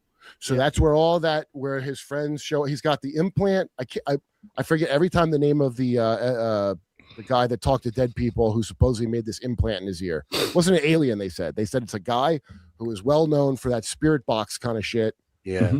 Some Russian, It's there. I felt it behind his ear. Yeah, so that's some necromancer thing. I think you're exactly right. The way you described it. The thing is, though, we have to even question, because in one of the recently talking, weren't we, Nathan, about, we got to even question the hypothesis about how are these getting into the body? Because, there's no point. You got I've got a young boy who's having poltergeist disturbances. He has to go to the hospital because he's got a Lego piece in his leg. They apported a Lego piece into his leg. And he had to have minor surgery to have the damn thing taken out. But there was no entrance points. The doctors were like, "How the hell do you get a Lego piece in your leg? There's no scar. How do you get it in the leg?" Of course, he didn't know what to say. But if you want to know how some of these so-called alien implants are getting into the bodies, probably the same process. They apported straight into the body of design. Do you know D'Souza, that guy that wrote the Extra Dimensional? So I read that on a plane. I listened to it on a plane, and a thing that was very interesting, I thought, that he said was, okay, there's the implant, and he goes, but in the FBI, what we do is we'll put a bug where you're going to find it, so you think you got it, but actually you don't know about the one we put in the hard to find spot. That's right. Right. And he goes, so I think there's a metaphysical kind of thing like that where it's, well, they can. They said to have been around about the late 80s, actually. And it was like some type of biological diffuser. It could literally bury something into your skin, Right. That's why. and not cause. Yeah, it's causing the vibration so fast that you can literally put something through, and then afterwards, and it settles, it's already inside you. So Wow. That's how I come in, Nathaniel. No, I'm joking. Yeah. Yeah, I didn't know Anne Heche had books, but was it like revealing what was happening? Because now Ellen DeGeneres is apologizing for her cannibalism or whatever. I don't know what she's talking about, but she's on all Instagram or whatever, TikTok. Yeah, maybe Anne Heche was like, oh, hell no. Like old Marshawn Lynch towards Bill Maher's gay innuendos. He's like, hell no. Is that what Anne Heche was when they're like, here you go. Here's a little, what's in the box? What's in the box? Kevin Spacey opens it up. I knew there was a fetus in that thing. I knew it. Okay. Guarantee you Kevin Spacey had a little fetus in that thing.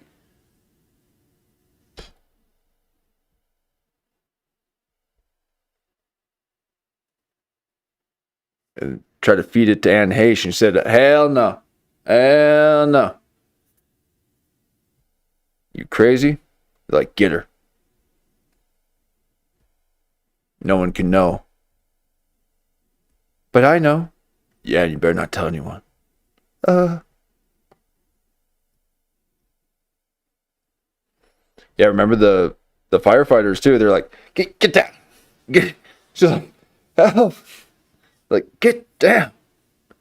We thought we burnt you. It took an hour to even get her out of the car and the house. They're just letting her cook. Allegedly.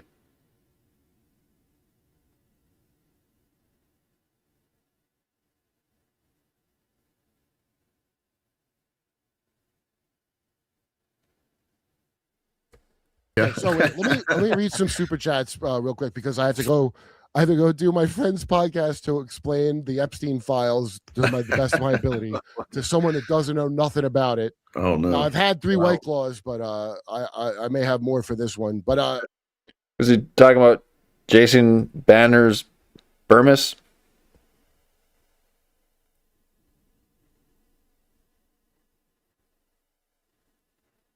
I'll just read these. You guys are great. Thank you for coming on my show. I really appreciate problem. it. Yeah, Marshawn was like, okay, let's see. Fu Manchu Chew. on sevens or whatever. I think we can all agree we need a full BHR interrupted derp session curve. TT can be with literally anyone. We need you to get into the real stuff. Don't know what that means. I kind of know what it means, but I also don't. I'm like Candace. Okay. She's not wrong. Hemorrhoid Hurt says, Sam heading to gym, then feckin', he's Scottish, I guess. Kurp gonna derp me. Perhaps. I hope you've been derped. Lug Sale. I just heard about the Fabian Socialists in Paul Johnson's Modern Times. Have you read Norm Macdonald's book? Yes, I was trying to make a version of Norm Macdonald's book that was going to be called As the Carpet, So the Drapes. And it was all about my incredible esoteric knowledge I learned from astral projecting during the pandemic. Really, I just watched a couple of videos, but you got to dress it up for And I was going to do just how Norm did True Story, but it wasn't, except although the one story is true, the molesting, I think, is true. But anyway, I was going to do it, but there's a channel called Hidden Amaruka. I'm getting the dude on. I think his name's Connor. Hidden Amaruka. What a great channel, man. I really like it. Amaru, like the god from Peru that America's named after.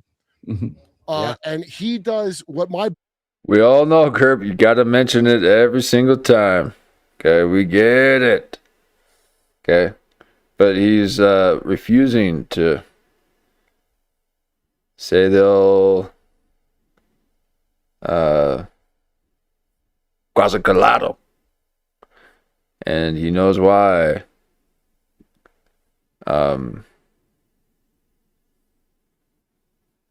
Yeah. Because when you do, you got to sing it. Don't have the slide. Should I do? So this is why he always says Amaru, because I hijacked his deity. He used to love talking about Quasicolato. Now he won't talk about it anymore because I hijacked it.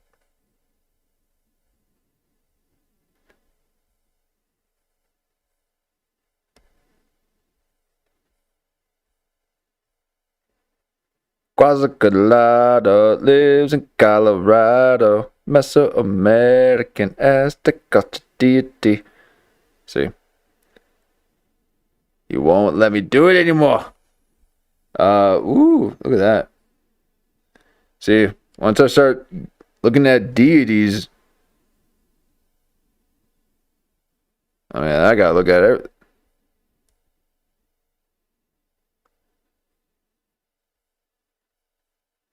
Look at that. Wow. Wow, wow.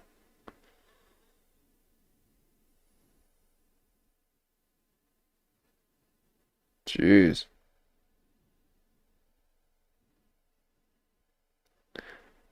I mean, people are not even doing anything close to that nowadays. I mean, it's all. This was the era of all like macro.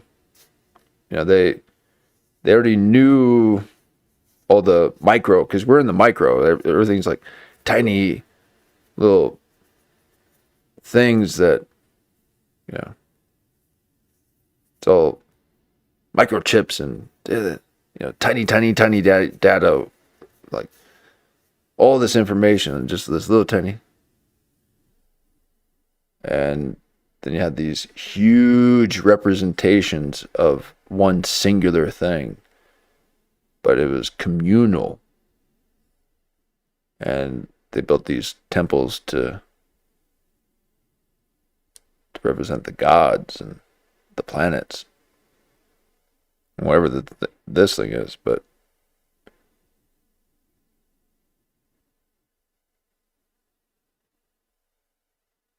oh boy.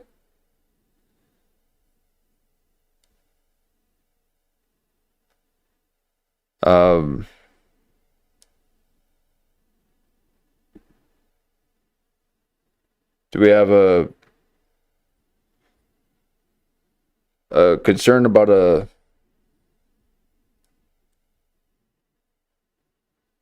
lost soul? It's like, oh boy. Book was going to be what his channel already is. He has. I was going to take pop culture shit to explain this in a funny way, and then like just throw in my own spin on it because you can, you know. And but he has a channel that already does it. Okay, hope Epstein didn't put any of his junk in the. Listen, you can hope as much as you want, Titanium, but we both know you better start. Is that something that that I should pull up now, or is that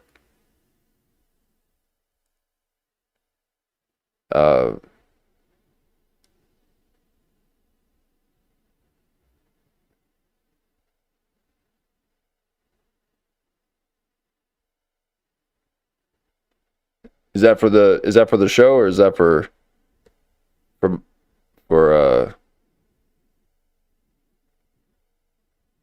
my own use? Yeah, and I like a good, you know, a good chant. Smoking cigarettes if you want to counteract Epstein jizz and the vaccine. Okay. Why do you derp me up, Buttercup, baby? I don't know. Just to lerp you derp? Is that what you meant? Okay. Derp Throat says, have you read the recent New Testament translation by David Bentley Hart? What do you think about it? Keep on derping in the free world. I have not read it. I don't know. What's different about it? You say Patriot Crickets When people start talking about getting grape D by orbs, Kurp busts through the wall like the Kool-Aid man and says, "Oh yeah, metaphorically, sure, okay." What's next? VBD. No, you would say, yeah, right. You'd be like, yeah, right. And not even the cool prolonged way of, oh yeah. You'd be like, yeah, right. It's gonna be part of his new intro. That intro is intense. Yeah, that's a lot of stuff happening. I didn't realize I was gonna get MK Ultra by his Sesame Street imagery. But he locked me in. PC Music. This is a fun show. Just please don't go full derp and let this turn into Owen Benjamin's Bertaria. It's not Bertopia, is it? It's Bertaria. Okay, I never did, and I tried to keep Owen from going full derp, didn't I? But he's not red or black pilled or blue. He's like orange pilled, if you've heard of Adderall. Okay, Patty 963. Evening, Kurp. YouTube fake DUI or fake DUI nationwide started out of Tennessee. Number 33 was all over it. You should fake DUI nationwide. Okay. I guess I'll just put that in a search and see what comes up. Yeah. What's next? 6th Gen Warrior. Oh. Okay, yeah, thank you. Yeah, I'll check it out. I mean, it is that out of concern?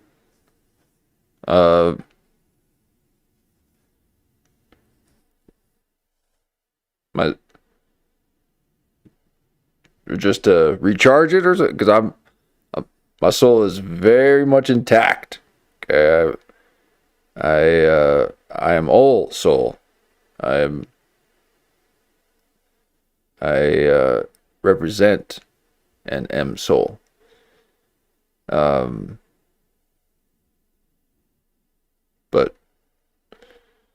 yeah, what's the definition of a lost soul? Ooh, a lost soul. A resonator. Thou shalt never resonate.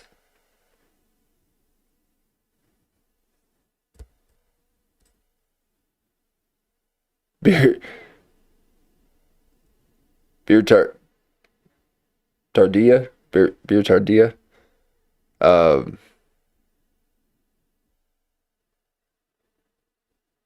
Yeah.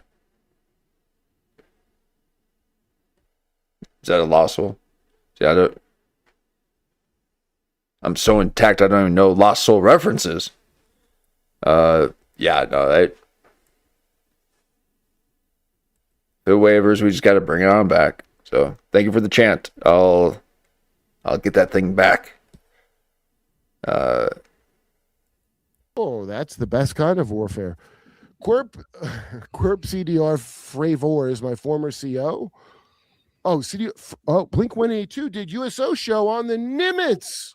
Oh, yeah, but look. At the end of the day, right? He's full of crap. That's the only thing I can. Sorry, I mean, Tom. Wait, who is Tom DeLonge stole my. You're gonna love this, Kurt. You're gonna love this. He actually, when the TTSA came out to the Stars Academy, they opened up with a massive big event only for scientists and a number of specialist press. He put on the biggest screen you can see, and behind it is my photograph of a what is it? A party balloon, a Mylar balloon, taken in Manchester here in the UK. My photo. Insane, man. And that's very Lou Elizondo of them, isn't it? Yeah, they're passing it off as the Tic Tac UFO.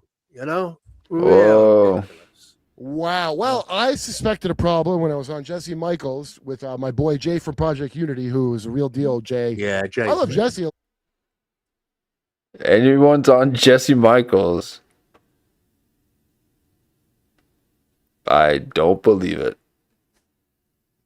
anyone who's on Jesse Michaels and who's the other guy? Man, who's the other guy too?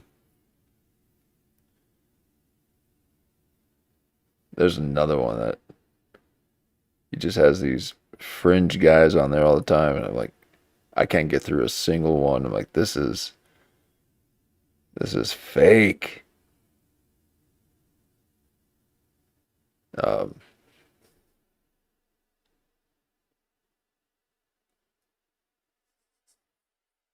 lot too, but Jay, he's gotten real heat from going after Elizondo's bullshit. Oh, I I know. know he's the real deal. Yeah. Thank you, I Jen. shoot guns Yeah, when he comes. I love him. sounds nice. Anyway, when what's his name? I'm on their show. I'm dressing some devil outfit or some shit I wore, and he's talking about how Tom DeLonge wrote a letter to John Podesta that said, "I just want to serve any way I can." Okay, He quick. got used. He got used because all they wanted to use him to get Oh, no the kidding. outreach so that they could reach out to millions and millions of people. Okay, That's all he he got probably used. has been hypnotically suggested to do this whole bullshit Yeah. from much the way, sorry everyone, Charlie Kirk probably was born. They probably gave birth to him to be sacrificed in front of your face. I don't want to think that, but that's how deep the kind of shit goes. You understand? are. Yeah, And so, crazy. first of all, John Podesta, the John Pizzagate Podesta, knows about the aliens, and that's who you write to and ask to serve. Are you kidding me? So right there, we already know. Then when Chris Mellon and James Clapper and all those CIA scum are in a disclosure thing, you know it ain't no fucking disclosure. Okay, No, sorry. It isn't. Of course they stole your shit. You do good work that I like. Why would they not do that to you? They're operatives. Okay, let's see. Nathaniel, my ex-wife, and I both saw an entity. Just borrowing. I saw an orb, but she saw a menacing shadow. I believe she has schizophrenia. That's the pathology, Lock her up. guys. Lock her up. What it does. The lie is that we know what we see, and it's not That's true. funny as shit. Yeah, that's great. Hey, written ballsy. Oh, well. What kind of, what is this, Korean? I don't know what the hell this is. I wad lucky to catch a stream when you took that Zelensky Antonio Banderas homunculus behind the shed. Thank you for your service. If you record it because Lev, who's a sweet guy, but took it down because I smashed that fucking Atlantic Council golem like a motherfucker. Because somebody gave me the one where he admitted Zelensky's a cokehead, which we all should know. Unless we're stupid, and then we are. Okay, let's go to the next one. Thank you. If you have the recording of it, give it on my Twitter, because Max Blumenthal, Aramate, two of the last real journalists on the face of the earth, wanted to see me curb stomping that dipshit from the Atlantic Council. I don't debate, man. I want you to convince me I'm wrong. I don't get in a contest like that. Don't ambush me with a debate, because I'm gonna fuck you up. All right, sorry. GR33 Neo. Kurt met you in New York for N4W and gave you a book. Ask if you Smart Chain Gillis and Mara had info on primary cult networks, Order of the Knight of the Spirit Gold Cross, Dorjev, Blavatsky, Georgiev, Bronsky, blah blah blah blah blah. I only know some of that, but what do you know? Yeah, well, I know that. Go on, if you want to go, Nathan. Yeah, well, what I'm looking at now is that all of them kind of are involved in some of the same rituals, but now I'm looking at a species of Kabbalistic practitioners, and that's what the evidence suggests. Yeah. I mean, that it transcends all of them. The processors still do work. I mean, he's still utilizing the process. They're just giving new names. Okay, I mean, just so you know, some fucking Nick Fuentes prick is going to clip what you just said and make it into something bad. Okay. Yeah, I'm transcending you right now. Look at that. I'm transcended. Look at that. I'm transcending you. I'm transcending you. Transcending you. Kurp, I'm transcending you. Transcending you. Kurp. Clip that. Please don't. We never clip. Clip virgin. a race of Kabbalistic practitioners. Separate Jews from Zionism, or you're part of the problem, motherfuckers. Okay. Kellogg. So the clouds, The weed that from the pillar of chaff. fire in the Bible are probably plasma biofields. Maybe I have. Oh, Look, I feel like the Bible's a goddamn Epstein binder I've been given, and they gave me the barest legal amount of what they have to give you. Yes, They follow that principle. They do. You could see it over and over again. So I can't believe how much I believe stuff from the Bible based on how much these people believe in Satan shit. Yeah. Well, I never did. the problem is with us is, again, we cannot trust our own eyes. Right now in parapsychology, we have cases just like the other super chat where the phenomenon is using an orb to project a structure, and we only know that in 2020. oh, I think he's liking the super chats. He's like, just like that super chat over there, the 1999 one? Was that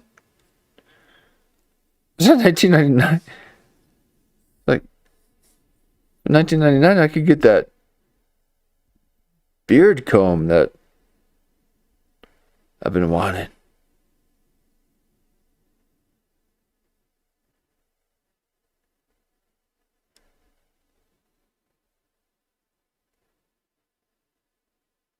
Why are your lips like that?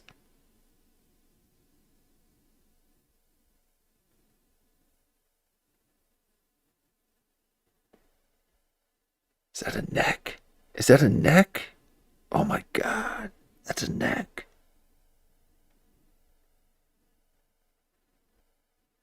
See, Kurp doesn't have that. This guy doesn't. That guy does.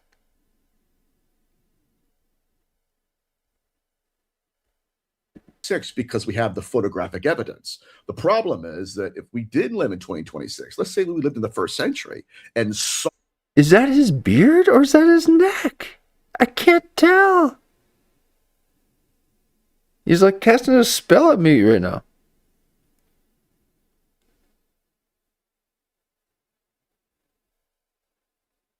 Look at that lip. It's like a...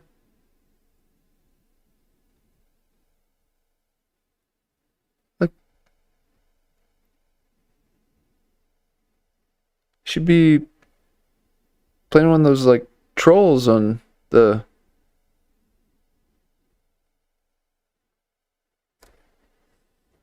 Lord of the Rings movie. That short guy with the axe. He's got those kind of lips. Look at that lip. Look at that little cat eyes. Look at that. Okay, that's applied shadow. That's applied makeup right there.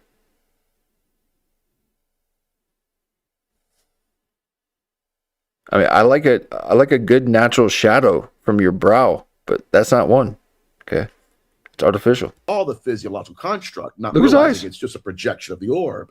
Then, and I'll say this and I'll be quiet, I guess, but then that means that we may have mythologized the mask. Of course we did. I mean, we've done and it a that's lot. all we know. But we Well, I mean, I don't think that's remotely controversial. That's exactly what I think is happening. And I think,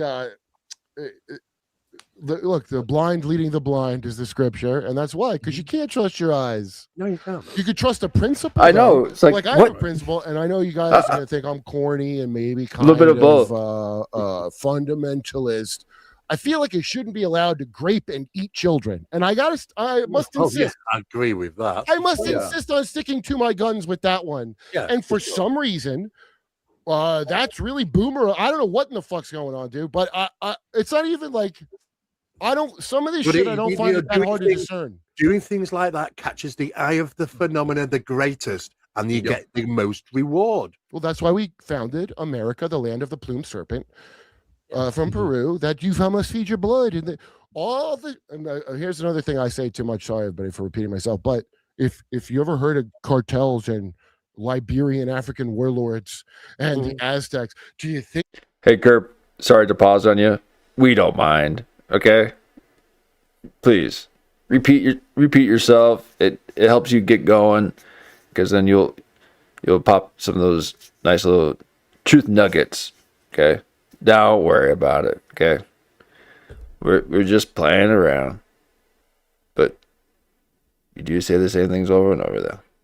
think your white leaders would not avail themselves of that same power at every opportunity? You think England and America don't do, I mean, Oh, you said something about recognize? No, oh yeah, exactly.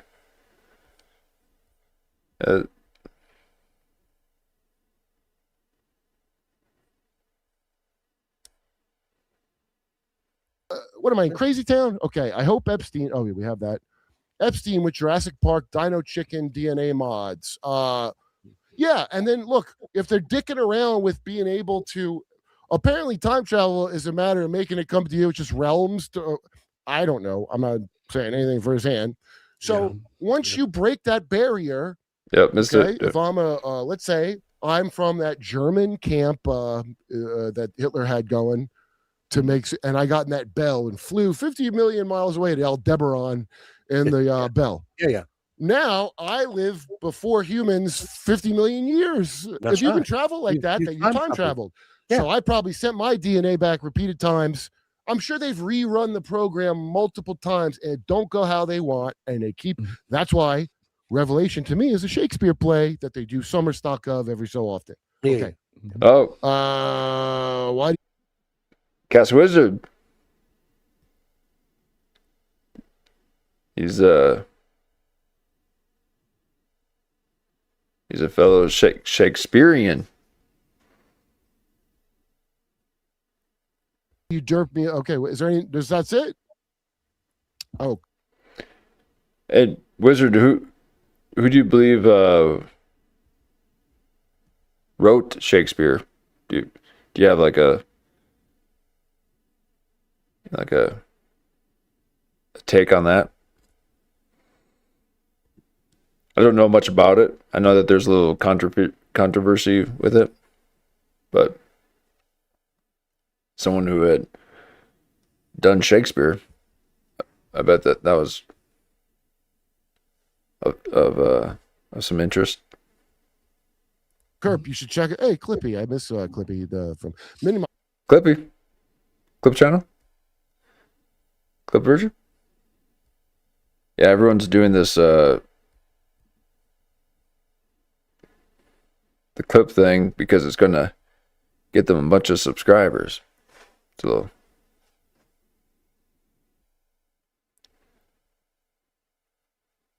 internet lore.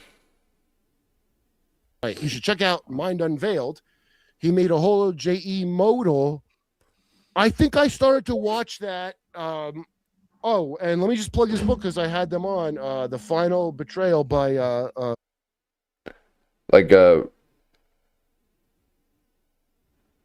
Ryan Dawson. Not familiar with Ryan Dawson. Is that Dawson Creek? Dawson?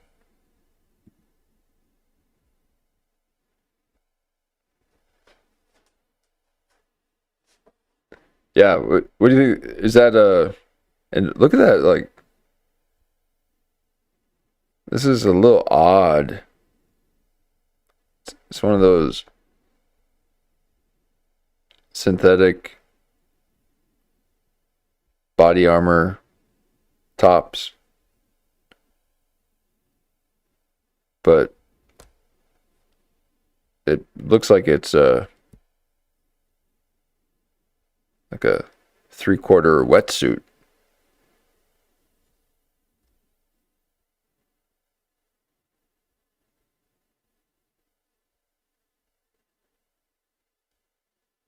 He looks like he just got done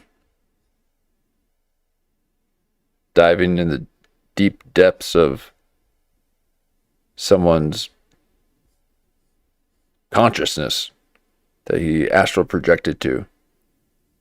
And he has to wear a wetsuit.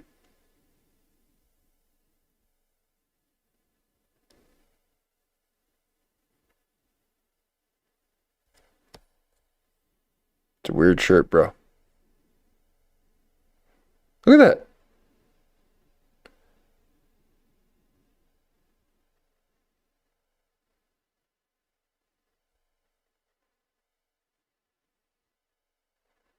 Where does Metzger find all these wonderful toys?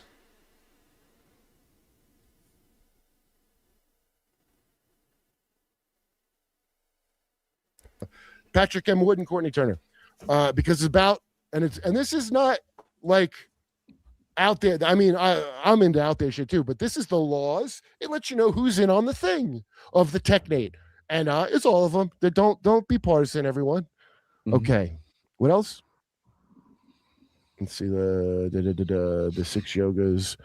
Greek emanationism. It builds into a radio analogy. It sounds like Kabbalah too, doesn't it? Yes. Now the end there is fascinating. Disembodied beings Oh, desiring sorry. material experience. Now this is what is described in the Bible as the OB, the Uv. Ooh, here, let me move out of the ooh way here. Oofda. The Uver. Minch. The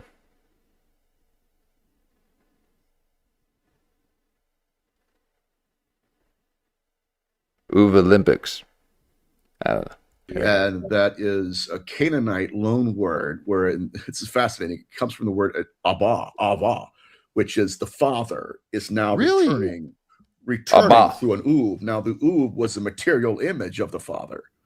So then that was first used in necromancy. So essentially the what you have idolatry is rules are about this shit, I bet. Yes, That's why they absolutely. harp on idolatry. Yep. There we go. So the idea is that you've got to create a material image of the son for the father that's returning to inhabit in its epigenetics. Yes. Yeah, wow, man. That's Wait. Get a what? I bet. Yes, That's why they harp absolutely. on idolatry. Yep. There we go. So the idea is that Hold on. Back it up here. then it comes from the word Ava, which is the father is now returning through an Uv. Now the Uv was the material image of the father.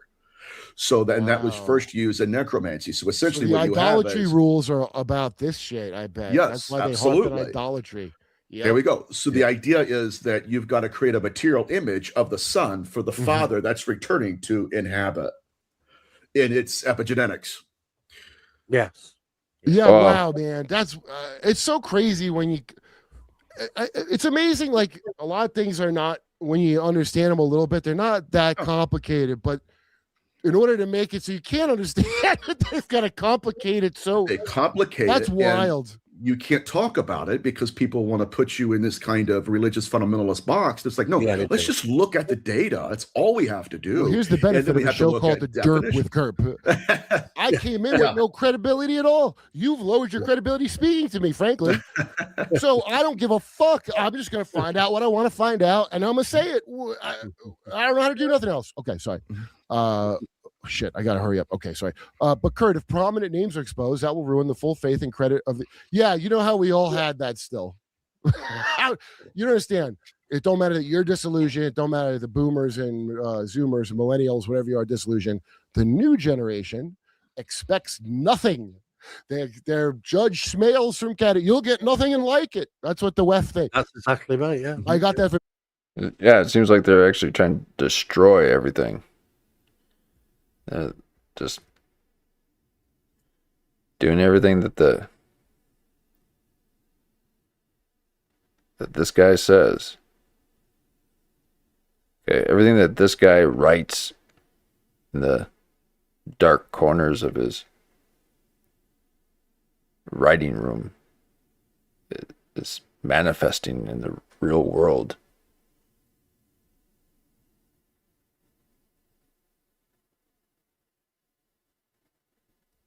Okay, so the source and chaos of most of the civil unrest is being manifested from this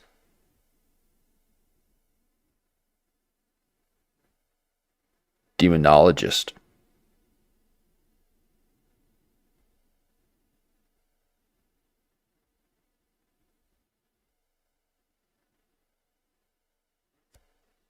Hidden Amaruka, what a great point. Generation Alpha, they live to be 108 and never leave Congress, but you are going to die like an animal and you're gone, and your epigenetics, I guess, will stay behind. But we just needed to get a reset of people who don't think they should get a home or a family or a god or anything we don't want them to say they should get, you know? Amazing. Yeah. What's next? The biofield is real. I think so. And they're tethering us to the cloud. Well, that's why I thought the biofield was the original cloud, is what I thought. Yeah. Look up the IEEE on the W band. Check out Sabrina Wallace. She goes deep. Sounds like she has the technical explained plan. Do you know who that is? I never heard of her, but I will check it out. Yeah. Absolutely. Yeah. Sabrina Wallace. Dan Winters looking at his work. If you have sleep paralysis, you relax into it. The room will spin. Relax into that, and you spin out of your body. That's very interesting. I used to get that, and then I stopped getting it. And I used to wake up screaming every night for probably about 20 years, and all my friends thought it was pretty funny, and I was in gate. But it's no big deal. Okay. Golem in Hebrew is a cocoon or raw material, not fetus. In reconstructed Hebrew or in Aramaic, which is, I guess, what really Hebrew is, or the other Hebrew? I think it's both. And it's first mentioned in the book of Psalms when David says, you looked at my raw material. No, he used That's the a word fetus. Wait, you don't see that this is all the same thing? I know. Cocoon, raw material, and fetus. Yes. You can see how they all meant the same thing, can't you? Yeah. Well, they Now, don't probably be a didn't have silly. the word for the fetus then, A fetus is. Oh, nice, Wizard. He says he's he says writing is so hard. I'm almost done with my second book, and it's so frustrating. Woo, yeah. Can only imagine, like,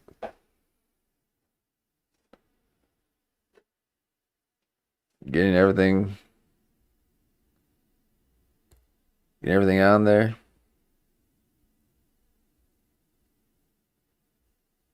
It's like, when do you know it's done?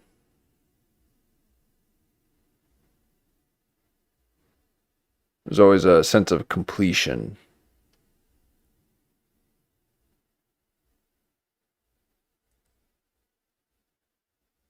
Like a return from the beginning.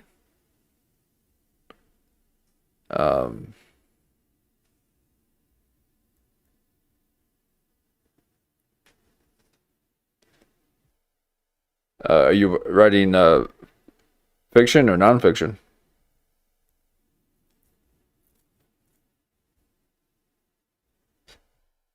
Raw material, and that. Oh yeah, night. Woo. What a way to think about it, that's the thing, is how you aware of JE's emails, interest in sex magic ritual practices. I know, dude. And I waste all my cum wishes. I just wish for more wishes. Not like Jack Parson. Where do you think night terrors come from?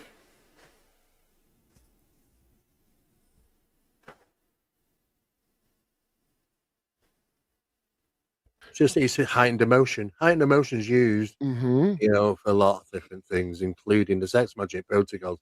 But I mean, they don't do that very much now, because now they have access to the darker stuff, more powerful stuff. It gets their attention immediately. Yeah, they don't have to do the sexual torture now. No, we have the technology to beam it right in your dumb fucking head. I don't know why I started noticing it at all. I couldn't tell you why. Yeah. Okay, I am become. Let's see.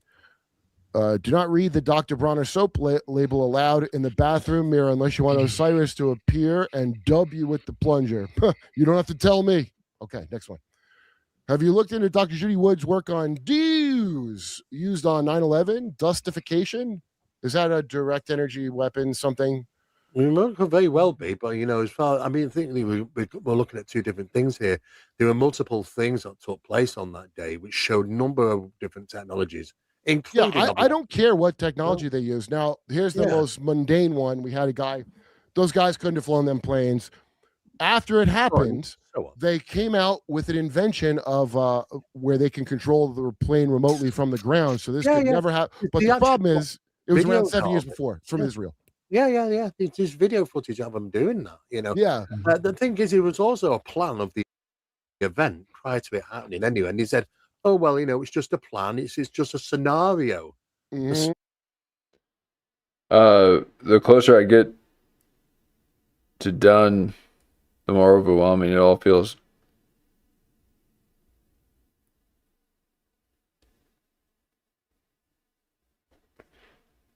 Yep. Yeah, there's got to be a.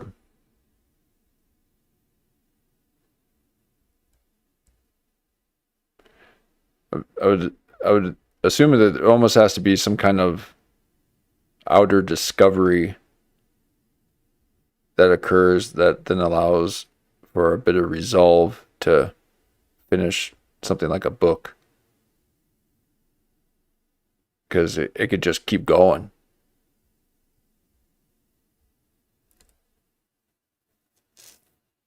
And if you're writing characters and stuff, I don't know how people,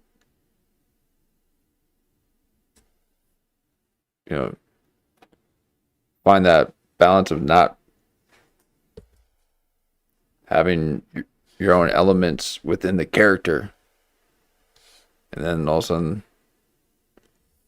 the character, things start happening in your own life. You're like, what? All of a sudden, you start writing your own story, and things start happening. It's pretty wild stuff. The little writing thing. Well, it's funny how the scenario works out to be exactly what took place. Oh, Tracy mentioned how bowing to someone meant you could, well, go back. You can grate me, but please don't kill me. Yes, she did. No wonder the elites hate Jesus saying bow to no one. Yeah, well, look, here's how I look at Jesus, not as a secretion or a consciousness. I look at it as a guy who said tradition, not rule. I'm not talking about authority and truth, but tradition. You invalidate the word of God with your tradition. Right. So that, and by the way, what is the tradition? It becomes an egregore at some point, don't it? Yeah, And so he's saying, call no one your father. God your father is what he's saying in it. And that's why you don't need. Okay, so oh,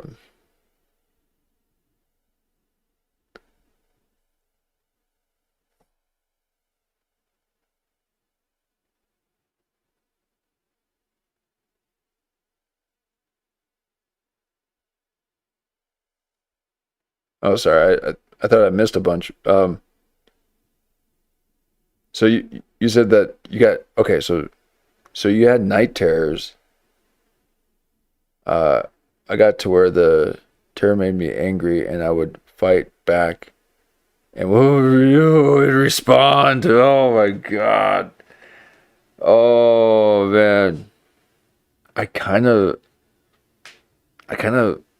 remember something like that kind of triggered a memory. Oh my God. Wow. That's a really exact way of describing that. I've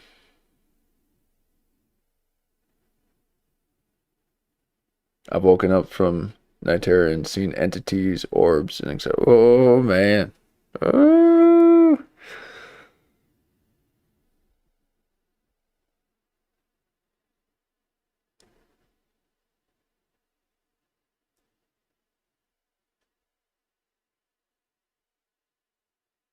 As well as seeing shit during them.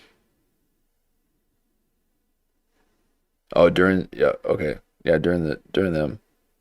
But to waking up and seeing something that really strikes me. Oh man. Yeah. Man. So you're saying that you're equating night terrors as like a nightmare, but then something that you wake up from and you're still kind of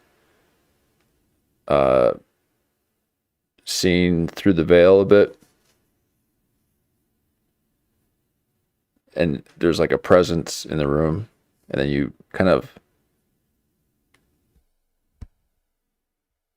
dare yourself to look to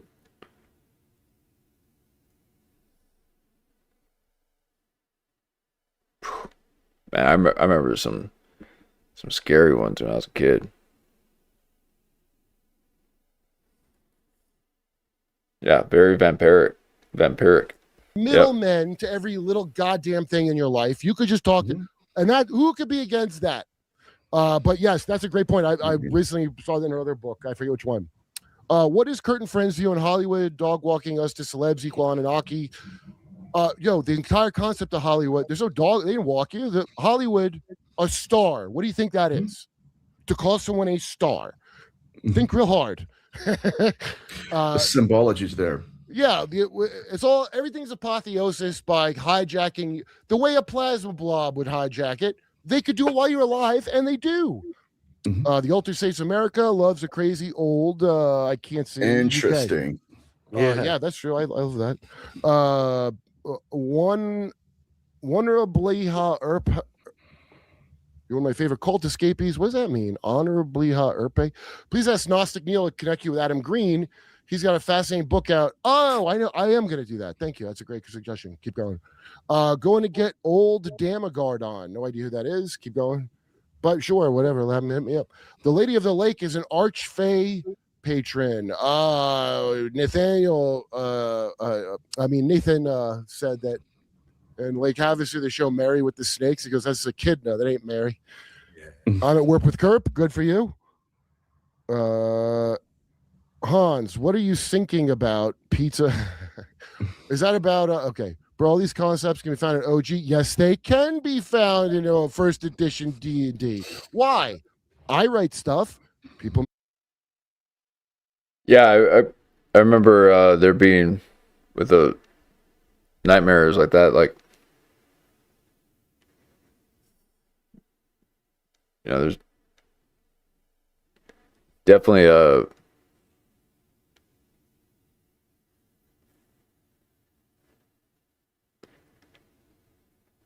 it was very visual and right in your face too, like the face was right in your face, and anytime you like when you could finally wake up, anytime you would close your eyes again, you would see it immediately.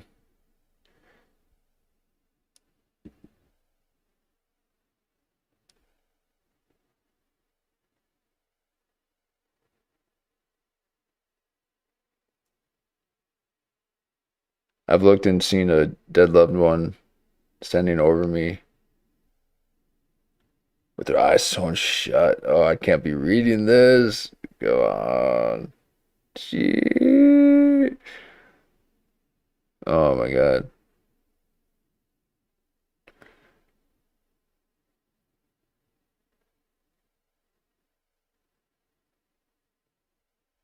Oh my God.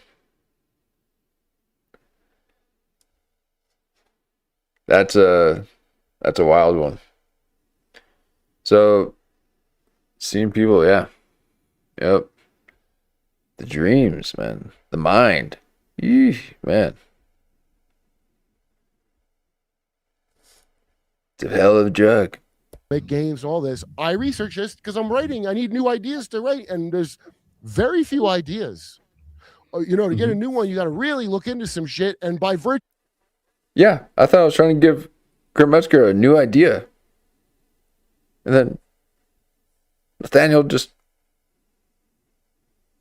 took it. You just said it. With that, you're going to discover all kinds of stuff. Yeah. Wait, what? I got to go back and re-listen to that. Pasta on live. Okay, well, I missed it. I was doing my show. Okay. Peep David Goldberg, Project Ziffer, Project Pogo. Sounds familiar. Is there anything else? Because I'm going to be late for this podcast. This was a good one. He let Nathaniel talk a bit. Okay. There's a time where Nathaniel was kind of steering it, and I noticed that that Kurp wasn't interjecting a whole lot, and I was curious to what he had to say. I was just like, what? Why do you need to look through this necromancy lens all the time? Is that what he is? I don't know what he is. Is that studying dead people, or is that the demonologist? So old Kurp Metzger let him talk it out, and that shows a lot of confidence in Kurp. People who are not confident won't let others speak. But I wish you would talk less. No, you did a fine job, Nathaniel. Kind of terrifying with those smoke eyes, though. Kind of terrifying. You can give me them night terrors with your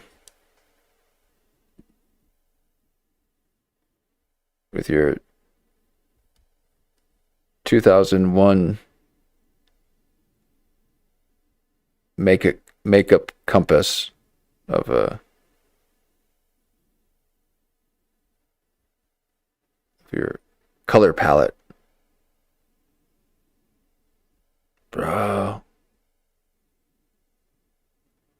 Is that iron deficiency? What you got? We got going. You gotta. Oh wait, I blood's in.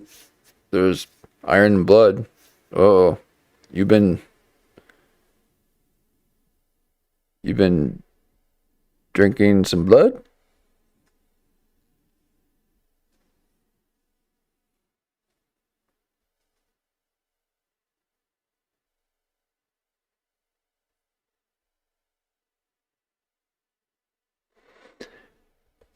Kind of reminds me of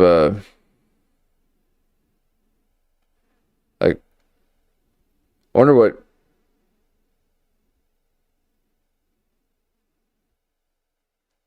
it takes to why is there so many Batman movies?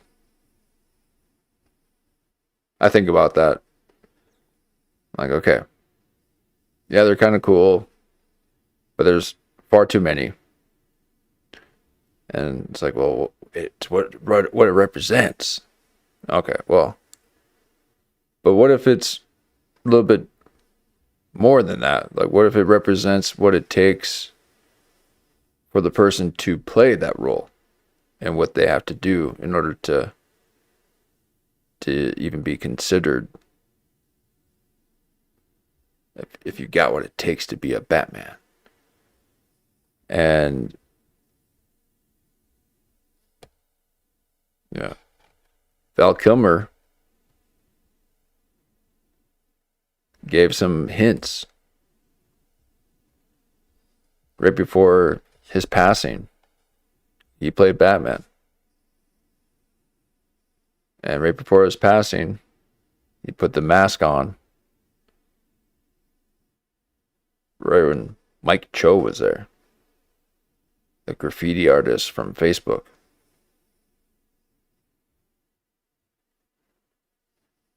And, I've said this before too, but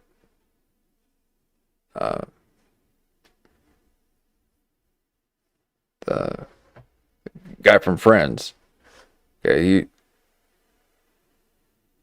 he died. And there's something about Batman. So whoever was in control of his socials, whether it was him or not, Matthew Perry, Matthew Perry, before he passed away, mentioned Batman. Bill Kilmer did the same thing.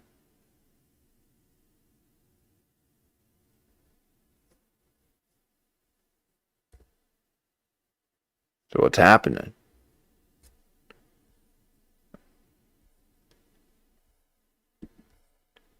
And your eyes are looking kind of Batman.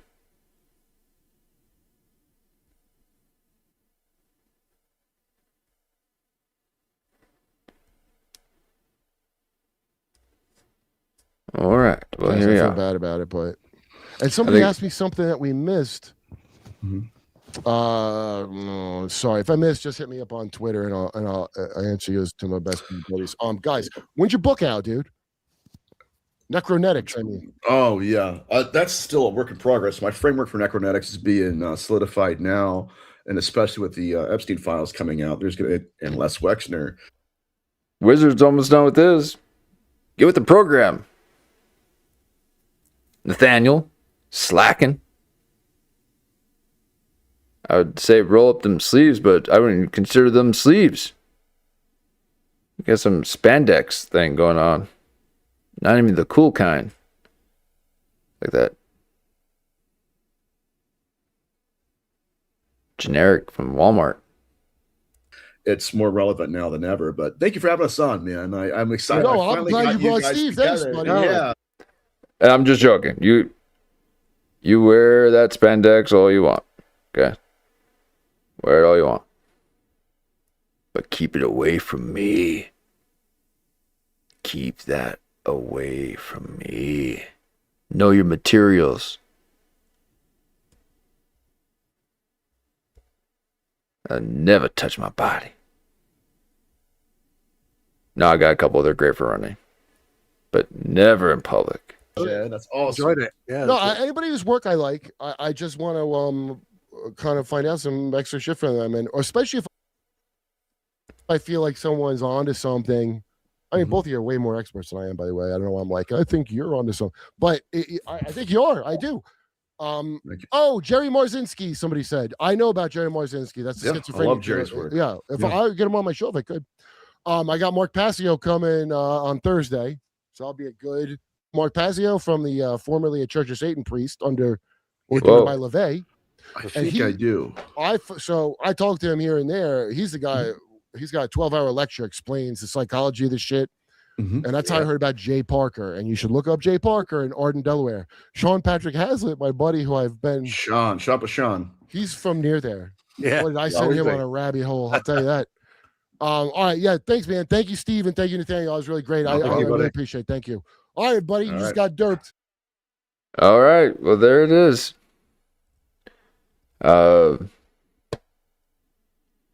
He's done 5 in 8 days. And he says he's about to do one on Thursday. I was hoping we could power through these, but I like to space these out, but they're coming at us pretty hot. We still have the last half of Jason Burmis, and there's going to be some fun activity in that facial activity with old Burmis. And he's got another interview with Trey. Those Trey guys that I forgot their names.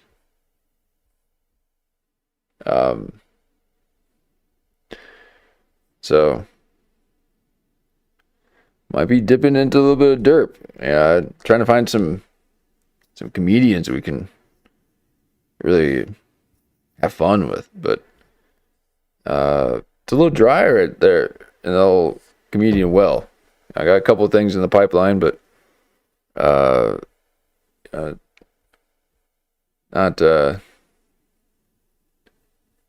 it's this Epstein effect.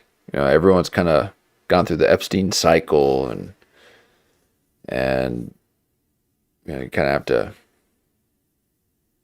come up with something. These people have got to come up with something new to talk about. So might be a little bit of Kurp. A little bit of Kurp for a bit, like maybe one more time. Then we'll get to some comedy. But thanks for hanging out. See if I missed anything here in the little chats here.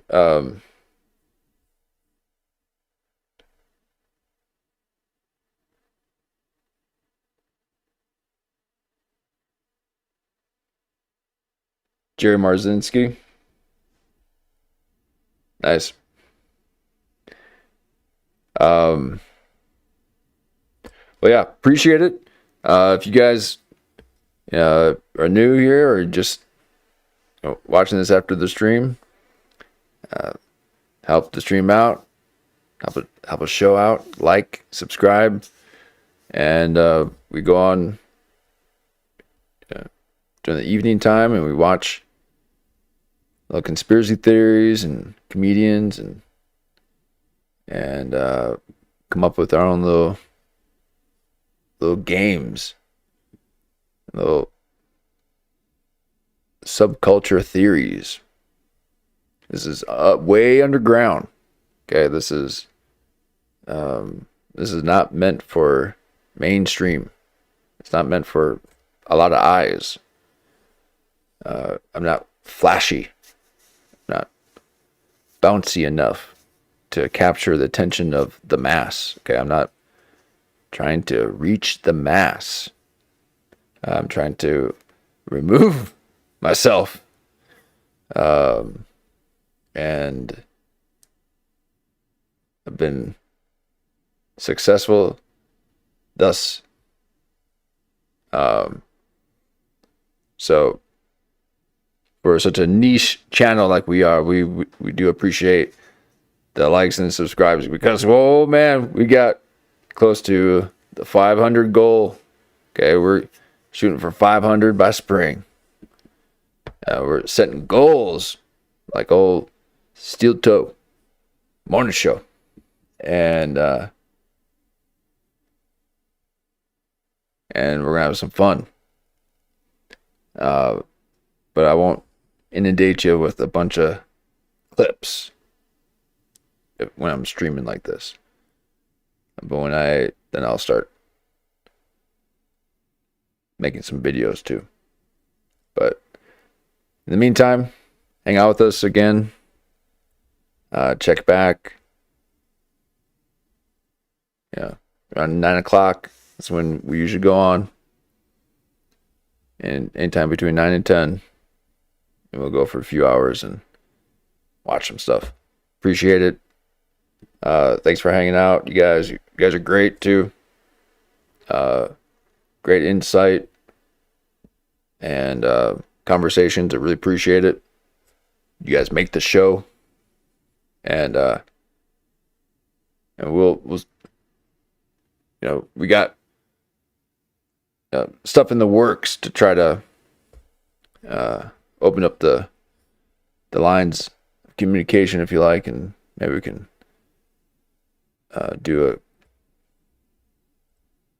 a like call-in kind of stuff. You can share stories and not have to get carpal tunnel from when I ask you about your book. So we'll see if we can get something going on that in the next few sessions. And but yeah, thank you very much. Appreciate it, and we'll do this again.